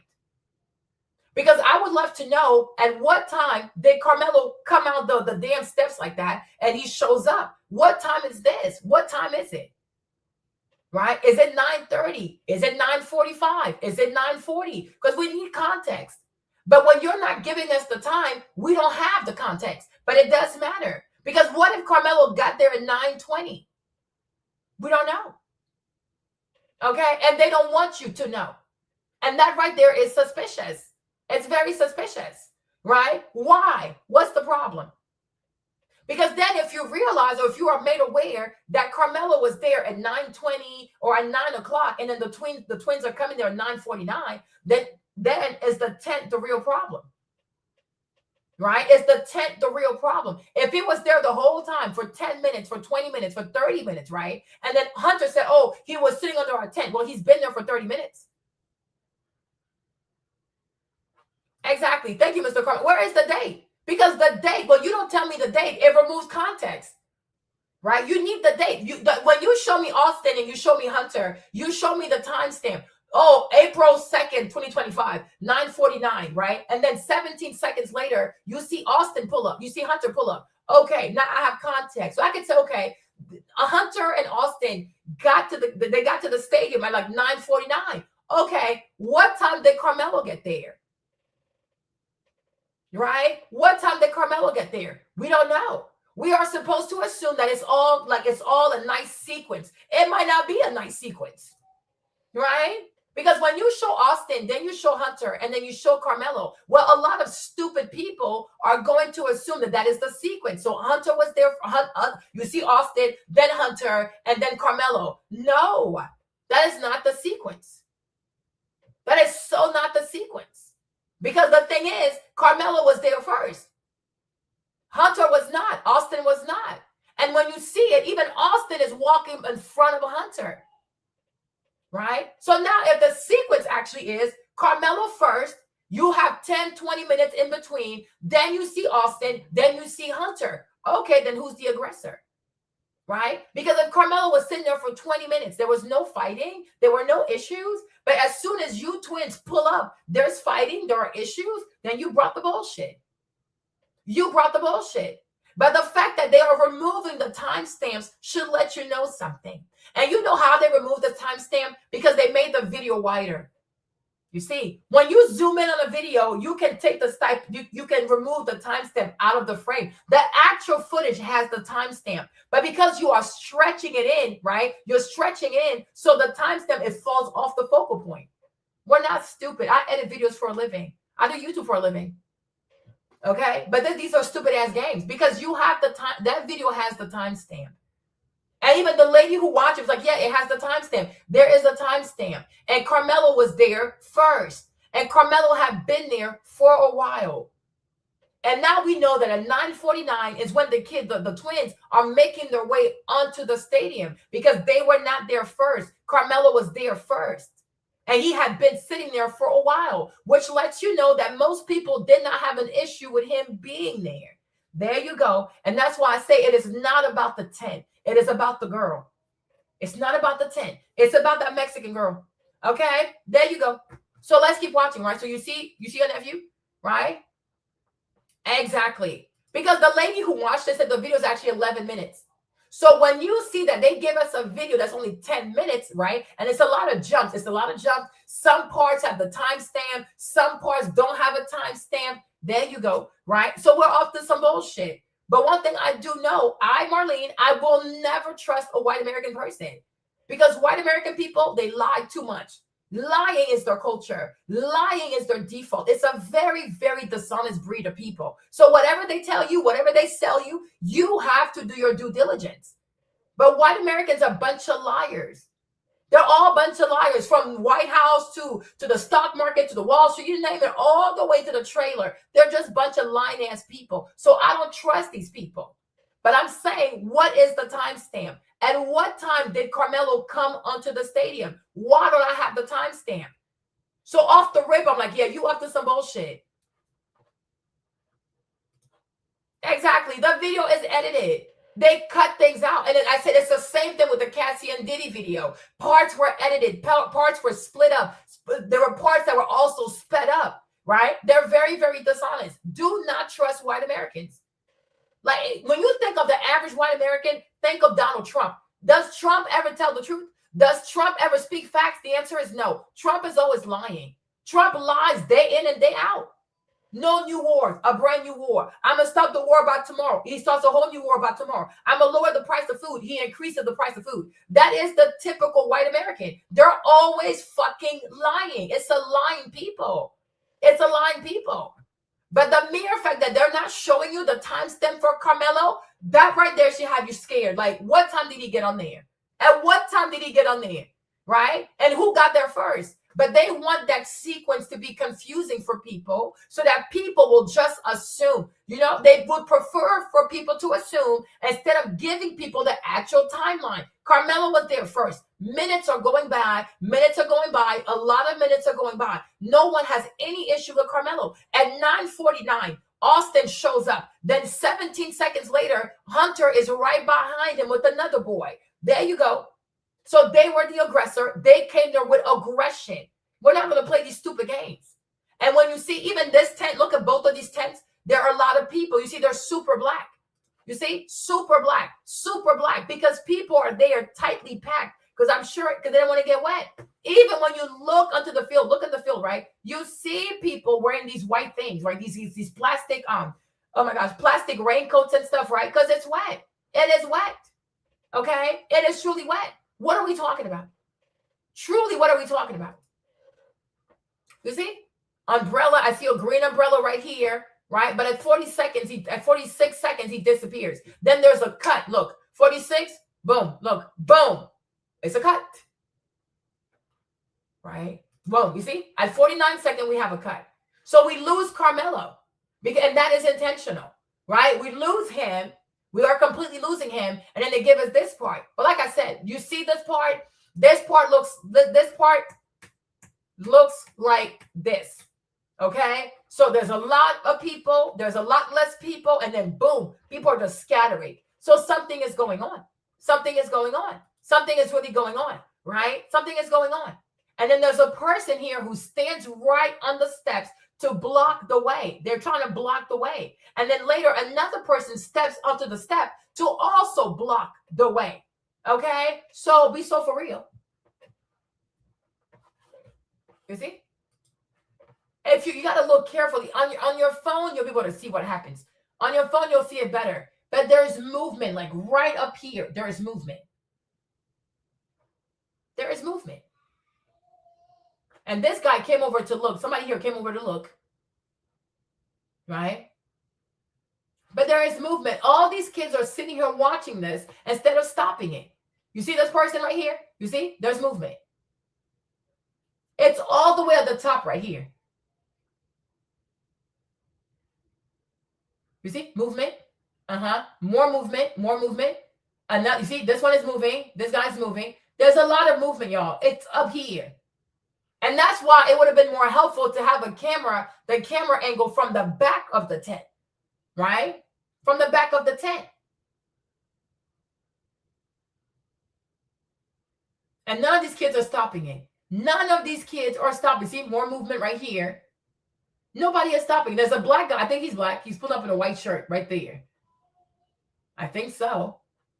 You see? People walking past. No one is stopping this bullshit. More movement. There's movement right here. Somebody's moving here too, though.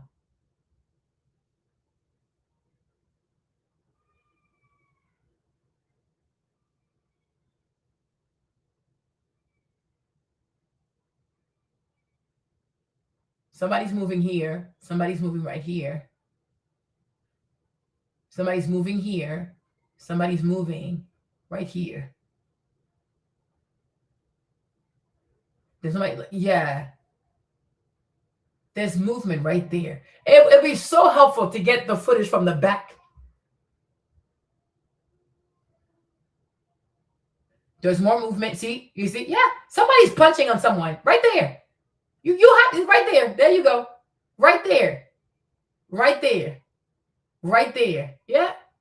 It's right here. These people are so silly. They are truly silly.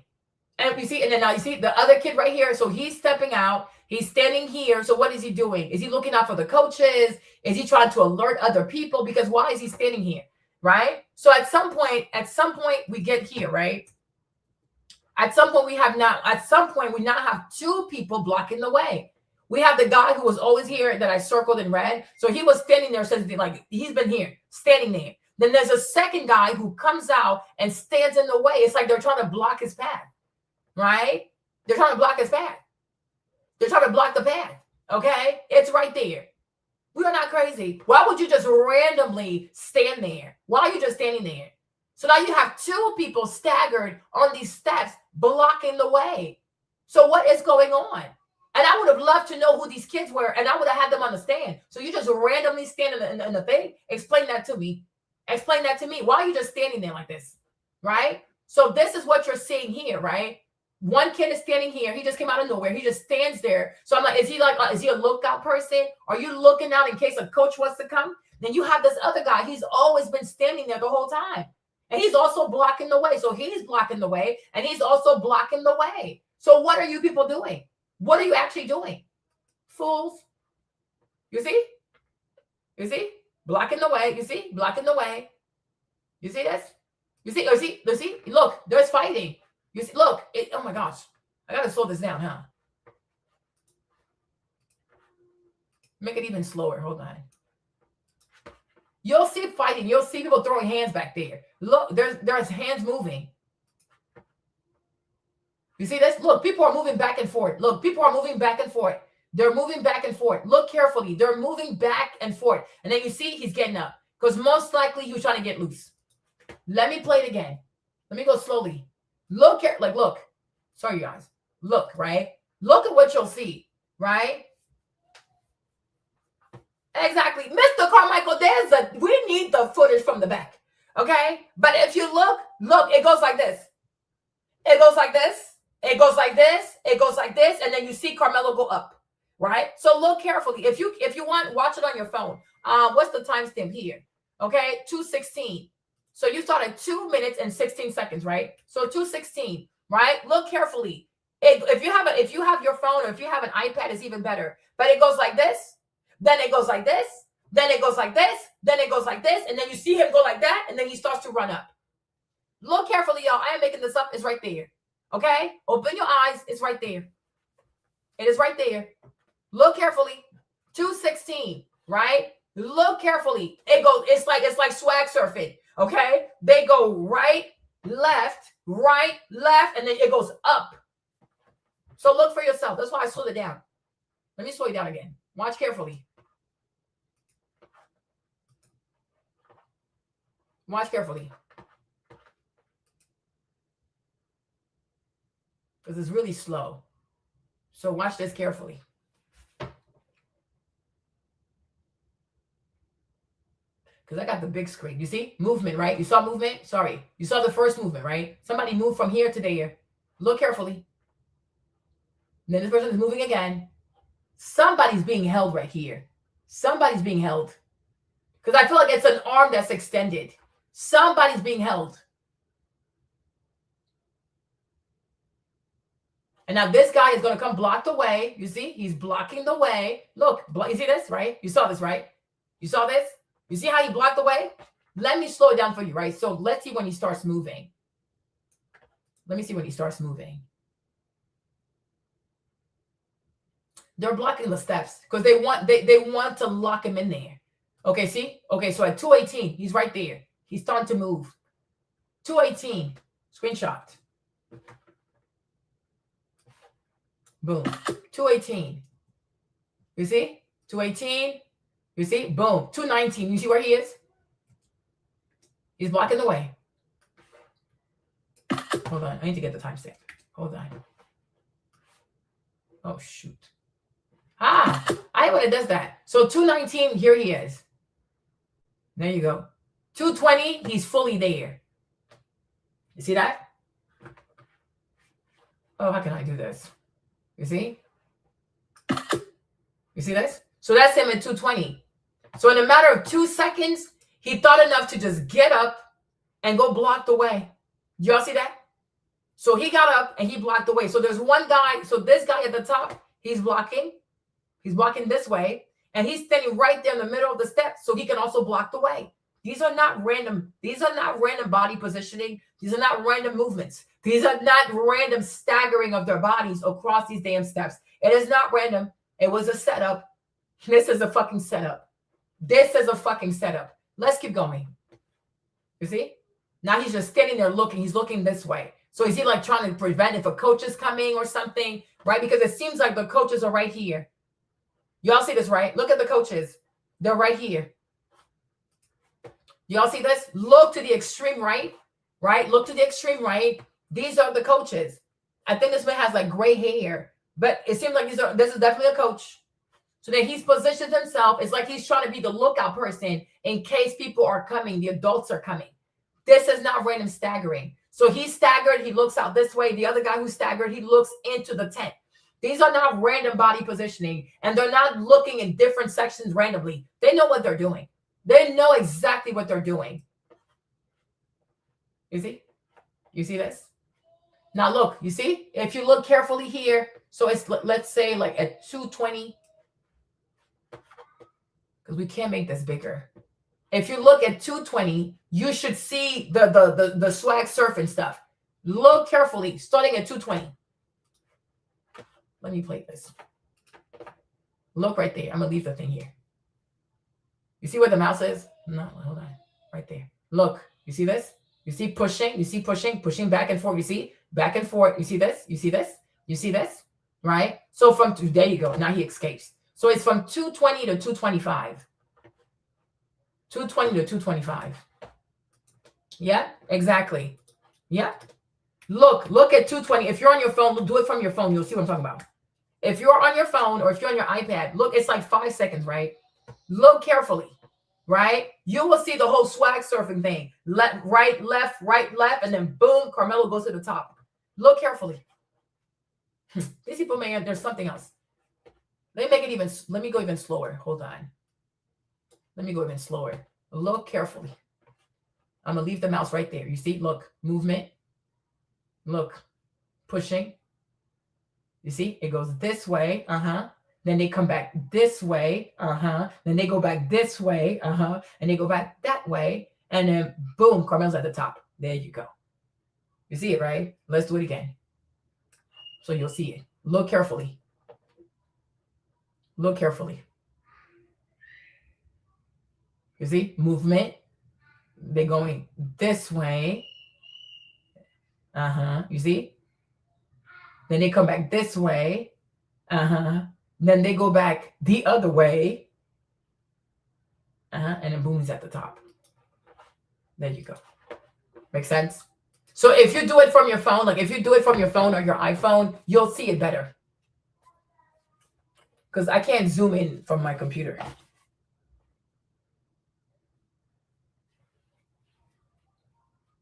Let me show you something.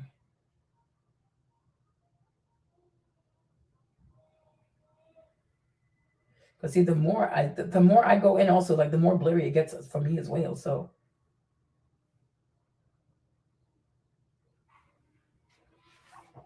I don't know if you can see it, but you see the movement. You see it. Look, oh, it's very it's so blurry. You see, it's those 5 seconds. It's really those 5 seconds. If you do it from your phone or like your iPad, you will see it better. Slow it down and go from 220 to 225. And you'll see like it goes like this, like that, like this, like that, and then boom, he starts running at the top. Right? So now let's keep watching this. So now he runs all the way up there. You see? There you go. And that's why, you see the way he ran? He didn't run this way because the guy was there. So then he runs in the diagonal and then he's going to fall. He's going to fall. Boom. You see? Right there, he failed. Okay? So because he saw this person here. So he didn't run down this way. He ran this way because there was somebody here. Okay? Then he gets up. You see? And the guy that was up here, you see, now he's running behind him. You see? Now he's moving. Strategic blockade. There you go. Right? And now he keeps running and running.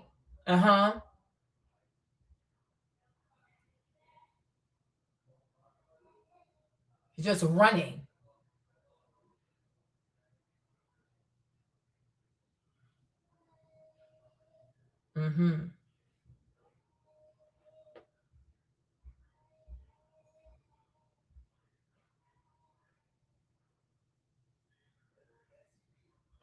Okay, and you see, he's standing there.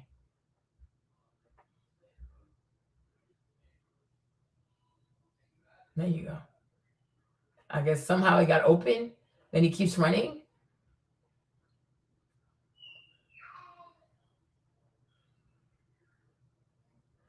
So maybe this person is running like this guy is running there.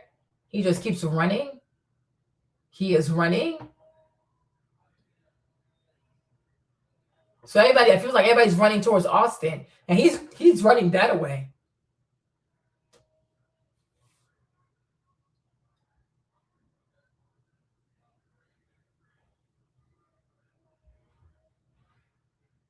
I guess he started walking.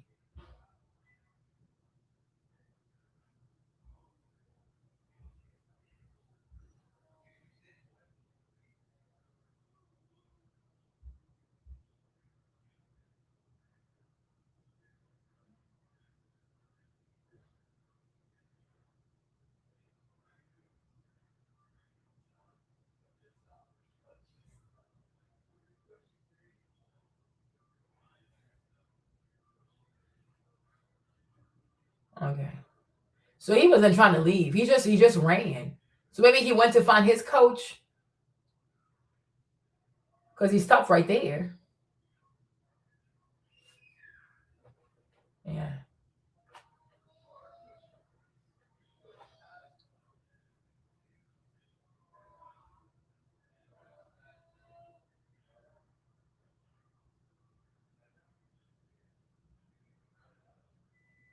Okay. So he's walking back.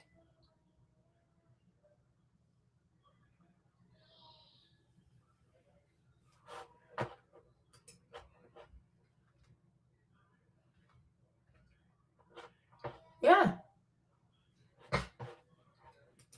Is he? Yeah. They're lying on him. So he had 21 scholarships offered. He is very well has the governor's list for collegiate scholars, and his haters had, yeah. It's like this is ridiculous. Yeah, they were jumping him, doing foolishness, utter foolishness. Have you? So I don't even know, like when all these stupid ass whites who are like they're rejoicing about this video. What are they rejoicing about? I am so confused.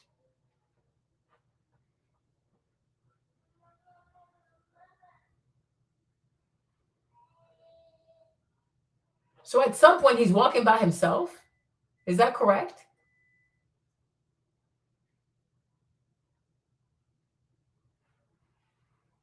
Then he stops, he goes back. Yeah.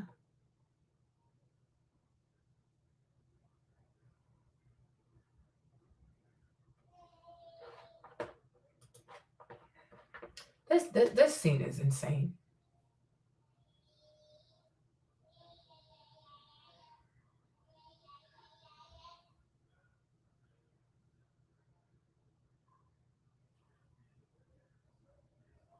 I don't know what's happening in this scene. He's talking to someone.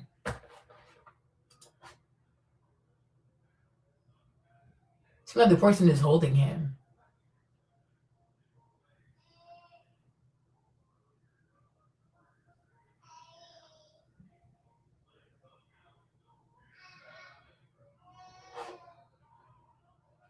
Yeah, they're hugging, right?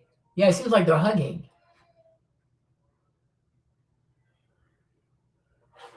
Seems like he's hugging the person.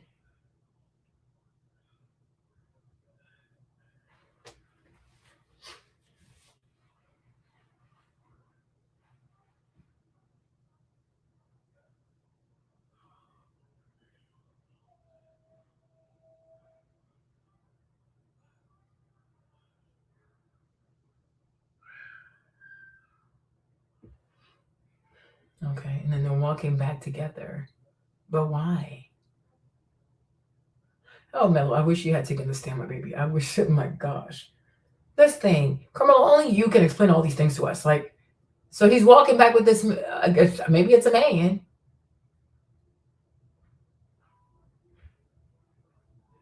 And you see one thing that is so interesting, right? One thing that is really interesting, and that's how you know that this video was edited, right? And it's funny how when he runs from the tent all the way to where the school buses are, the camera keeps up with him, right? And then when he comes back, as he's walking back towards the tent, what does the camera do? The camera is still following him. But somehow, when he comes into the stadium, all of a sudden he disappears. Why weren't they following him into getting into the tent? Right. And that's why I said that this footage has been doctored. There are pieces of the footage that have been deleted. You see how the camera follows him, right? The camera followed him from all the way to the top, running towards, he ran all the way like towards the teachers, the coaches, near the school buses, right? Then he walked back, he's walking back towards the tent, and the camera is still following him. The camera is still tracking his movement. So my thing is, when he comes in and he meets Eddie and he sits down, where is that footage? Where is the footage? Where is the timestamp? Right? When Hunter and Austin entered the tent, where is the footage? Where is that timestamp? There's stuff that's missing. Stuff is missing. A lot of stuff is missing. This is crazy. They're so pathetic. You see?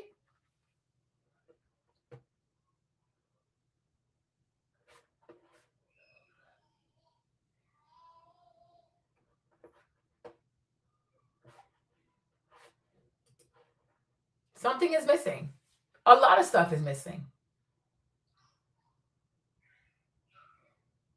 So now they're walking back towards the tent. Okay. So the person walked them back towards the tent.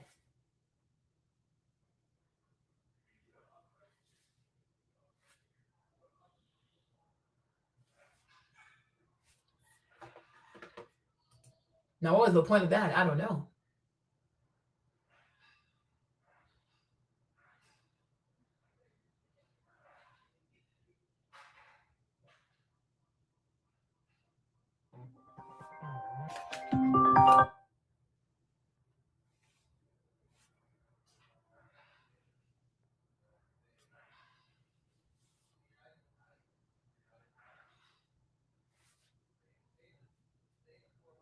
Okay.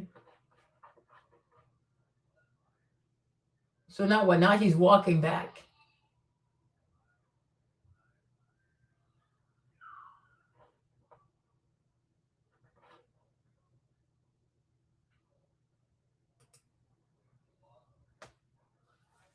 So now he's walking back.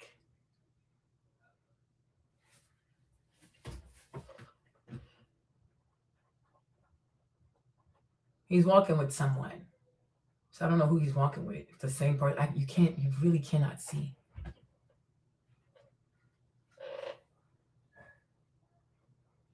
Where's Hunter? Where's Austin? I don't know.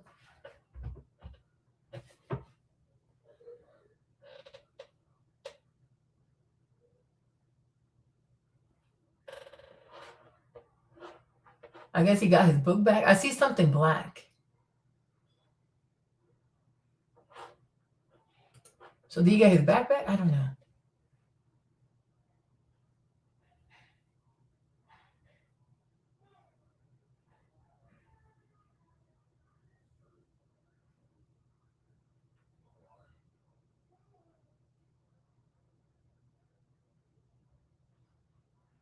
So I guess they stopped.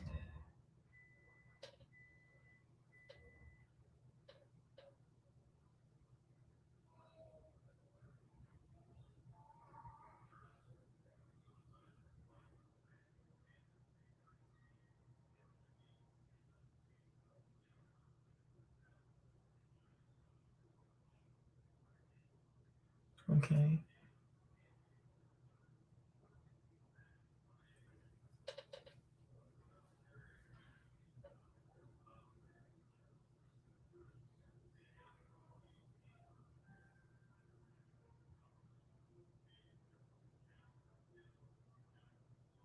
That's a lot of people coming around him.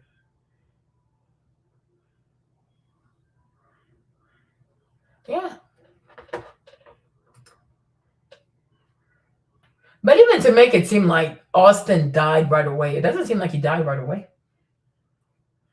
I don't think he died. He didn't die on the scene. They're lying. He didn't die on the scene. Now he's on his knees. Yeah. He's kneeled down. He's on his knees.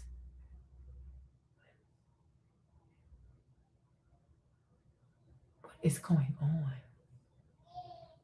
Oh, how I wish he had taken the stand. My Lord.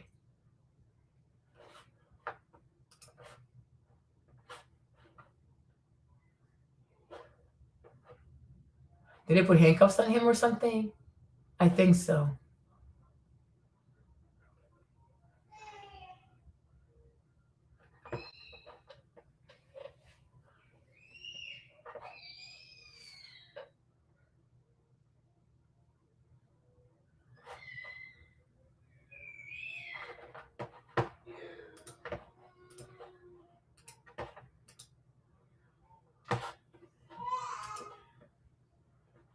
One of the coaches.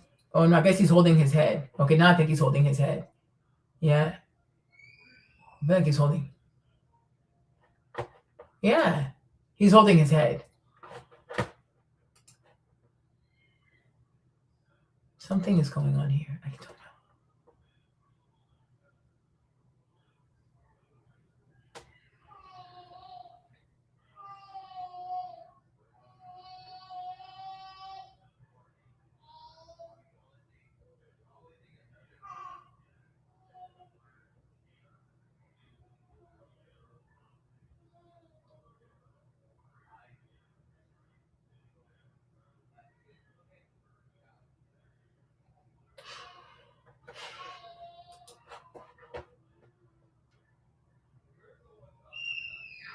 You hear his voice. He's downstairs.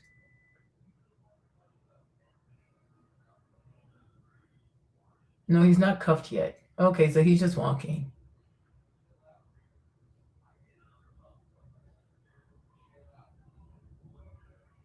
Oh, is he like hands up or something? But you see my point, right? You see how the camera is like tracking him? You see how the camera moves with him, right? But somehow we don't have the footage of him getting into the tent. You see what I'm saying? That is very suspicious. You see how the camera is tracking him? So they had him tracked the whole time, but they cut that part out. See? When he moved, the camera's moving.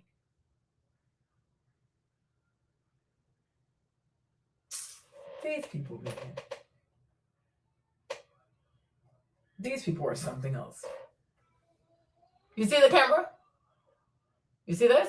It is completely tracking him.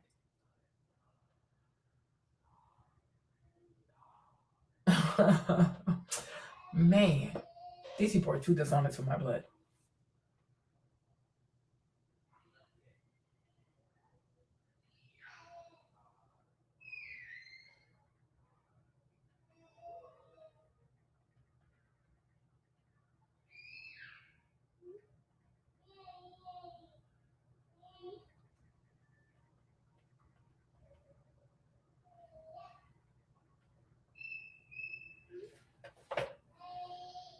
You see this?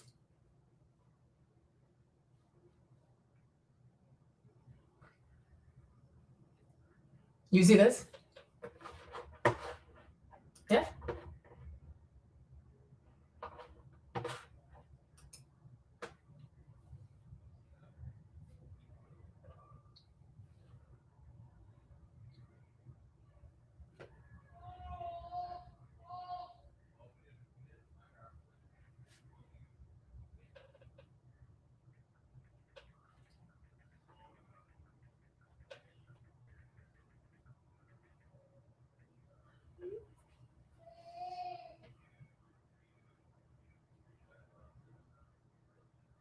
Now maybe that's the police now.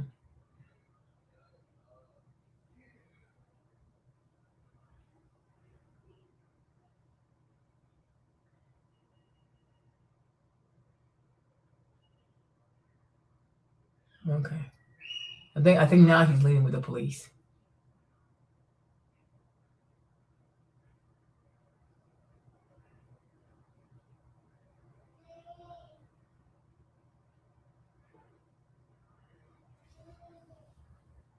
Again, the paramedics are rushing in. Yeah, it is raining.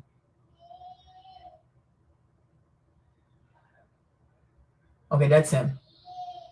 That's him coming down. Y'all see him? That's him right there.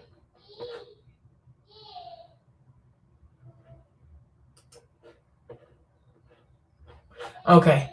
So you see this? What time is this? You guys, when I tell you white people are stupid, and when I tell you things, I'm not even saying it to be mean. White Americans are dumb. I mean, the way this country is just filled with fast food restaurants, Dunkin' Donuts drinks. Like, you can have a drink with 1,000 calories, it's just sugar, 800 calories, just sugar. Like, no, these people here, they're not too bright. What time is it? When Karmelo leaves, like, what time is it? So it's what? 10:04.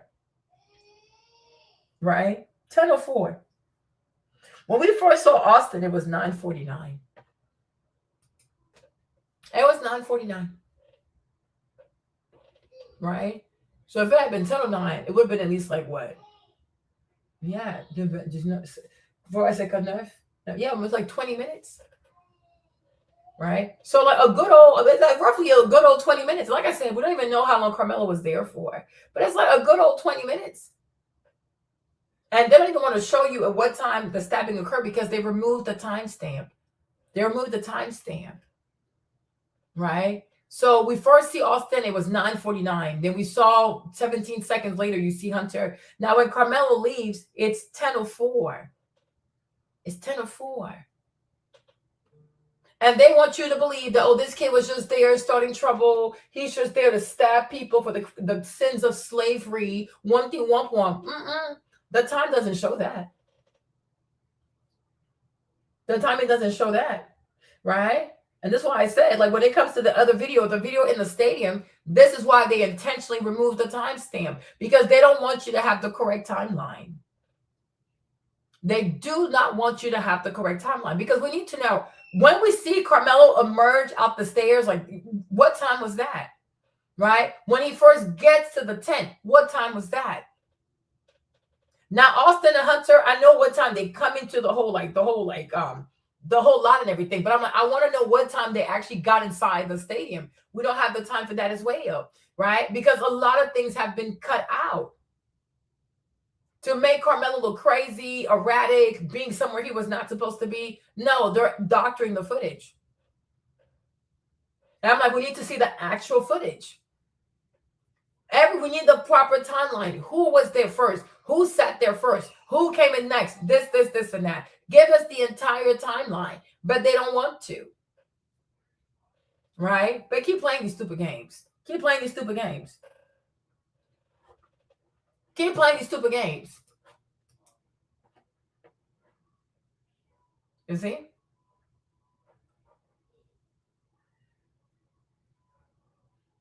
Okay. So now I'm going to replay this from the start. Sorry, y'all. I'm going to replay this from the start, okay? And then I'm going to play the voiceover from the lady. So hopefully y'all can hear what she's saying.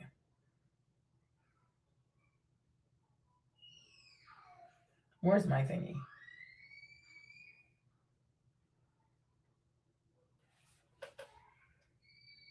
ISD's administration building off of Ohio Drive.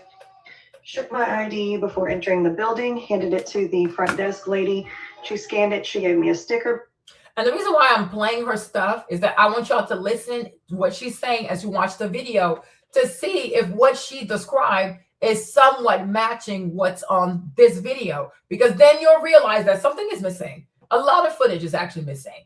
There's missing footage from this video. Let's go. Okay. Badge, which, same picture as your driver's license. I sat in the lobby. Exactly, Mr. Carmichael. Do y'all see what Mr. Carmichael said? He said, so they have body motion cameras of surveillance on the property. They do. And that's why towards the end, the camera is following Karmelo. Like, it just follows him. Then why weren't you doing that in the beginning? It's there. They don't want you to see it. And there's also a camera that follows Hunter and Austin getting onto the property because they came this way, right? Look, like, think for a second, right? This is how Austin and Hunter come in, right? It's the same way that Karmelo left. So the way they came in is the way that Karmelo left with the police, right? There you go. So if you could track Karmelo from the tent all the way back to this exit, then from this exit, you can track Austin and Hunter to the tent. Where is the footage? Am I making sense? Right? Here's what I'm saying. Let me say it again in case you all didn't hear me, right? What I'm saying is, right, if you can track Karmelo, if you can track him, because actually it starts here, right? That's him right there, right? If they can track this boy from the tent all the way, they're tracking him all the way. You see this, right? They are tracking him. The camera's moving with him, right? They're tracking him all the way, all the way. He's being tracked. He's being tracked. You see this? He's being tracked. The camera's moving with this boy, right? So my thing is, if you can track him all the way out, then you also track Hunter on the way in. You see? Tracking him. You see, the camera's moving. The camera is moving. The camera is moving. The camera is moving. The camera is moving, right? They stop a little bit, right? The camera is tracking his body. Hopefully you get me. And I'm saying this is the same pathway that Hunter and Austin took to get into the stadium. So where is their footage of them being tracked in there? Hopefully you understand me, right? I'm a little faster. You see? So you see, they're tracking him. They're tracking him. They're tracking him. They're tracking him. They keep tracking the boy. You see? Now he's with the police officers. No problem. Right? So even this image here, let me take a screenshot. So you get my point. Oh, Lord. So what I'm saying is we should have the same image of Hunter and Austin coming into the track. Right? There you go. And now you have this image. So we should also have something similar for Austin and Hunter when they actually enter the stadium. We don't have that because they don't want you to see that. Right? So this is Karmelo leaving. Right? There should be, because if there's a camera here and the camera was working, then we should have the footage of Hunter and Austin getting into the stadium. Where is that footage? Okay? We don't have that. You see? There you go. So we should have something similar for Austin and Hunter, right?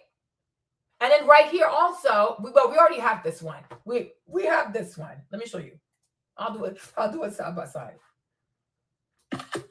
Right? I'll do it side by side real quick. Hold on. Right?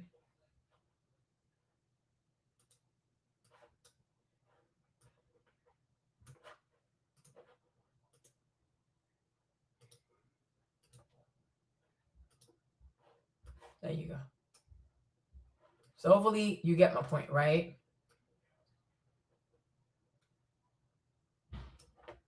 You see? So what I'm saying is, right, we should have side by sides of everything. So here at 9:49, you see Austin with two other people, right? Oh my gosh. Oh no, you're not welcome here. I'm sorry. Bye. Okay. So at first, what we see is that we see Austin come in with two other people. So that is 9:49 a.m. Okay. That's Austin and two other people. The guy with the blue sweater and the guy with the black sweater. Right. So we see that. Then at 10, what is it called? Oh my gosh. Hold on. Then at 10:04, right? At 10:04 a.m., what do we see? We see Karmelo leave with the police. Right? There you go. Make sense? So what I'm saying is we should be able to have side-by-sides for everything because that camera can track from the tent all the way to this area, right? So I'm saying, where is the footage of Austin and Hunter walking all the way up to the tent? Then we had another stupid-ass white idiot call me brain dead. You're a product of incest. Okay? Oh, he wasn't committing a felony. You don't think assault is a felony? You think you do know what assault is? Like, white Americans are so dumb. Okay? Assault is a felony. There you go. You don't have the right to put your hands on people. Assault and battery, it's a felony. Thank you, fucking idiot. You're not welcome here. So he's blocked, right? But I'm saying we should be able to have a side-by-side. So they have footage of Austin and Hunter being tracked as they walk their way up to the tent. Where is the footage? Right? Even Karmelo, there is footage of Karmelo walking up to the tent. There is footage of Karmelo dapping up Eddie. There is footage of that. It has been removed. It has been removed. Just like there are pages or chapters in the Bible or books of the Bible, like the book of Enoch, that has been removed. Do not trust white people. Do not trust white people. This footage here has been so edited. Things have been cut out. There's a lot of things. I'm even sure, like even the video we see in the tent, because they stretched it out to remove the timestamp. That's why it's so blurry like that. It's probably blurry intentionally. It is probably blurry intentionally. These people can show you pictures of Mars. They can show you pictures of a man walking on the moon, right? But when it comes to this goofy ass tent at this stadium, they can't give you perfect pictures. Yeah, right. Yeah, right. It's probably doctored to be blurry. I don't trust white Americans. Okay? So let me keep playing her video. Hold on, y'all. Give me a second. Make sense, you guys? Question everything you see. Question everything you see. So if you could track Melo, then show me the footage of you tracking Hunter and Austin as they walk up to the tent. They don't want to show you that. They don't want you to see that because they look aggressive and the aggressors as hell. Okay? So now let's go back to the video. Okay, let's start from the top. All right. Yeah, exactly. They're full. They're always lying. They're always lying. White Americans are always lying. They're always lying. Like they see the facts, they run the other way. They're a bunch of liars. Because, like I said, we actually see the camera tracking him. Right? I'm not making this up. You see the camera is like tracking him. When he stops, the camera stops. When he starts going, the camera goes. So there's definitely sensors on this camera, right? So it can track everybody's movement.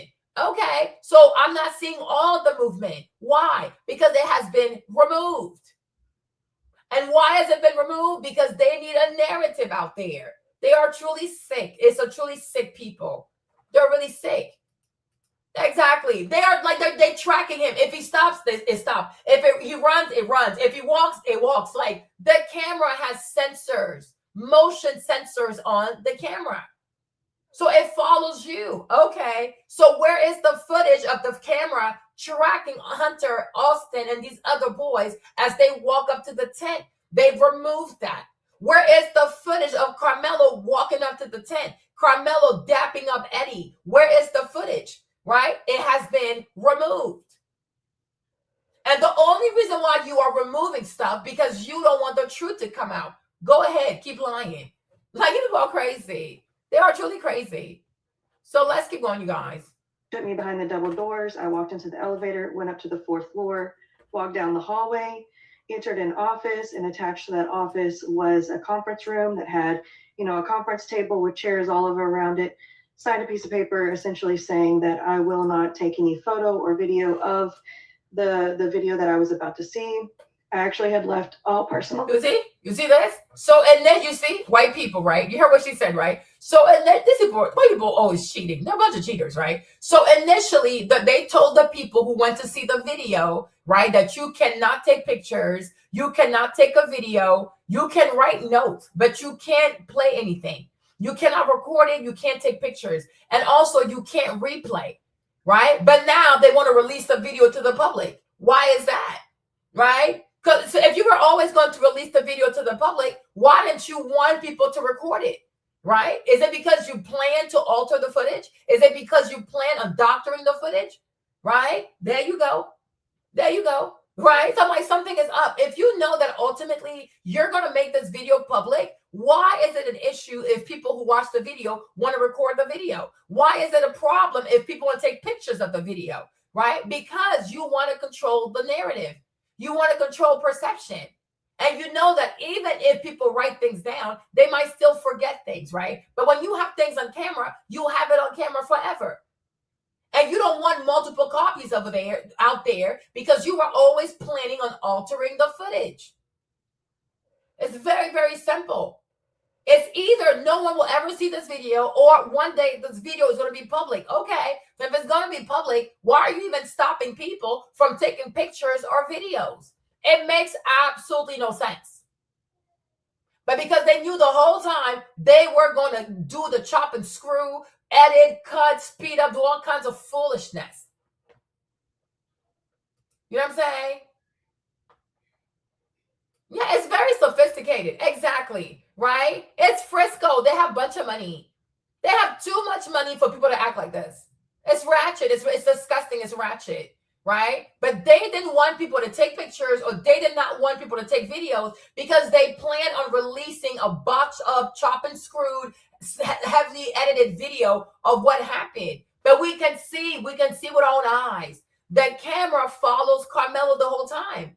It follows him this way. It come back this way. It follows him this way. When it stops, when he stops, the camera stops. When he resumes movement, the camera resumes the movement. When he stops again, the camera stops. So this camera is highly intelligent.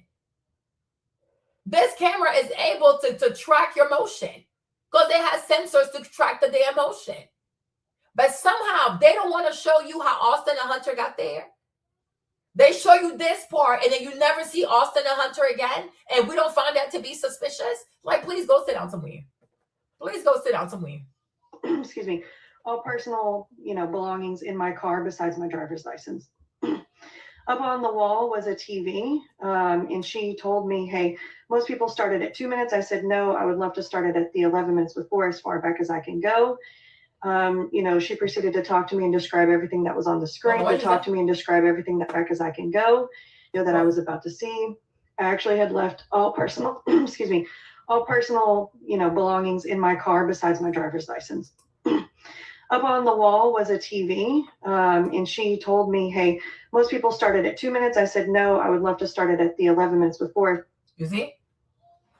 You see? What did she say, y'all? Hold on, Kevin. Remove your comment. What did she say? Right? That she wants to start it at the 11th minute before. Right? I told you. So if the boys are there if Austin and Hunter got there at 2:49, right? Karmelo was there around 2:30, 2:38. No, 9:38.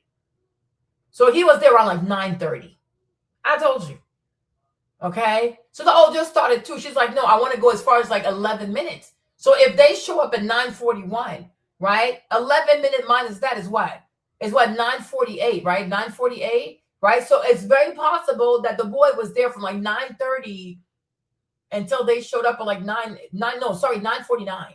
They showed up at 9:40. Oh my God, I'm messing up here. So Austin shows up on the actual property at 9:48.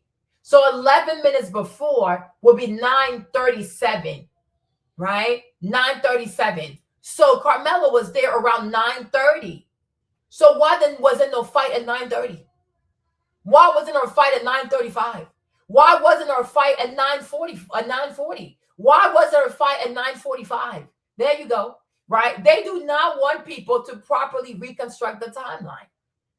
That Karmelo was there around 9:30. Okay, these boys show up around like 9:44. Let's say 9:40, like 9:49. Okay, so the whole time he's there, how come nobody's fighting him to leave? How come nobody's putting hands on him to leave? Right? Do not trust these white Americans. They're a bunch of liars. They're a bunch of nasty ass liars. Exactly. I'm telling you, there are different angles that we are missing. They have cameras from the back. They don't want y'all to see it. They have cameras from the side. You can see from the side and you can see from the back.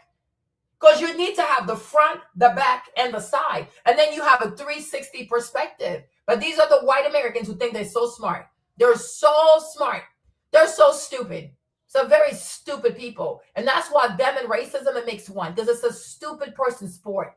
There you go. They're very stupid. Oh my gosh, look, I have one perspective. I know it all. No, the fuck you don't. But once again, I'm white. I'm always right. I'm white. I never make any mistakes. I'm white. It makes sense to me. So it should make sense to everybody. No, your stupidity makes sense to no one. And that's why Iran needs to keep the Strait of Hormuz closed. Y'all need to learn a lesson. You all start respecting people. But like I said, right, there is stuff that is missing. We have a lot of footage that is missing. This is a very incomplete story. And we're not buying this. So it's 11 minutes before. So like 9:35, 9:38 a.m. Okay, let's go. Let's go. Mr. Carmichael says, guess what else? There is some sensitive audio in that video. I'm telling y'all. I do not trust these people. These are the same people who had remember when we were growing up, they had Osama bin Laden wearing a Rolex.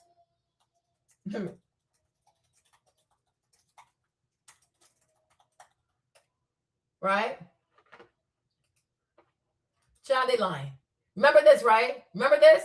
Back in the day, when we were kids, right? And they were trying to scare us with Osama bin Laden. Your boy was wearing a fucking Rolex. Okay? Your boy was running, they end the picture. The boy was wearing a fucking Rolex and shit.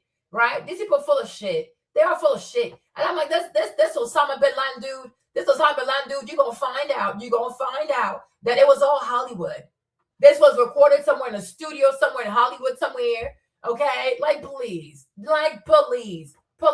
Even all the doctors they had, all the hospital they had during C-19, I didn't believe none of that shit. I didn't believe none of it. I'm like, I've seen stuff like that in the ER. I have seen the same scene in Grey's Anatomy. I have seen all of this stuff before in Hollywood. So how do I know that what's on the news is real? How do I know? Right? They even have the White House. They even have a replica of the White House. Okay? Even Tyler Perry has a replica of the White House. So how do I know what I'm seeing? I don't know. Okay? But it's very possible that the whole time Osama was actually some dude in Hollywood recording content to scare the people. Okay? I have evolved from this foolishness.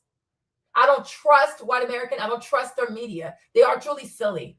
But it was going around that Osama was wearing a Rolex. But how you gonna wear a Rolex when you in a grotto somewhere in the mountains of Afghanistan? Afghan what? That's a rich ass Saudi little boy. That boy is rich. His family is rich. He is Saudi. He's a Saudi. He's from Saudi Arabia. And America had no beef with Saudi Arabia. They went and had a beef with Iraq, and they went and killed all these Iraqis. Right? Because how do we know that Saudi Arabia and America did not work together to create the myth, the legend called Osama bin Laden to get the people to support a war that was truly mass genocide and the pillaging of Iraq, the natural resources of Iraq? No, I don't trust these people. I do not trust them. It's the same thing with the Cassie and the Diddy video. They doctored the video, they edited the video, they sped up the video, they did all kinds of foolishness to the video. They didn't let the actual video play out. Because then people would have had more questions. Because Cassie's behavior on the actual video that is not sped up, that is not edited, does not align with a so-called victim of domestic violence who's trying to run away from a 12-hour orgy. Doesn't align. It does not align. And many, many times they have doctored footage to get a reaction out of people. I will not fall for this crap. Okay? Show me the video of Austin and Hunter walking up to the tent. Show me what that looks like. Who you think? Like, they're truly silly. There's, of course, this video. Even the Cassie video, like when she puts on her hoodie, she covers her mouth because she's talking to Diddy. And she didn't want people to read her lips. So every time she talks to him, she puts her hoodie on and then she covers her mouth like that. We are not falling for this. Ronnie, I am so done with American media. I am so done. Let's keep going, you guys. Let's keep going. They're so full of it. They are full of this crap. As far back as I can go. Exactly. She proceeded to talk to me and describe everything that was on the screen. Essentially, identifiers, bottom right corner was the timestamp, top left corner was the... You see this? You see this? What did I tell you guys? What did I tell you? So she said, because the video she saw, she don't start with this video. She starts with the tent video. What did she say? The left corner was the tent or canopy, and what it had the timestamp. It had the timestamp. Where am I? Tent or canopy, however you... Right? It had the timestamp. I have it here. It had the timestamp. Hold on. Let's come here real quick.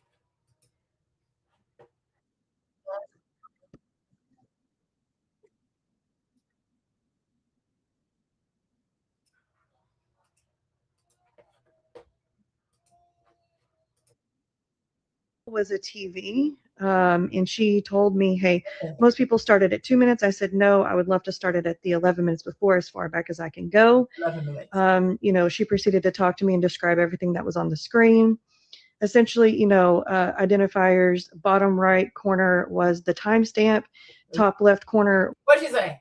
So at the bottom, what? You had the timestamp. Did I not tell you they removed the timestamp from the video? Did I not tell you that? I'm like, something is missing. Hold on. This volume manga lab. You seen the video? Came walking. This You see those not or identifiers. Bottom right corner was the timestamp. Top left corner was the tent or canopy, however you want to flavor it. Right? And you'll see when we watch the actual video, let them move, right? You'll see that the timestamp disappears. And I told y'all this, right? So here we have 9:49. Austin shows up. Start walking a little fast. Now, it could be because of the rain. I don't know. But Austin starts walking a little fast because they catch up to these girls right here, right?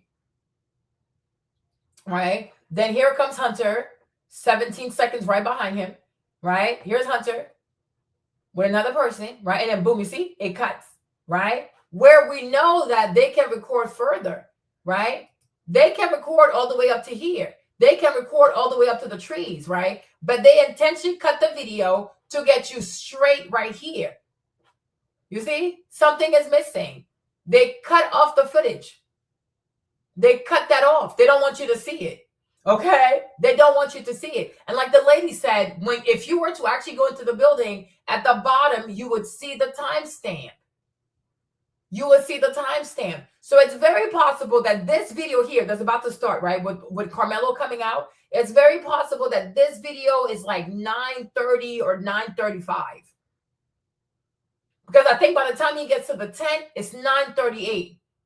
Okay, that's why they're 11 minutes apart. So I think he's coming out like 9:30, 35, 30 something, right? Maybe 36, 35, 36. Maybe it takes him like 2 minutes to walk to the tent, right? So by the time he sits there, it's 9:38. Now, when Hunter and them come in, it's like 9:40, 9:49. There you go. So 11 minutes apart. But Karmelo was there first. They were not there first. And when Karmelo gets there, no one has an issue with him being there, right? But look at how the camera will track him. And once he gets past the black and red tent, it just cuts. It just disappears. It's like, well, what happened to that footage? Because we know that this camera is fully capable of tracking people. We have seen it track the people. So why does it start tracking Karmelo, then it suddenly stops tracking him? Why? And then it goes right into the fight part. So even that, there's something missing in the middle. Okay? It's a lot of footage that is missing. So look carefully. All right? So let me keep playing her voice. Sorry, y'all. Hold on. Want to flavor it, and it was half cut off. Now to kind of through it, and it was, she proceeded to talk to me and describe everything that was on the screen. Essentially, identifiers, bottom right corner was the timestamp, top left corner was the tent or canopy, however you want to flavor it, and it was half cut off. Now to kind of describe the video and the clarity, crystal clear. I love to say 4K, if not 5K or better. Okay. I could see. So she said her thing was 5K or better. And here is blurry. And I told you it's blurry on purpose.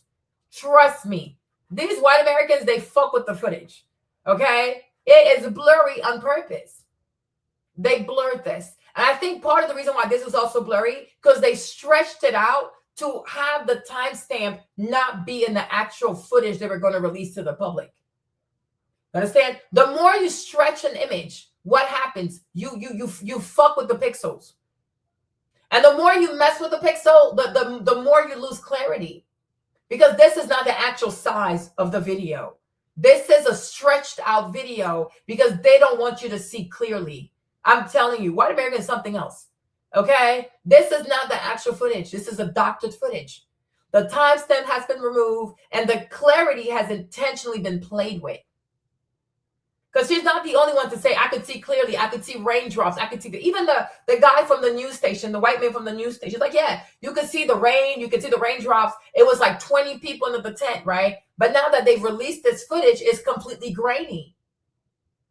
Right? And I'm like, I'm not even trying to be funny, but imagine like this level of effort, like to go this far for these 17-year-olds and something that happened at a track meet. It is just unbelievable. If white Americans had the same fortitude and the same commitment to fixing the national debt, I would have so much respect for them.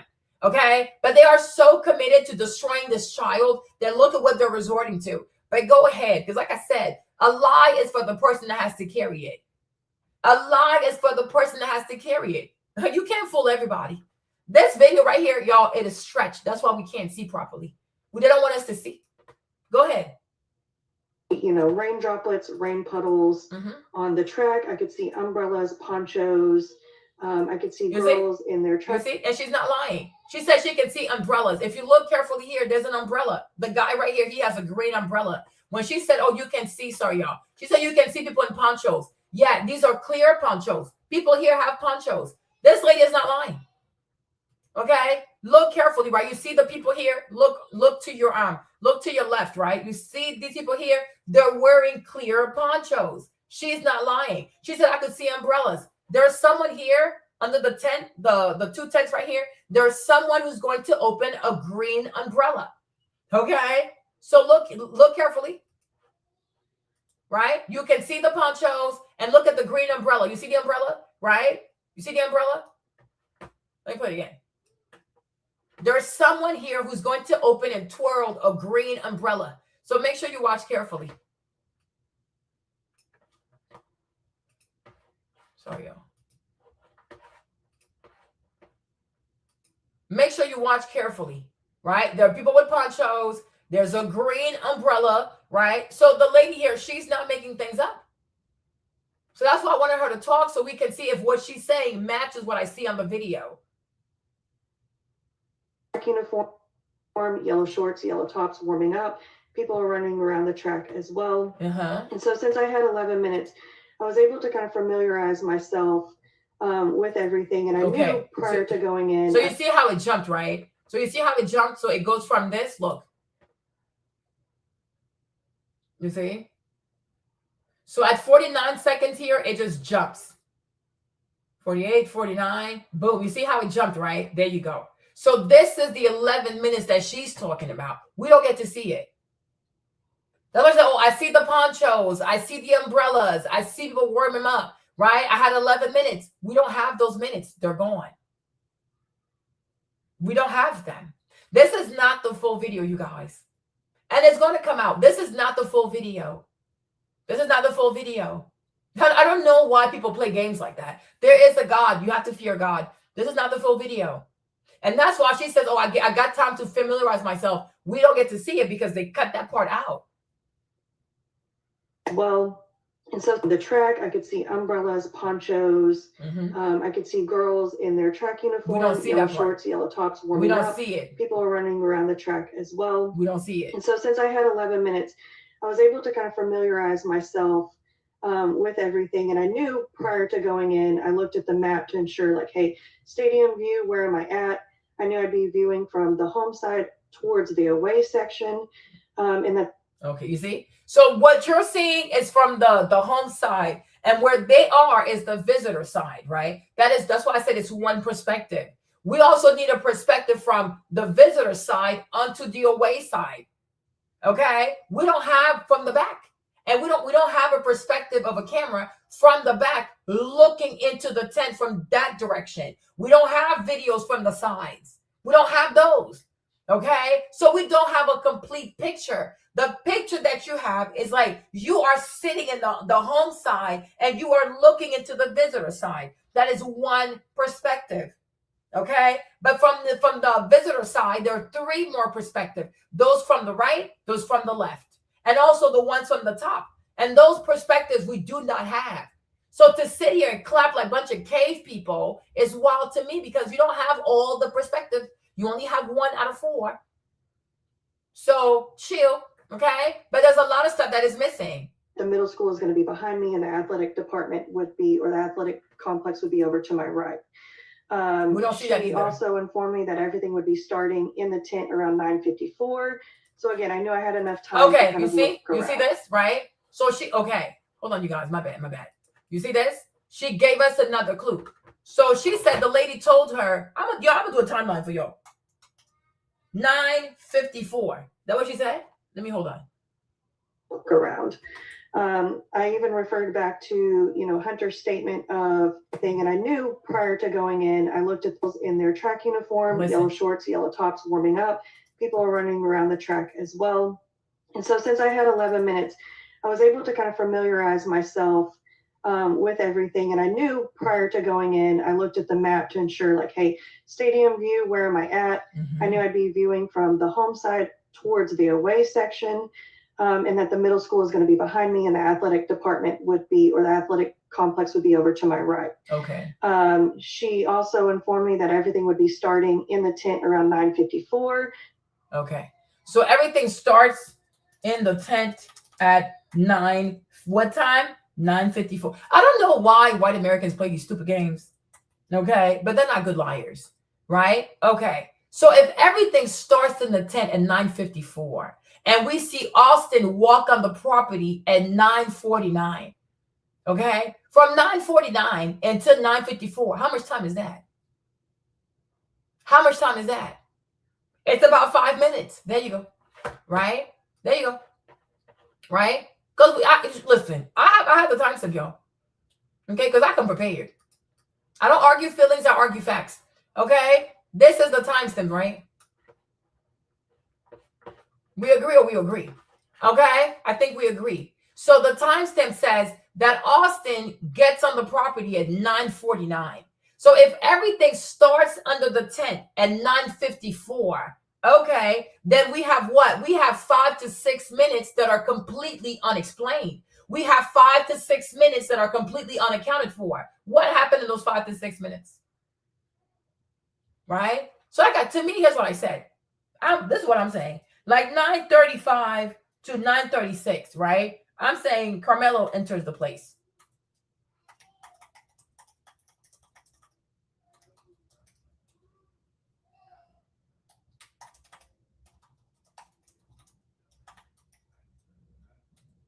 Okay, right? And then we have 9:40, like let's say 9:49. 9:49, Austin arrives on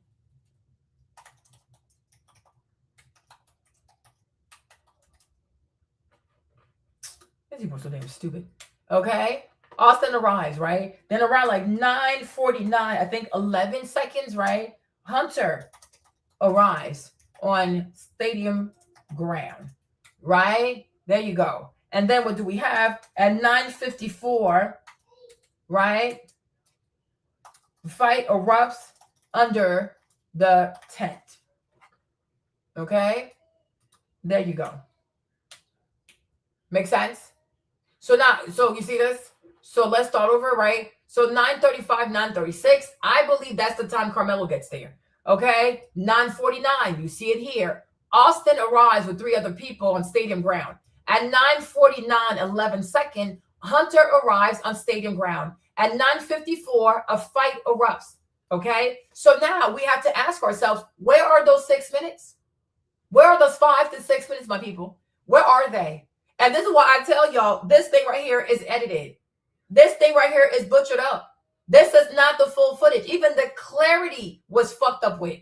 So they messed up with the time frame. They're messing up with the timeline. They are intentionally blurring out the footage. And they are intentionally removing like chunks of footage because it has to fit a certain way. No problem. But please understand, everybody is stupid. You might be stupid, and your fellow white people might be stupid, but everybody ain't stupid. Okay? Everybody's not stupid because they don't want people to be able to properly reconstruct the timeline. Because if you reconstruct the timeline, Austin and Hunter are on some bullshit. And I also say that Eddie was involved in this mess. I really do. I think Eddie instigated all of this. I really do. Right? But this is it. So 9:35, 9:36, Karmelo gets there, give him maybe 2 minutes to walk to get to the tent. He meets Eddie. They dap up, right? And then they sit there for about 11 minutes. Then you have your boy, you have Austin who enters the place, the stadium ground at 9:49, right? At 9:49 and 11 seconds, you have Hunter right behind him 11 seconds later. But then at 9:54, a fight erupts. So we're missing 5 minutes. And in those 5 minutes, they don't want you to see it. Why not? Okay? Please. Go sit down somewhere. Please. Go play with somebody else. So again, I knew I had enough time to kind of look around. I even referred back to, Hunter's statement of himself, his brother, and a couple of friends walked from the middle school. So again, I knew they'd be coming around that right-hand side, right? See? So we don't have that part too, right? So this is what she's referring to. But we don't have it because it's been cut. But there's the footage where you can... Back to Hunter's statement of himself, his brother, and a couple of friends walked from the middle school. So again, I knew they'd be coming around that right-hand side, right? So around 9:50, I kind of started looking, give or take, looking around that side. Yeah. Sorry. So she said like around 9:50, she started looking, which makes sense because they stepped on the ground at 9:49. You see what I'm saying? So when she says 9:50, she means like 9:50 near the stadium, right? Because at 9:41, they're walking up to the stadium. So at 9:49, they're here. By 9:50, they're in the stadium, like where you see all the tent, the bleachers and stuff, right? There you go. That's what she's trying to explain. Give or take, looking around that side towards my, so again, I knew I had enough time to kind of look around. I even referred back to, Hunter's statement of himself, his brother, and a couple of friends walked from the middle school. So again, I knew they'd be coming around that right-hand side, right? So around 9:50, I kind of started looking, you know, give or take, looking around that side towards my right. And here they come walking in, right? The way that I love to put it, and I've kind of deemed it since day one, is they were not just, you know, nonchalantly walking to go see a track meet. They actually were walking with intent, walking with a purpose, and the way I've deemed it is predator versus prey. So they walked around, got up onto the visitor side of the bleachers. As we all know, if you've been to any kind of like football game, that bottom part of the bleachers is all metal, so it's a metal walking path. They walked up towards the tent, up those steps, and the altercation immediately started, like the lady said, around 9:54. There was no sitting. I do not believe that what has been stated in the interviews is accurate. And the reason why I can... And you see what she said, right? So the video that she saw, you could see Austin walking up the steps. We don't see that, right? You could see Hunter walk up the steps. And you know she's not lying because we see the camera tracking Karmelo's body. The camera tracks people, okay? So she's not making this up. So where is that part of the footage? It's not here, right? Where is that part of the footage? It is not here. Right? It's not there. It's not there. Right? Listen to her again. The way I've deemed it is predator versus prey. So they walked around, got up onto the visitor side of the bleachers. As we all know, if you've been to any kind of like football game, that bottom part of the bleachers is all metal, so it's a metal walking path. They walked up towards the tent, up those steps, and the altercation immediately started, like the lady said, around 9:54. There was no sitting. I do not believe that what has been stated in the interviews is accurate. And the reason why I can say that is because viewing from that far, you can tell elevations, right? You can tell when people are sitting, you can tell when people are standing. And they stood the whole time. I believe that he was jumped. And the reason why I say that as well is because you could see arm movements moving back and forth, right? Cannot tell if it's... And that's why I told you, I call this swag surfing, right? You see it. If you look closely, you see it.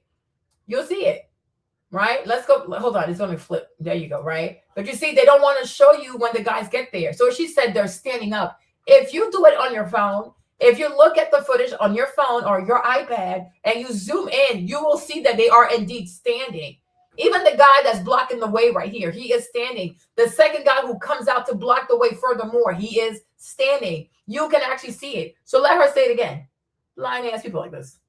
So they walked around, got up onto the visitor side of the bleachers. As we all know, if you've been to any kind of like football game, that bottom part of the bleachers is all metal, so it's a metal walking path. They walked up towards the tent, up those steps, and the altercation immediately started, like the lady said, around 9:54. There was no sitting. I do not believe that what has been stated in the interviews is accurate. And the reason why I can say that is because viewing from that far, you can tell elevations, right? You can tell when people are sitting. You can tell when people are standing. Yeah.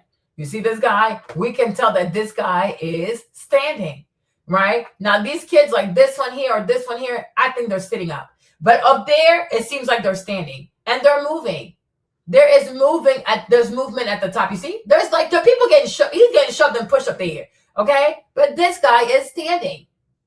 He is standing, and I think right here is Austin and Hunter. I think they're right next to each other, like right there, right? And then also, if you remember too, right? If you remember also from the testimony, right? One of the students said that Hunter was off to the side playing on his phone. Where is that footage? Do you see anybody here playing with their phone? Is anyone in this video playing on their phone? There you go. Where is Hunter? Right? Hunter is right next to his brother. So he was never off to the side playing on his phone. They lied on the stand. There you go. If you go back and let me see if I can find it, right?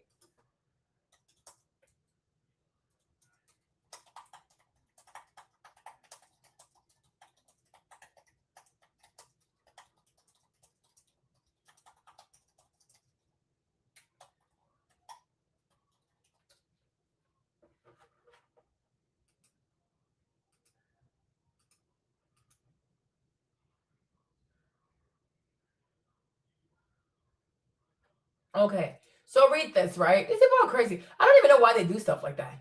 Okay. Okay. So you see what it says, right? Okay. Right? So now look at this, right? And we're supposed to take this seriously. So another witness also testified that Metcalf was the only person standing at the time. My people, even their own video that they gave us, is he the only person standing? Austin the only person standing? Right? There you go. So he said that the only person standing was Austin. Do you believe that? Right? Do we truly believe that? Here's my chair. Hold on, wait a minute, chair. Wait a minute, okay? Do we not have at least two people standing right there? Right? These two are standing. So just these two alone, plus Austin, it make it three people that were standing. But I'm telling you, if you look carefully, Austin is right next to Hunter. They're next to each other. So off the back, that's four people who are standing up. So I don't even know why they're cheering for. What are they cheering for? These people, man, they eat dog food for a living. I can see why. Okay? Your brain is brain rot. So you said only one, it was only Austin who was standing. But now we see four people are standing. So I don't even know why they're cheering for. This video shows that they're hiding stuff. These people are crazy. They are truly crazy. This video shows that you're hiding stuff. What are we talking about? Right? So now let's keep going, right? So the person, Jalen Matthews, 18, whose mother is a pediatrician for the Metcalf family. So this young man who testified, his mother is the pediatrician. So she's been Austin and Hunter's doctor since they were babies. And we're not supposed to see bias in that, right? So your mother is their doctor. Your mother makes money taking care of those kids. Your mom has been their pediatrician since they were kids. And we think you're going to tell the truth, though? Like, this is a sham. This is a fucking joke. This is a fucking joke, right? And I'm like, they need to go up with, they need to bring up ineffective counsel. What is going on here, right? So then the boy said, oh, Metcalf push was enough to get Anthony out of his seat, but not enough to hurt him. How can he make that distinction? Who is he to make that conclusion? So has he ever been pushed around stairs, around metal bleachers? How does he know that someone couldn't have gotten hurt? Is that how they play in their household? Like, that's just crazy. And what makes him an authority on what could cause an injury or not cause an injury? Right? Like, make it make sense, though. Truly make it make sense. Right? Hold on. Where's the other one? The one I was looking for, you guys. I don't.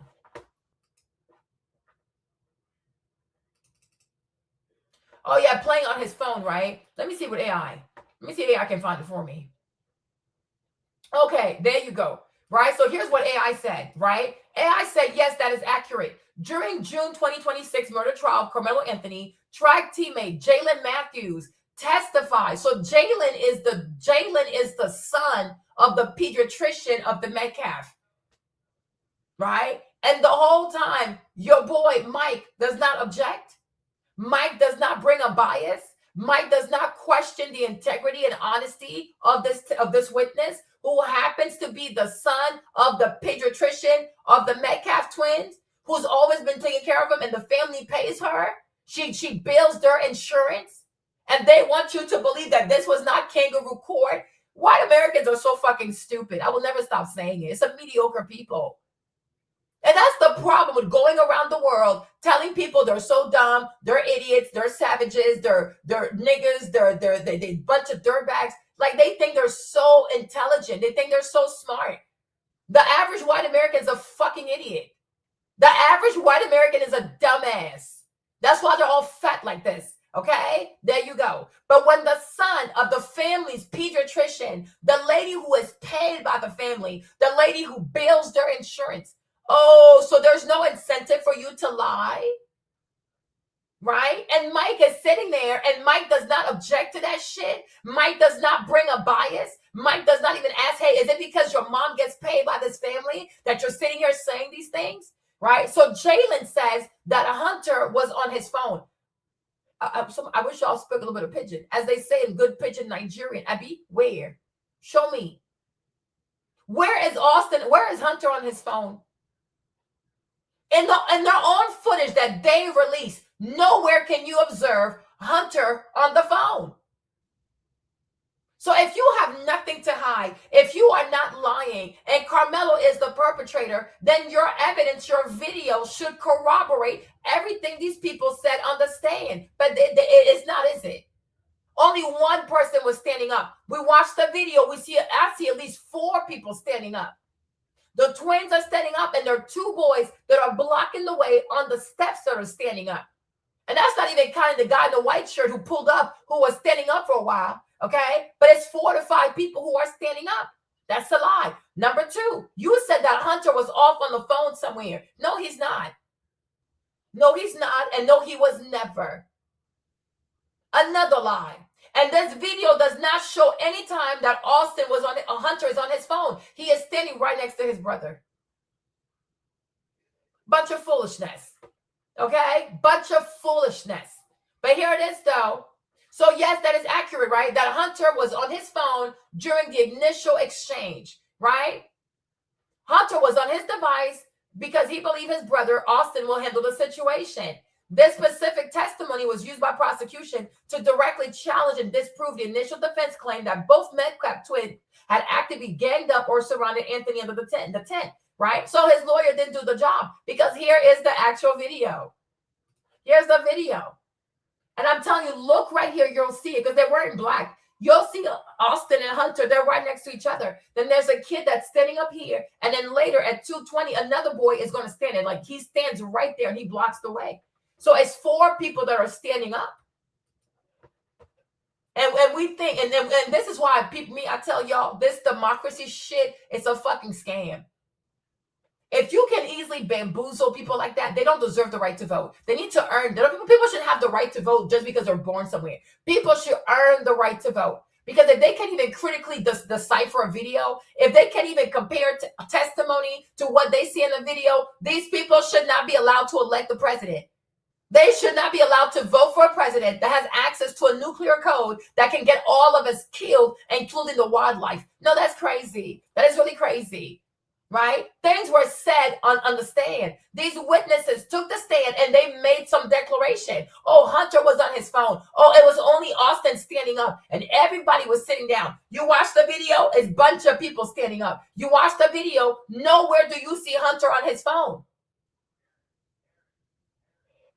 And isn't the whole point of the video to corroborate what the witnesses said on the stand? Okay, so why is it going against what you said on the stand? That makes no sense to me. That makes no sense to me.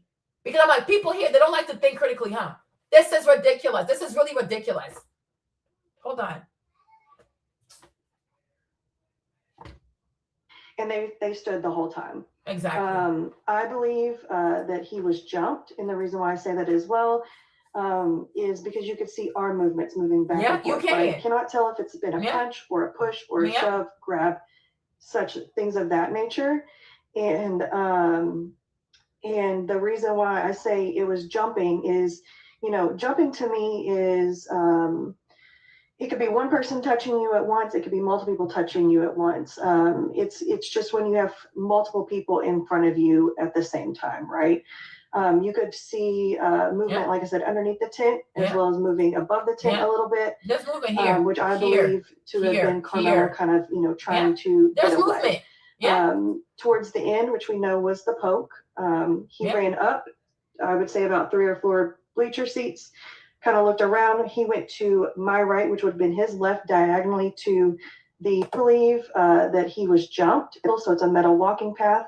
They walked up towards the tent, up those steps, and the altercation immediately started, like the lady said, around 9:54. There was no sitting. I do not believe that what has been stated in the interviews is accurate. And the reason why I can say that is because viewing from that far, you can tell elevations, right? You can tell when people are sitting. You can tell when people are standing. They're moving. You see it? They stood the whole time. You see it, right? You see it, right? You see it? I believe that he was jumped. And the reason why I say that as well is because you could see arm movements moving back and forth, right? Cannot tell if it's been a punch or a push or a shove, grab, such things of that nature. And the reason why I say it was jumping is, You know, jumping it's to moving. me is, Yeah. it could be one person touching you at once. It could be multiple people touching you at once. It's just when you have multiple people in front of you at the same time, right? You could see movement, like I said, underneath the tent, as well as moving above the tent a little bit, which I believe to have been Karmelo kind of, you know, trying to get away. Towards the end, which we know was the poke, he ran up, I would say about 3 or 4 bleacher seats. Yeah, she's correct. Kind of looked around. He went to my right, which would have been his left, diagonally to the steps. He ran straight down. And of course, when he got to the bottom, he kind of tripped and fell. And he was being chased by 3 boys at that point in time. I let him run off to the side. I tried not to be distracted with him running off. We knew he was, the way that I put it is, he was running to seek safety. He was not running to a McDonald's. He was not running to flee the scene or anything in that manner. So I quickly took my eyes back over to the tent just in time to see Austin walking. You see? So she said she took her eyes back to the tent. You see? And I'm saying, and this lady, if you listen carefully, everything she's telling you is what you can see on the camera. And then there are things that are missing because they took that out, right? She's like, oh, he got up 3 or 4 bleachers. He ran diagonally. He fell. So I'm like, she saw the video. This lady saw the video, right? And she was like, oh, and then I was able to, because he just ran. So I took my eyes back to Hunter and Austin. Where is that footage? Where is it? We also don't see that. It's a lot that is missing, y'all. A lot is missing from this damn video. So it means that the camera goes back this way. So it sounds to me there are multiple cameras. There are multiple cameras. Because if this camera is busy keeping up with Karmelo, if she was able to see back this way, there's another camera. There are multiple cameras. It's not just one camera. Okay? These people are up to no good. They are truly, truly up to no good. They are truly up to no good. Because how was she? Oh, I turned my eyes back to Austin and Hunter. Where is that footage for us? Okay? Where is that footage for us? It's nowhere to be seen. Down those steps, as he hit the bottom of the steps, he collapsed to his knees and fell to his right side, which would have been my left side. Okay, I cannot confirm or deny whose quote unquote was the closest, you know, off of Hunter's interviews. He stated that he fell into his arms. Could be true. I cannot identify there, right? But then from there, you know, people scattered like roaches. You turn on the lights, they went everywhere on multiple different directions. Okay. And this is what I think we have here. So I think this is it. When I told you people started to scatter, right? So you see a concentration of people, less people concentrated, and then you see them scattering. They did. Okay? You can see it. You see it right here. Okay? So from the left, it's a concentration of people. In the middle, you have less of a concentration of people. By the time you get to the right frame, when Karmelo's like running diagonally, right? Everybody's leaving. They're all running. Which means they could have ran sooner and got some help. But they wanted to see somebody get jumped. Like, please. Police. Police, police, police. I did see a gentleman walk over, and what I'm going to say is he was a coach or an athletic trainer. He was wearing a blue hoodie. He immediately, you know, was attending to Austin. About 10 minutes later, you know, within that 10-minute time frame, I could see the first officer arrive on scene. He was running from the middle school diagonally across the field. And then, like I said, within that 10 minutes, like, I guess this guy running. The ambulance pulled on the track and right in front of where Austin had been. So see, there's footage also. You have footage also of the ambulance truck pulling up on the track field. We also don't have access to that, right? So I'm telling you, this is not the full video. Okay? This is not the full video. Laying, and honestly, it blocked everything out. You couldn't see any more bodies behind there or any kind of commotion or movement. And then, of course, the EMTs had to take the stretcher out and wheel it all the way around because they could not lift it above that chain link fence that was right there. From there, we all know that they were probably, you know, giving him life-saving measures. It did start to downpour at that point in time. Again, I could see it on the screen, and then you could also see the tent on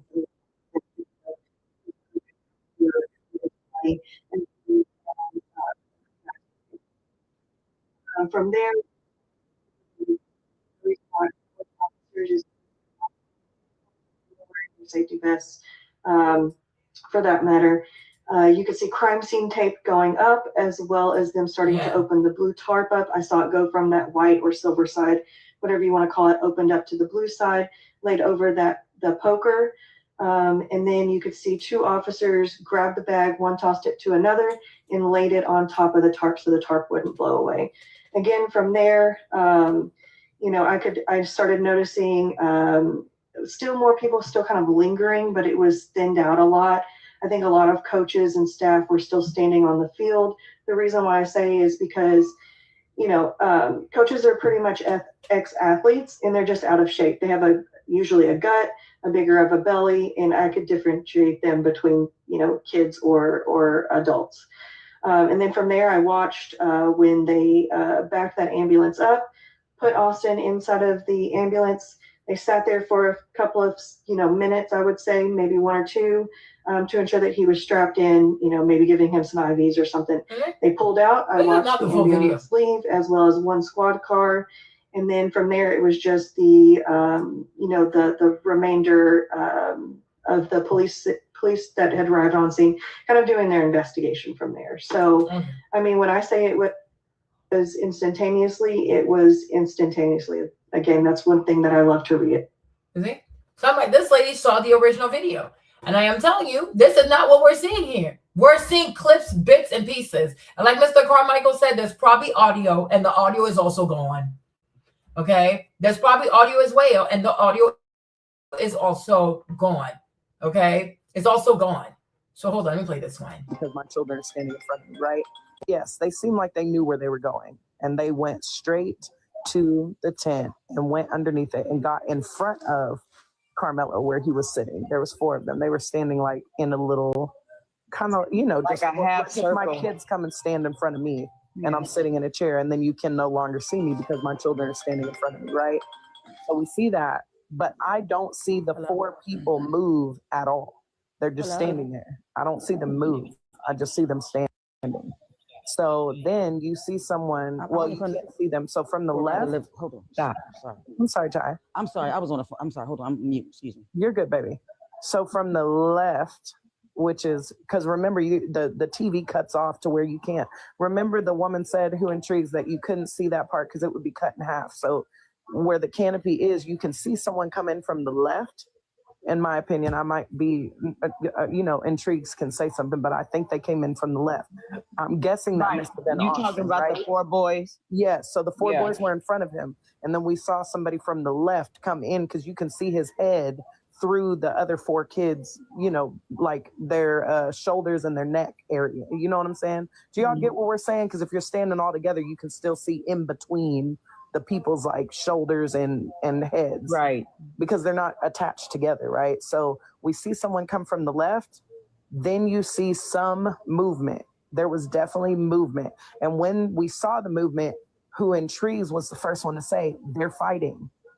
I don't know for sure, but that's what I would guess. There was movement. So let me explain the reason that I believe they were fighting. Because there was a lot of ducking going on. 2 of the boys were ducking down like they were bending, or they were definitely bending. But you can tell that there was motion under there, that there was for sure physical activity going on. There was motion. So then when that motion happens, and this is quick, like this is quick. When they say blink, they're not lying to you. Like it was quick.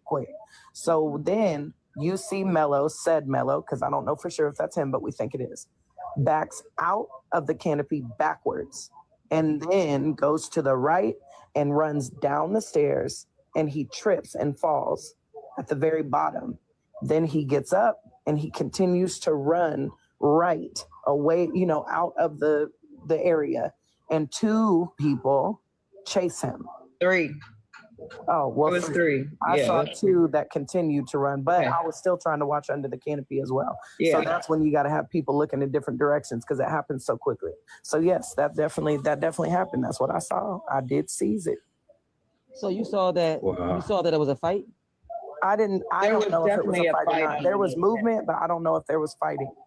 But there was So under definitely the movement. tent, when I guess before the four came, and you said there was like a couple of people already under there, could you tell if they were male or female?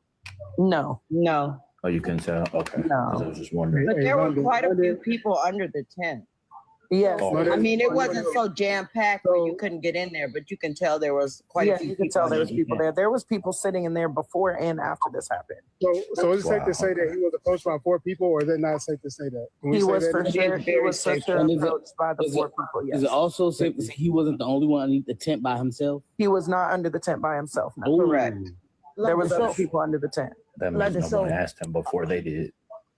So London, so the person say that he was hit, or she didn't really speak about it? The lady No. that showed y'all.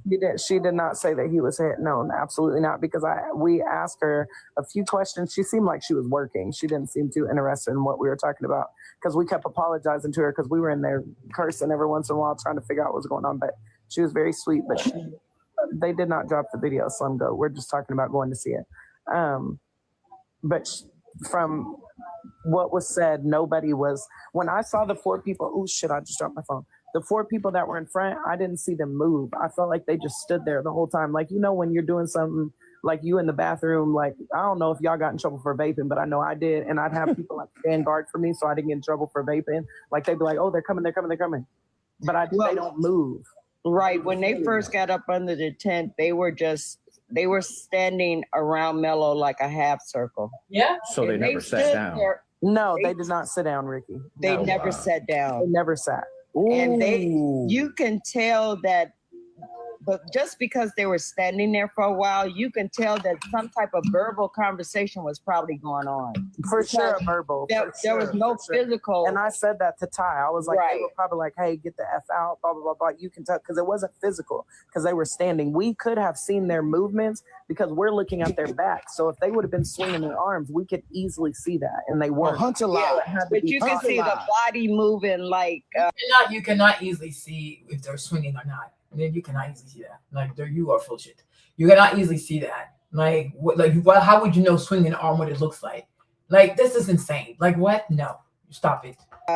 Swaying from one side to another, bending down. So, Yes, but you wouldn't have been able. Yeah, we yeah, would have but been you able to see can't if they were actually see punching fists it. being punched because we're looking at their backs. Yeah, we were looking at backs. And then I just want to make it clear, when Karmelo had came out backwards and then came down, he had already been poked. So people are thinking he was being chased beforehand. I don't think that that's true, because the incident had to have already happened, because then the other big thing that you see is Austin Metcalf, and it had to be Austin. There's no guessing. He came down maybe, what do you think, Huantree? Probably 3 steps. And Yeah, then he fell at the bottom. walked down, and I think he got to the And bottom. he collapsed at the bottom.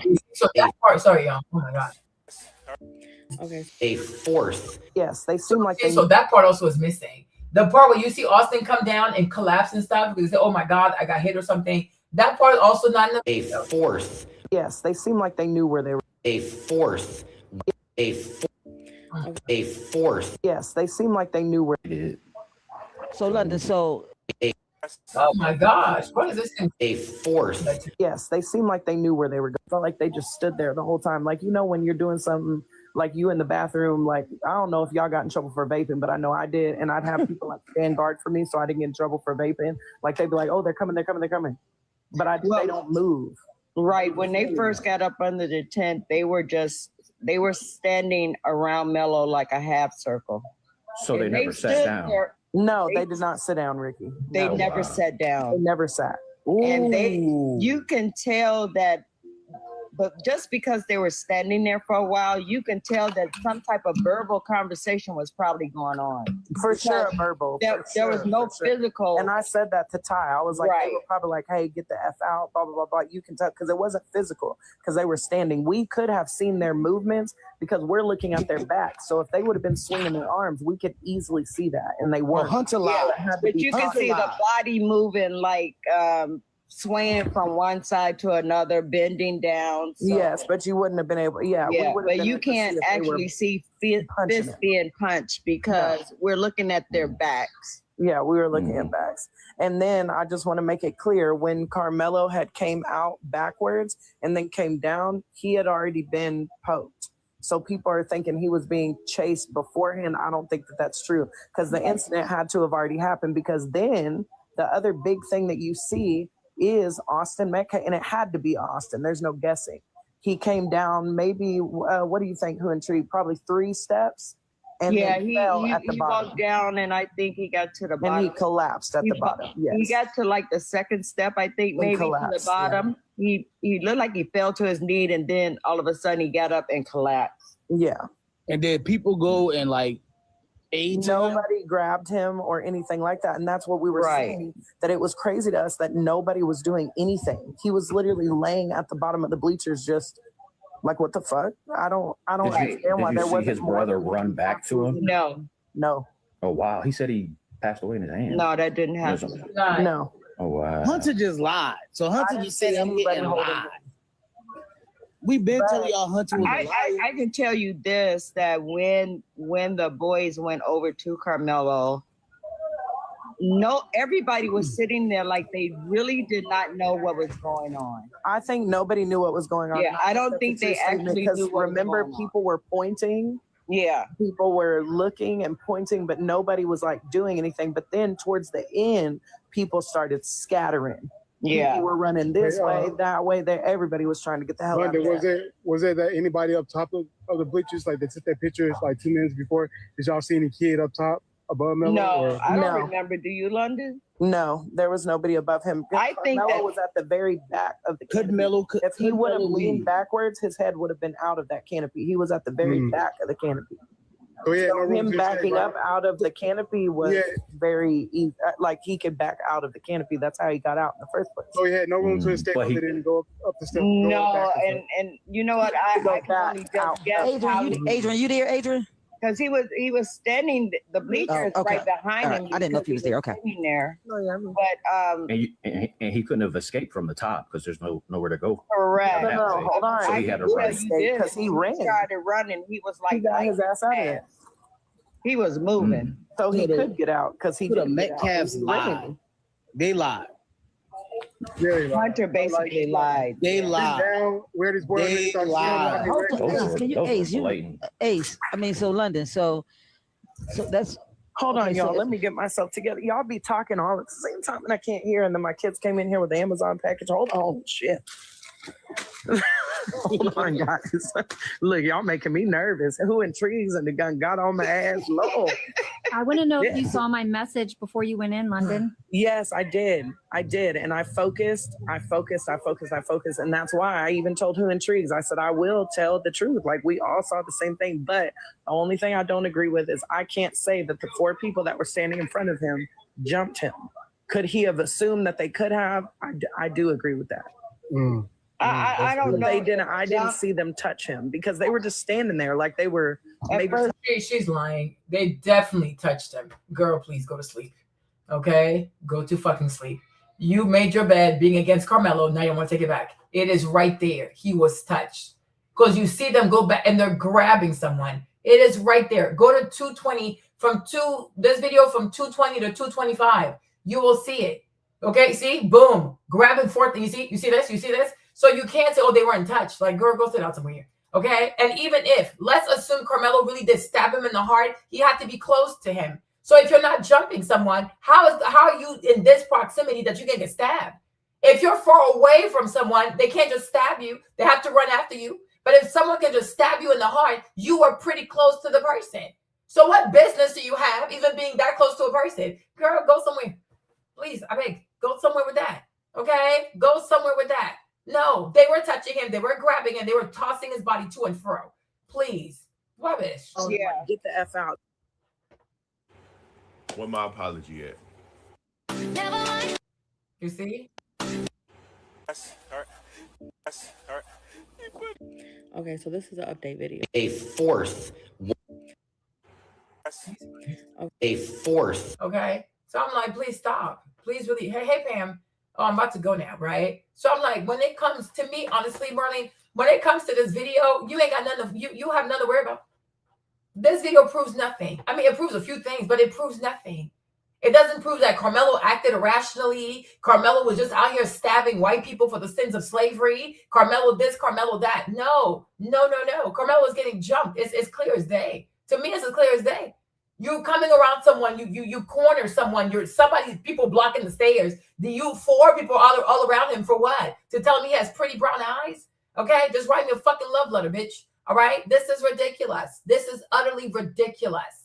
And then you even have to look at the character of Karmelo. Like, he's 3.7 GPA, 21 offers of scholarships, all of this. Who the fuck is Austin Metcalf for him to throw that away? That's neuroplasticity. You don't just go from being a stellar student, you stay out of trouble, you don't have no issue, and then one day in the rain, oh yeah, this is the day I'm gonna ruin my fucking life. It doesn't work like that. The people call it neuroplasticity for a reason. They call it that for a reason. This is outrageous. But I'm like, this video proves nothing to the fact that you people are hiding something. You're hiding something. Like I said, a lie is for the person that has to carry it. A lie is for the person that has to carry it. Y'all gonna fuck around and find out that there's someone who has the actual footage. And one day they will release it. They will. That's why people who lie and scam and do all that stuff, they think they're so smart. You think you're just so smart. You're just so smart. Oh, we already lied and they believed us. We already did this and they believe us. No problem. There's God. Fear God. While there's still time, fear the Lord. But you're never alone. When you lie, God is watching you. Like, are you really about to say this lie? When you scheme and scam, the Lord is looking at you. When you plot and do all this weird stuff, the Lord is looking at you. Human beings need to understand this. You are never alone. We are always under surveillance of the Almighty. We're all being surveilled. And that's why it's better to be truthful from the beginning. Because once you tell one lie, then you got to tell another lie, then another one, and another one. It never stops. This is not a life you want to live. This is truly not a life you want to live. Like, you'll go and, like, I've seen comments like of people who claim to have family at the prison where Karmelo is, right? And they talk about how everybody is so impressed that he is so well-mannered. He's such a good boy. He's so well-behaved. He's so respectful, right? Something like prison is going to reveal your true character. And he's in prison for this foolishness. And he's still a model citizen. He is still a well-mannered child. Can you believe that? How often do you hear somebody in prison and even the prison guards are impressed by his behavior, right? You did this to yourselves. You absolutely did this to yourself. The full video is going to come out. Nothing stays buried forever. In this life, nothing. And like I said before I leave you guys, right? One thing we must remember is that Jonas did not stay in the belly of the whale. He came out. Jonas did not stay in the belly of the whale. Karmelo will be fully exonerated. Carmelo's coming home. This is utter madness. It's utter rubbish. And the countless of times that Hunter Biden, a liar, Hunter Metcalf, a liar. There's something about this name Hunter. Don't name your child Hunter. It's not a good name, okay? But I'm a Hunter. The number of times you've lied, I feel sorry for your soul. You, Eddie, there is no way you did not set Karmelo up to get jumped. And this shit went too fucking far. If you and your family did not want your cousin to date a black boy, you should have told her that. But to set him up for being black and dating your goofy ass Mexican cousin, you are out of order. And you, Eddie, you're going to find yourself in prison as well. If self-deletion don't find you first. Okay? So my people, with that being said, right, this video is a fucking joke. If they're not going to show the whole thing, then show nothing at all. Right? But the more you show the stuff, more questions are going to be asked. More questions are going to be asked because people saw the video. And you think because you told people not to take pictures, not to take videos, you think you have it made. How do you know that somebody didn't walk up in there with some Meta glasses? Okay? Because you know those Meta glasses can actually record stuff, right? How do you know somebody didn't show up in there with some Meta glasses? How do you know that one of your workers did not make a copy? How do you know? There's so much you don't know. But there have been people who think, well, I'm so smart. I'm so this. We got him fooled. We got the people believing. You can't fool everybody. You cannot dupe everyone. You cannot scam everyone. You cannot mislead everyone. Even during COVID, they applied so much pressure behind this freaking jab. Okay? There you go. But not everybody gave into the pressure. Right? So lie who you lie to, who you want to lie. If people want to see this as evidence of God knows what, more power to you. You are dumb. Okay? So at your leisure, all right, do as you must. But to those who can actually think critically, like, yeah, one frame of reference is not enough. We want to see other camera angles. We want to see the front, the side, and from the back. We want to see Austin and Hunter pulling up on the actual track meet, on the track field. We want to see them get up those damn steps. We want to see them get to the tent. We want to see how Karmelo got in the tent. We want to see the part where Karmelo started dapping up Eddie, right? It's a lot of things here that are completely missing. And when you compare testimony to what's even shown in this video, a lot of things that were said on the stand do not hold with this footage. So, like, what are we even talking about? What are we truly talking about? Okay, so you guys, don't stress. Trust the Lord. If you bet on Melo, you made the right bet. It's a fucking joke. It is a fucking joke. It's another day in America, and it's another day with white American media. Always lying, always doctoring stuff, always cutting and editing, always slicing and dicing, always speeding the stuff up. Because I told you, I said, this footage here got this timestamp on it, but they don't want y'all to have the proper timeline. So they stretch the footage and they move the timestamp out of the frame so you can see it. But if you have to do all this deception, then you're hiding something. If Karmelo is fully to blame, then where's the timestamp of everything? Show us the timestamp of everything. The boy has been convicted and you're still scared to show the actual things. You are scared to show a timestamp, right? It's a fucking joke. It is a fucking joke. It truly is a fucking joke. And I pray that his family gets the lawyer for ineffective counsel. This is outrageous. But in the meantime, in between time, my people, I got to go make some food, okay? So hopefully you enjoyed the live, you enjoyed the replay, right? But you have nothing to fear. You have nothing to fear. And more people will come out about what they saw when they went there to see the video. But I'm like, they kind of all saying the same thing. And so it's footage that's actually missing, okay? So I love y'all, but I got to go now, okay? Bisous, bisous, bisous. À demain. I'll see you tomorrow, by God's grace. If I don't see you tomorrow, then I guess I'll see you Monday, okay? Bisous tout le monde. Allez, gros bisous. Bye-bye. Love you. Yeah, of course, Queen. Bisous, bisous. À demain. Attends,